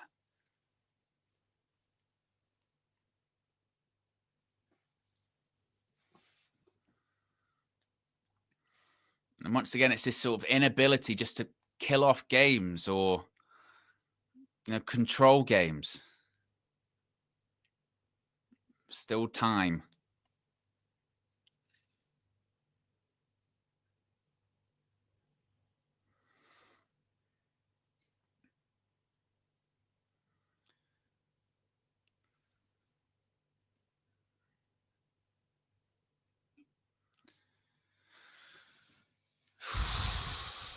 See, look, you got guys that can't pass the ball forward. Yeah. Can literally hear the crowd getting onto him going, fucking move it, move it.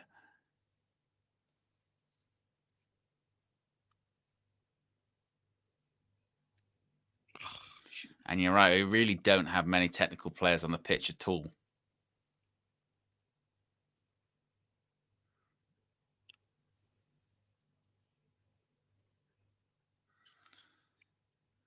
We will get a chance, though. God, Bruno.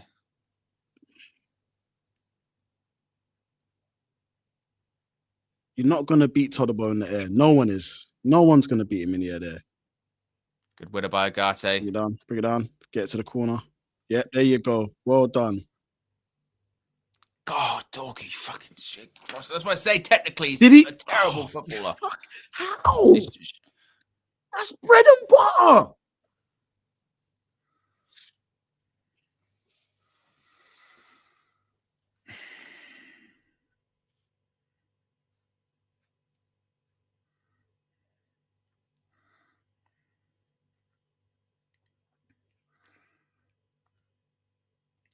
Five minutes. There's no intensity. Criminal. Absolute fucking criminal, man. No intensity.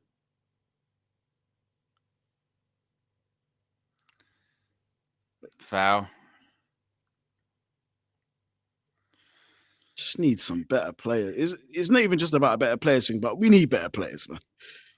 Definitely need better. We need some players. Also, it's just mentality, isn't it, as well? It's so lethargic. You've got players that are just sleepwalking through games.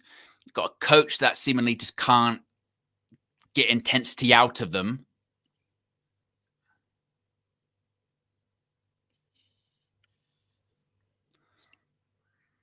I do like Ahmad. He keeps the ball, man. Got Casemiro being a winger. It's just fucking shit. The sub that I do think was the incorrect one was taking Xerxes off. I think there would have been a strong one to take Mbumo off. Mbumo is had a stinker, isn't he? Yeah, he has. I miss Martinez's passing, man. Are you on? Are you on? Oh, Bruno, that was the chance. I said we'd get one. Said we'd get one. That was the one. That was the one.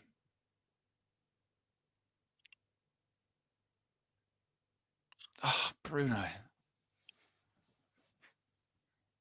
Is it corner? Did he give a corner? I don't know if it's going in either way, but no, I don't think it's a corner.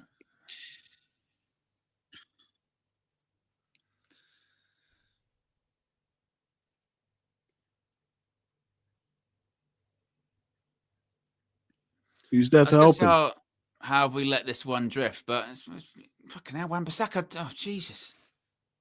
No. Why are we giving it back in the danger area?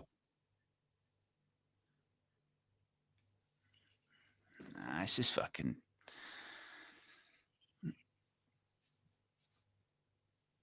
Bring it down. How'd you let it go out? Back yourself, Dorgu. Back yourself. Take a touch. Why would you do a throw there? Under no pressure. Why has he let it go out? Throw the ball.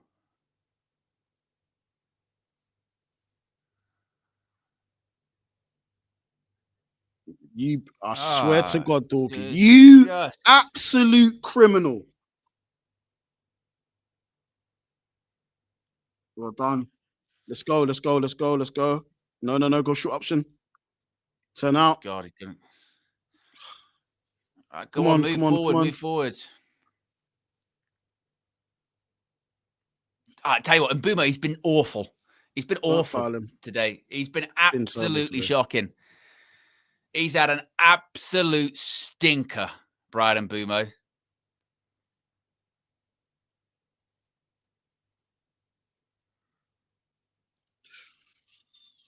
Like literally, the ball's just been bouncing off him. Can't complete a pass. He's been really poor.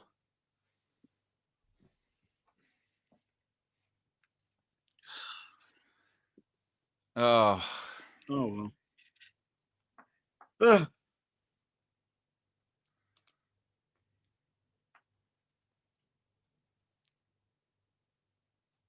Shit, fucking West Ham, and this is what we're doing.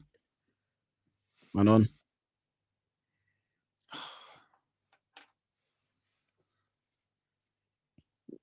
Nah, it's too much on it. It's too much on it. Pump it to. We've got Brian Mbumo up front.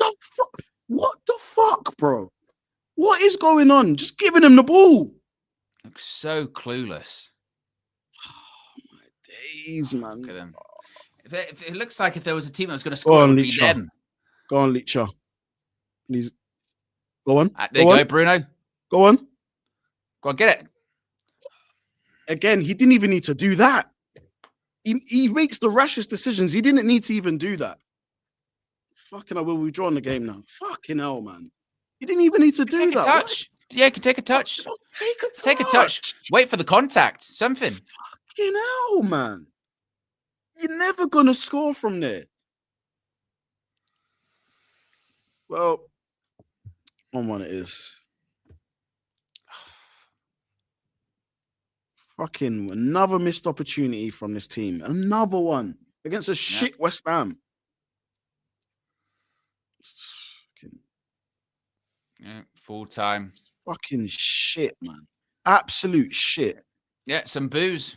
Yeah, no, we're right to boo. We're right to boo with that one. We're right to boo with that one. Absolutely shit. We didn't do enough to win that game. We didn't push for the second at all. We coasted, Owen. That's what we were saying around about, was it 60, 70 minutes? Just coasting. Yeah. Oh. It's the same thing like it was against Everton at home, DJ. To be honest, I think it's arrogance. I think it's arrogance from the players because we saw against Everton where they literally just sort of strolled around the pitch for a bit. They started the game really poorly. Everton went down to 10 men and they still carried on doing that, just strolling around, not really doing all that much, just strolling around. We're at home. You know what I mean? We're at home. They're not a good team. So we'll win, but we'll win. It'll be fine. It'll be fine. It don't work like that. And then we go 1-0 up. And if anything, it made the attitude even worse of just stroll it around, pass it sideways. It'll be fine. No problem. It's dire. And in the Premier League, you can't do that. You can't do that in the Premier League. Yeah. You have to show intensity from the first minute until the 90th minute. You can't just stroll and sleepwalk games. We're not that team. You know what I mean? We're not that team. 70th minute, we looked kind of comfortable, but that was kind of dressed up as us coasting. But I think even at 70th minute, if you're 1-0 up, you still need to go and play football. You still need to go out there and finish the game and put the game to bed. Yeah, we've seen so much. We want to get back to the heights of what Manchester United was.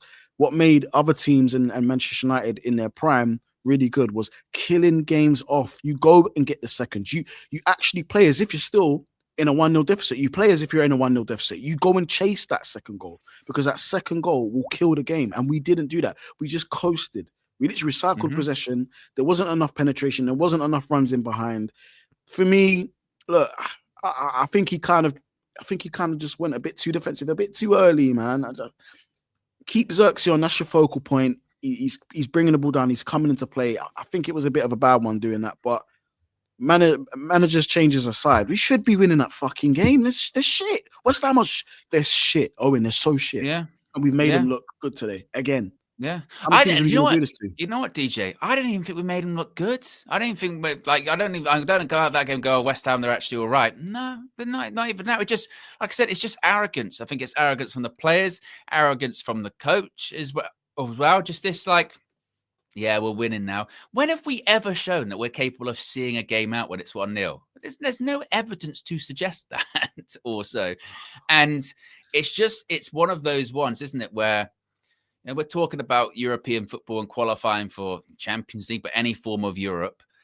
Yeah. Eventually, like people are saying, you got to take these opportunities. You got to take these chances. These are 2 home games in a row where we've been sort of laid up. Like everyone around you's dropped points. You're facing a team you should beat. Everton go down to 10. We offer nothing today. West Ham, they're in 18th. Their best player is Wan-Bissaka. They're not. They've offered no threat throughout the game. Lomans has had to do nothing apart from pick the ball out the back of the net. And again, it's just lethargic, passing the ball sideways, no penetration for a team that had 2 of our similar, attacking players playing today. God, Mbumo was shocking, really, really poor. Mateus Cunha didn't really offer that much, struggled to get in the game, was kind of strolling around. If the best attacking player was Joshua Zirkzee, and he got taken off.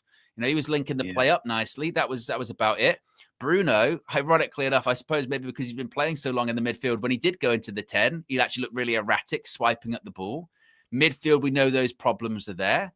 It's just flat. It's just poor. Yeah, and poor there's something wrong there, because it's either, the players, for whatever reason, aren't showing any intensity and just strolling through the game, and the manager's, trying to get something from him, or, the manager, he can't get that out of him. He can't get that level of intensity. If the players showed the level of intensity of, Ruben when he's pacing up and down the touchline, we'd have probably won that game 3-0, but they don't. Why is that? Is it player mentality? Is it coaching confusion? Like, what is it?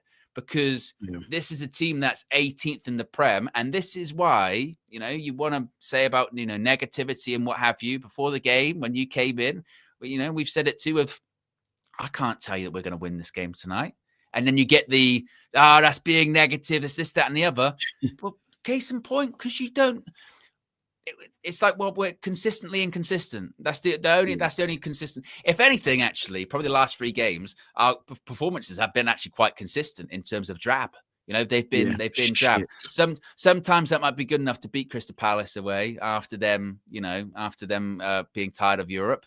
But at home, even against West Ham in the Prem, has been evident. You got to show a bit more. You got to show a bit of intensity. Run. Don't just pass it sideways, and also pass it to feet. The ball's bouncing off every single player. And again, we're almost fortunate in some regard that we win on Monday against Wolves. We'll probably be in a half decent position still in the table. But you can't keep up like this. I think for me, it's just the lack of being able to capitalize when you need to, and especially when you get layups like this. Like West Ham is a layup. That's a layup game. If you want to get a few people to score, choose West Ham this season. You know what I mean?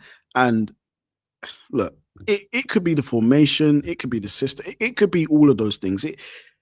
For me, it just doesn't look right, Owen. It really just doesn't look right out there. And even when there was a passage of play where me and you was looking at it, and I was like, where's our midfielders? I was like, we got the ball. There was no midfield, like vacant. Like, and you said the centre circle had, I think, 4 or 5 West Ham players around it. It could be something to do with the system. The football doesn't look great. It sucks. Louis van Gaal got sacked for things like this, playing shit football. He got sacked for stuff like this. And he finished 5th on an FA Cup. Right. And we thought the standards were low then. So even now, we're in a shitter. We're in such a shit position right now, and I'm seeing a lot of people saying Amorim out. And look, something's got to give at the moment. I mean, it's a draw, but it just feels like a loss to me. It feels like a loss. In terms of Amorim, as I've said before, nothing's going to change. Nothing's going to change because, as I've said, and this isn't what people want to hear, it's because it'll be like, it's disappointing tonight, but you beat Wolves. We'll be all right in the table. That's what it's going to be. That's what this is what it's going to be for the rest of the season, or until, and this might come in a couple of months' time, by the way. I wouldn't rule it out, but this is, this is, and as long as we're, I said, in and around it, we'll still be in and around it. That's what it would be. Ruben Amorim, with the lows that have happened over the last year under Ruben Amorim, of that Europa League final or Grimsby, fucking West Ham isn't gonna draw against West Ham. It's not gonna bother him. It won't. Yeah. Sean says, Owen, you keep saying these standards are okay. No, I don't. No, I don't. My point that I'm saying is that if you're hoping that manager needs to go and this is why he needs to go, he's not going to go anywhere. He's not going to go anywhere. He's not. This is not that you have to accept it. Of course, you can voice your opinion and be upset with it and be frustrated with his performance. We all are. But at the same time, we play Wolves on Monday at Molineux. I am telling you now, it is going to be exactly the same. There will be no difference. Do you know that feeling that we all had? That feeling when it was 1-0. DJ, even you said it with this corner. You went, I don't like this. Because we all know. Because we all know. Because we know the team. We know these players. We know the coach. We know. Yeah. We know. So it's not like accepting it, but at the same time, there's going to be between now and Monday, there's going to be no difference. In a week's time, there's going to be no difference. The only difference will come is if maybe at the end of the season, either it's gotten better or it will stay the same. And if it stays the same, we don't qualify for Europe, then he'll probably go. He'll probably go. But in terms of nothing's going to change in that regard. Again, we know the team. We know this coach. Nothing will change. The last 3 games effectively have been the exact same performance every single time. They've not been great. They've been shit. Absolutely been fucking terrible. It's been terrible. And, I think just even from this team, this result to the side, just for a moment, you can tell that in this team, there is a number of positions that we need to fill in this team to even get some quality, because the level is not as high as we thought maybe at the start of the season. And I'm looking at the midfield and, we need to make some changes. There needs to be some investment, heavy investment, and the right investment, because this isn't it. That was shit. That was such a shit show. And you hope the second half, we started to control it just a little bit around the 70th minute, and that's where they're coasting and they're not really trying to, go for the second. But I can only think that that's a management's instruction. And also as well, the longer that time goes on, then you have the discussion of, but we need players and we need to put players in this team. If new players come in this team, do they play to this level? I mean, this evening we've had our, 2 of the new summer signings in Mbeumo and Cunha really stink up the joint up front. They did. So in this system, in this formation, all right, we go. Let's say in January we get a player, and in the summer we spend big on midfielders. Who's to say that would actually even make a massive difference at this point? You would think in terms of you get better players in, you should be playing better overall. Cool. But at the same time, we got some new players in this team this evening, and actually Brian Mbeumo stunk it out, Matheus Cunha stunk it out. Now, granted, you have more of an overhaul, more players in the manager's image. All right, cool.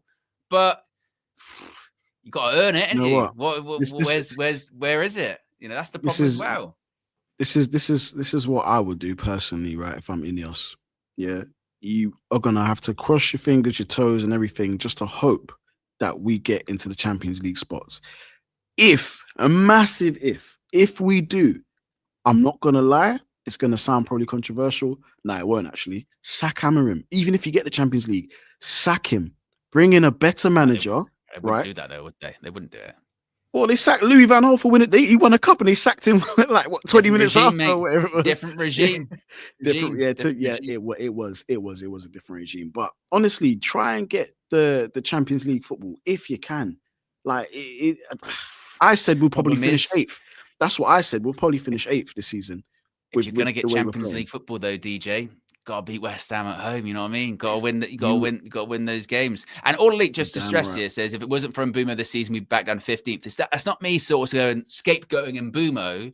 It's just using it as an example of this is a guy that was going to be coming in, improving the team. He started the season well, but already now we're starting to see from him that, again, the bozo gene, the kind of balls bouncing off him. So that's kind of my point of, okay, when does that end? Of let's put new players in this team.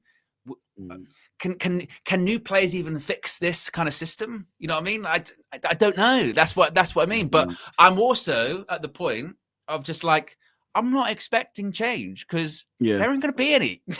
Yeah, and there isn't going to be any. And I said earlier, you know, you could point to what the issue is with the team. You could say the manager, cool, I'd believe you. You could say the players, cool, I would actually believe you as well.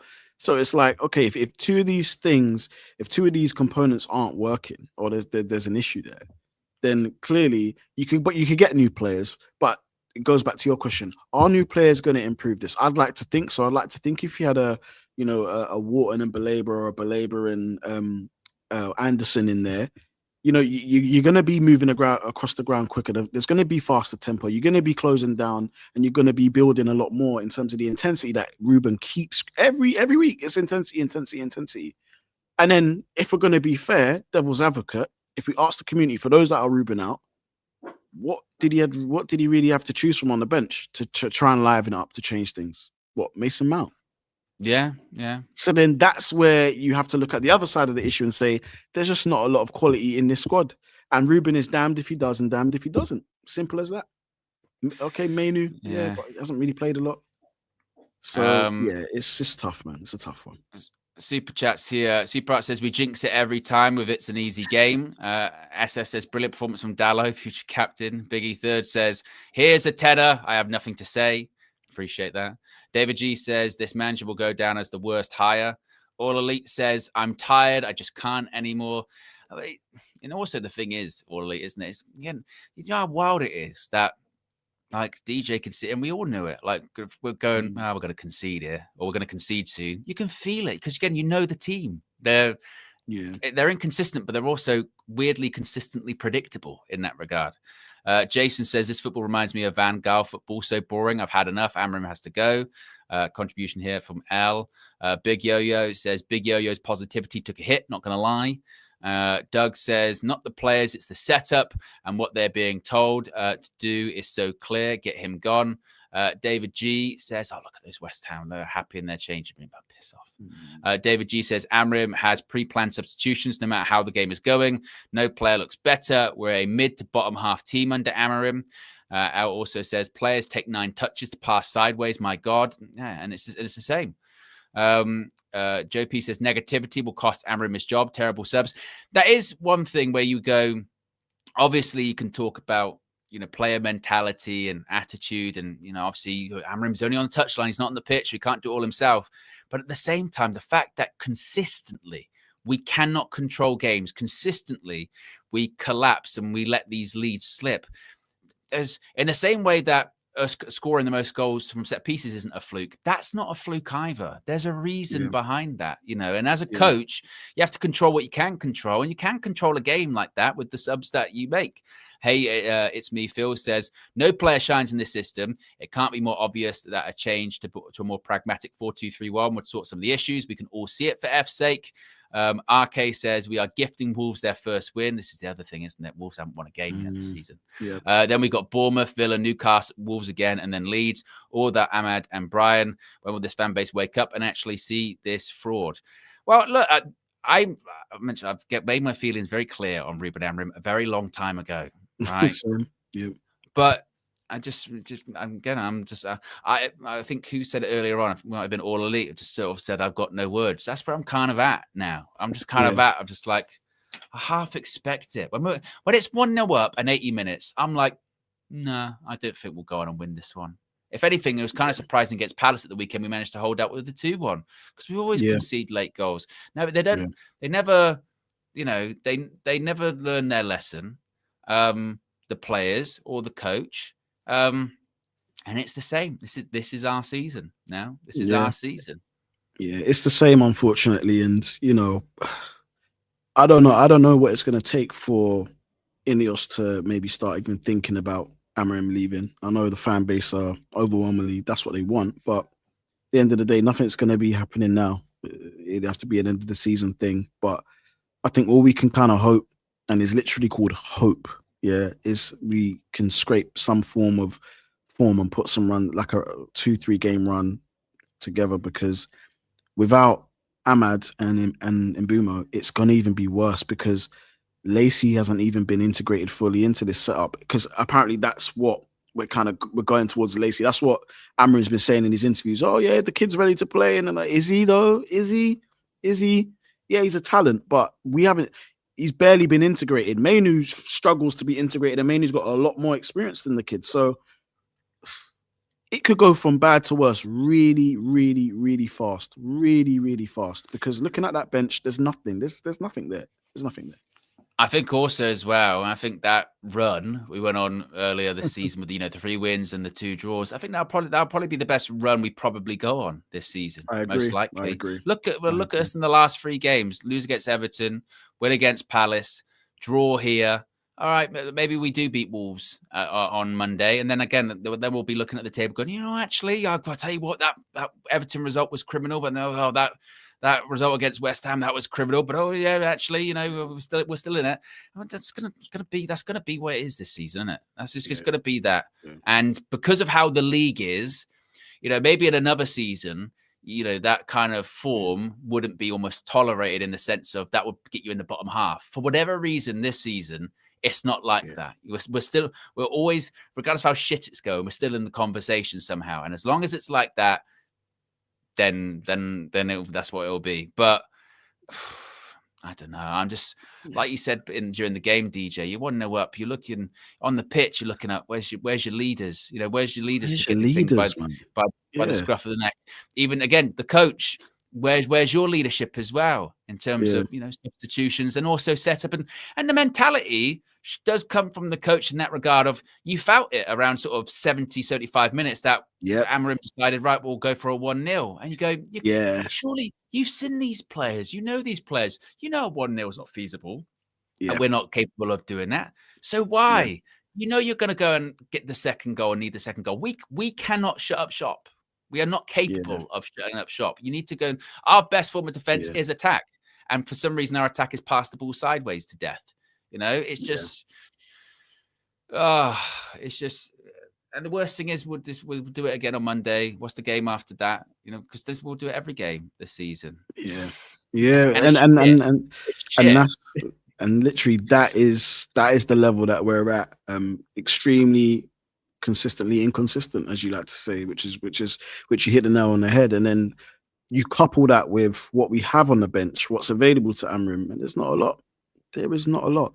They just better hope that when AFCON comes around, right, and maybe Lacey gets onto the pitch, even then I don't even know.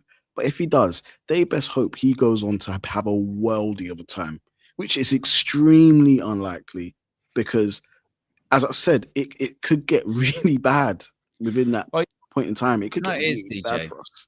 You know what it is, yeah? If I'm Ineos now, and I know they're being very strategic with the transfers and this, that, and the other, but I consider it as you're not buying players for Ruben Amorim, you're buying players for Man United, right? Fuck the system, buy players that can play multiple systems. In January, right?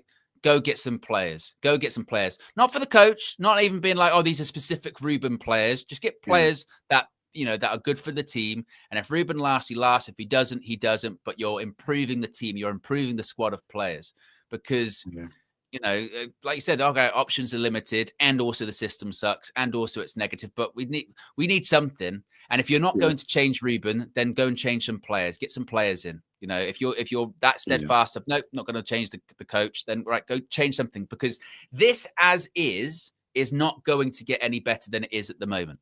This is what we are this season. This kind of passive, not lazy but lethargic team. And if you're not going to change that in terms of from the coach, then you've got to change it in terms of personnel on the pitch, and that will be on Ineos because I think wherever we finish up this season, that's where people will be looking towards. They'll look towards Ineos and say either you should have sacked Ruben or you should have brought in players when you had the opportunity. You should have done something. Whatever that something is, I don't know what the answer is to that, whether it's, keep Ruben, sack Ruben, don't sell players, bring these players in, whatever. But Ineos have to do something in this winter window that is coming up. They have to do something because if they keep everything exactly as is, then this is not going to be good enough to, get into European positions or anything like that. Yeah, exactly. Yeah. Charles says, move Martinez into midfield and start him. He's better in possession and on the ball than Bruno and Cass, and better than the whole team playing forward. Big Yo-Yo says, hopium is deadly, DJ. Fraser D says, I now watch this team play without any emotions. It really saddens me because United is a huge part of my life, how this manager is getting a free pass.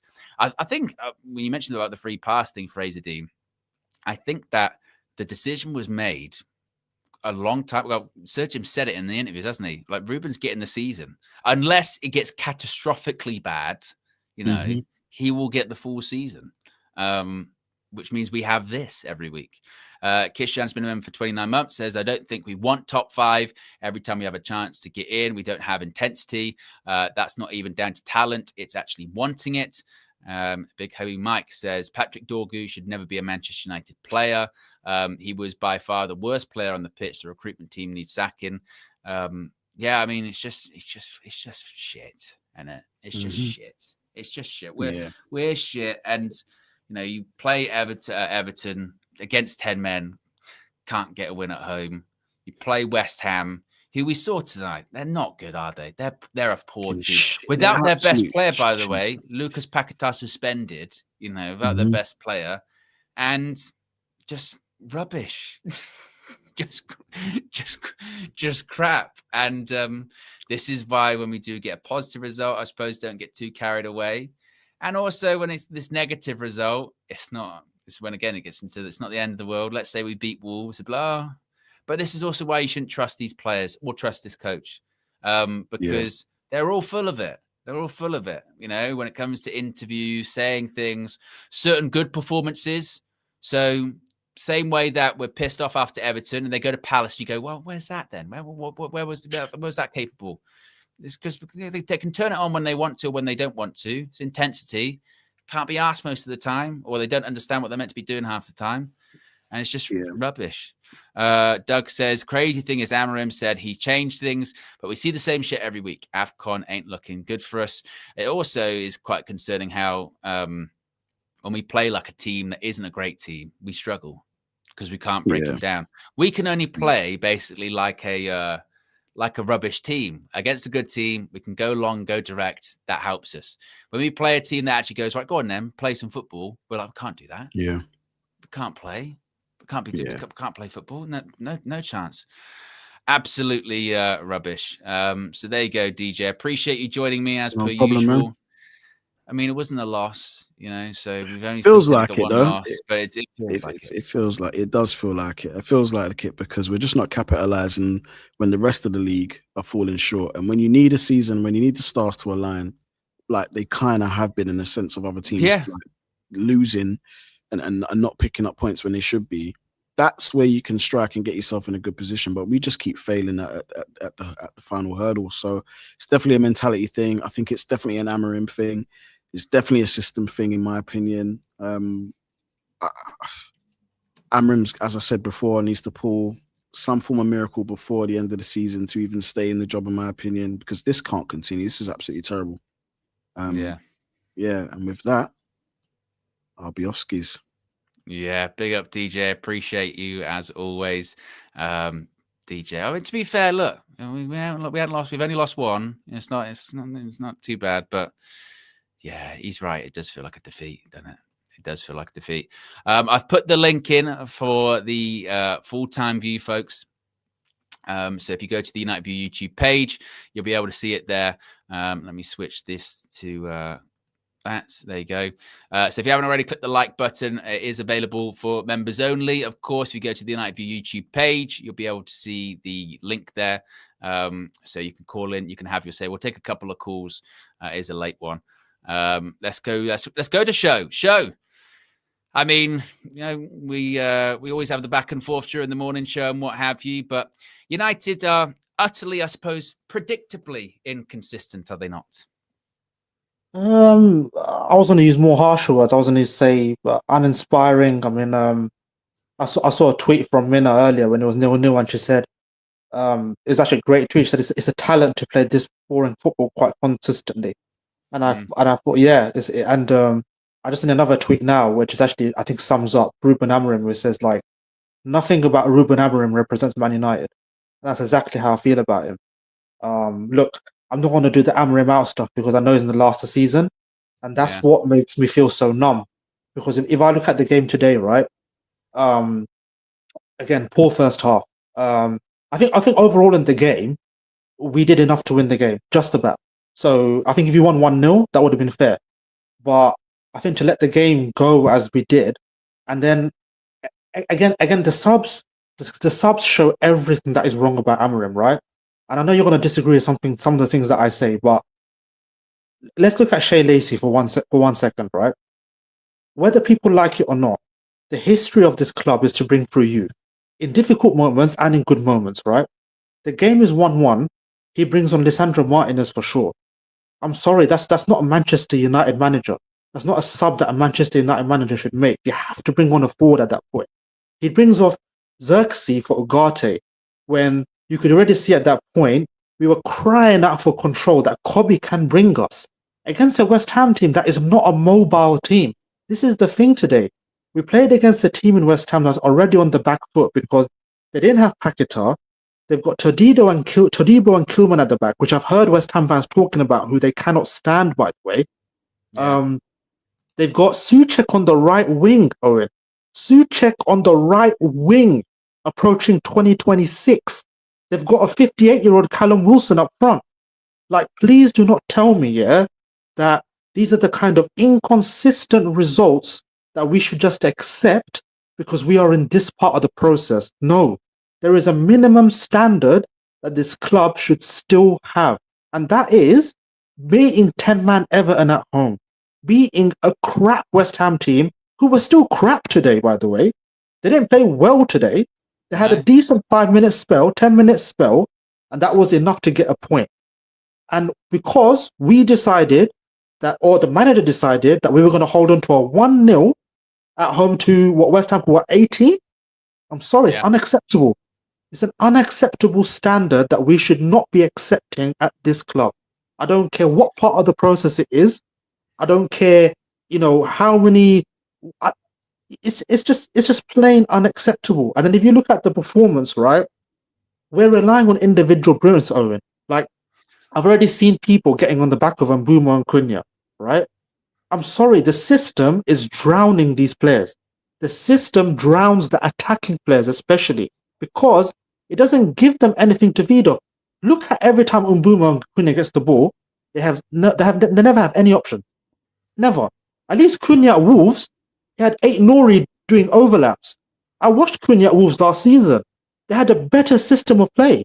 I watched Mbeumo at Brentford last season. They had a better system of play, better coaching, better patterns of play, more help. Like, it's not fair. Like, we're already looking at the new players and saying, why are they dragging us through these games? But we shouldn't be looking at Mbeumo and going, save us against West Ham at home, please. Yeah. It shouldn't be like that. That's why I'm saying, this thing about, go get players. I'm like, well,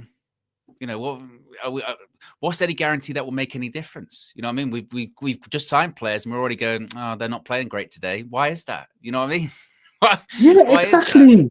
Like, don't get me wrong. Like, I don't think Cunha was great today when he got the ball, and Mbeumo was great. But we should be asking these questions of, hold on, Mbeumo and Cunha, who got combined maybe a 40-year-old goal contributions last season, and are struggling to do anything in this system.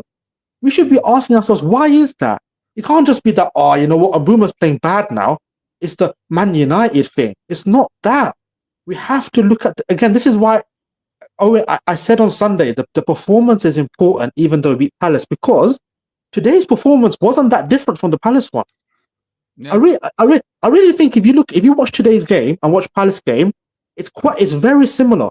The difference is Palace, we had 2 set pieces and we got 2 goals. That was it. We didn't do anything apart from that. And today it was the same. We didn't create much against an even poorer team at home.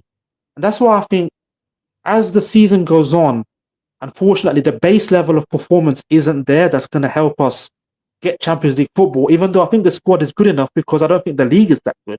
But if you look at us right now, 6 wins in 14 games, it's under 50%. It's not good enough. And it's not going to be good enough at the end of the season. No, I agree. I think Shay makes a really good point. Actually, the real sort of depressing thing about it is it's like that fucking, you're at university or whatever. It's like that course you go on. You have your first couple of lectures or whatever, and you're like, I got to do it. I've got to do a year of this. I've got to do a year of this shit. And that's what this is now, isn't it? It's knowing that, well, in terms of the coach and the system, whatever, that isn't going anywhere. So that means we're just going to have to sit through this for the rest of the year. It's good. It's going to. That's what it's good. And we're just going to have to sit through it. And you're like, well, what we that is depressing. That is very, very depressing. Let's get to another call. Let's go to Tabs. I think he was at the game. Talk to me. I mean, how are you feeling now? I've just got back like 5 minutes ago. It's just negative football. Every time there's a chance to capitalize on, the weekends, the previous fixtures, right? So there's a chance to go for a joint fourth with Chelsea. We just bottle it, and like Shaw said before, this West Ham team isn't very good. They've not won many games this season. I think they were the 17th or 18th prior to us playing them tonight. 18th, yeah. Yeah, and it's a simple task. Just go out there, get a couple goals, and just see the game out. But 1-0 is never a good scoreline with us because Ruben Amorim seems to think that at 1-0 the game's over, and then he like that substitution where he brought Ugarte and Mason Mount on for Xerxes and Cunha. Was it Xerxes and Cunha? I can't remember now.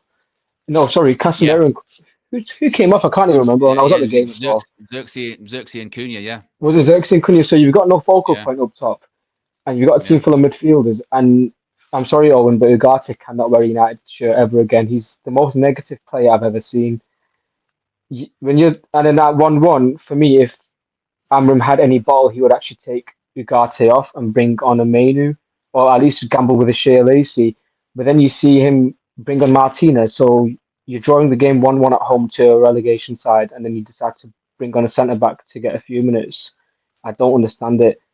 But the thing is, as well, the league hasn't settled, so there's still a chance for us to get Europe. I'm not going to come here and say, "Oh, the season's over," because it's not. But that's what's frustrating. That when there's teams around you that aren't performing well, we just can't capitalize on it. And I think I need to kind of train myself to look at the table because I keep looking and saying, we're only 2 points behind Chelsea. We're only, 5 off City. But there's no point because that gap just keeps getting wider and wider. Yeah, and also it's like if we can't control a game, let alone take advantage of other people, dropping points. We can't do that. And the most frustrating thing is we'll play Wolves on Monday. It will be the same. It's just a case of whether or not we win that game or not. But the performance will be largely the same, won't it? And it's just, what do you do? What do you do from a fan's perspective to that? Because we're going to go through the same thing on Monday all over again. My worry is as well. So I know you shouldn't do this, but I was looking at this West Ham and Wolves fixtures as like like a guaranteed 6-pointer. As in, after that is when the lads go to AFCON, and you've got Bournemouth, Villa, Newcastle around the Christmas period time, and I don't see us getting a point from those 3 games, and then teams are all around us as well, so that could really shape the table up around end of December. So I always saw Wolves and West Ham as like go and get your 6 points there, so you've got something to you've got your buffer there, and then you can kind of just gamble in those next 3 games. But now we're going to go into 3 tough games without Mbeumo, Ahmed, and Mazraoui, so without a whole right-hand side. The team is stretched as it is. There's barely any numbers on the pitch as it is, and now you've got your 2 most attacking outlets absent. Yeah, it's rough, man. Big up, Tabs. Appreciate you as always. Tabs, roving reporter outside Old Trafford. Just got back in. Member, moderator. Always on the fan views as well with Flex. Let's keep it going. Let's go to Amanor. Amanor again. Another disappointing home result. It's the same week in and week out. What are your thoughts on it all this evening? Yeah, I am so deflated that I'm in a horizontal position as you can get. Yeah, well, I expect it. I expect it at this point. I expect it. It is that time of night. It's sleepy football, so you might as well. Yeah. Owen, we've had this chat a while back. I'm not going to repeat what Shaw said, but we can't keep clean sheets in this system. And I think that is, we can't keep clean sheets. We're making players like Mbumo and Cunha look like average players, and we know they're not average players, they are quality players. Granted that Cunha hasn't kicked on, but he played well in the Wolves team last season, and Mbumo played well in a Brentford team last season. The question has to be now, at what point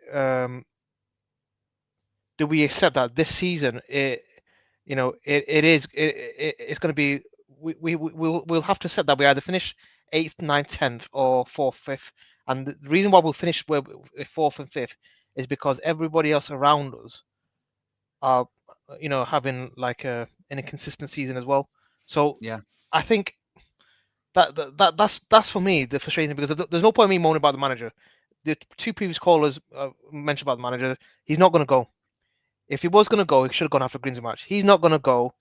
The only time he will go, in my opinion, if mathematically is not possible for us to qualify for Europa or Conference League, God forbid, or even Champions League. I think at that point they'll say, look, Ineos will make a decision. But I think we just need to start understanding, accepting reality. And the reality is this, that 1 year after Amorim being in this place, being in charge of this football team, I still can't see, I can see his formation, but I can't see a progressive style of football.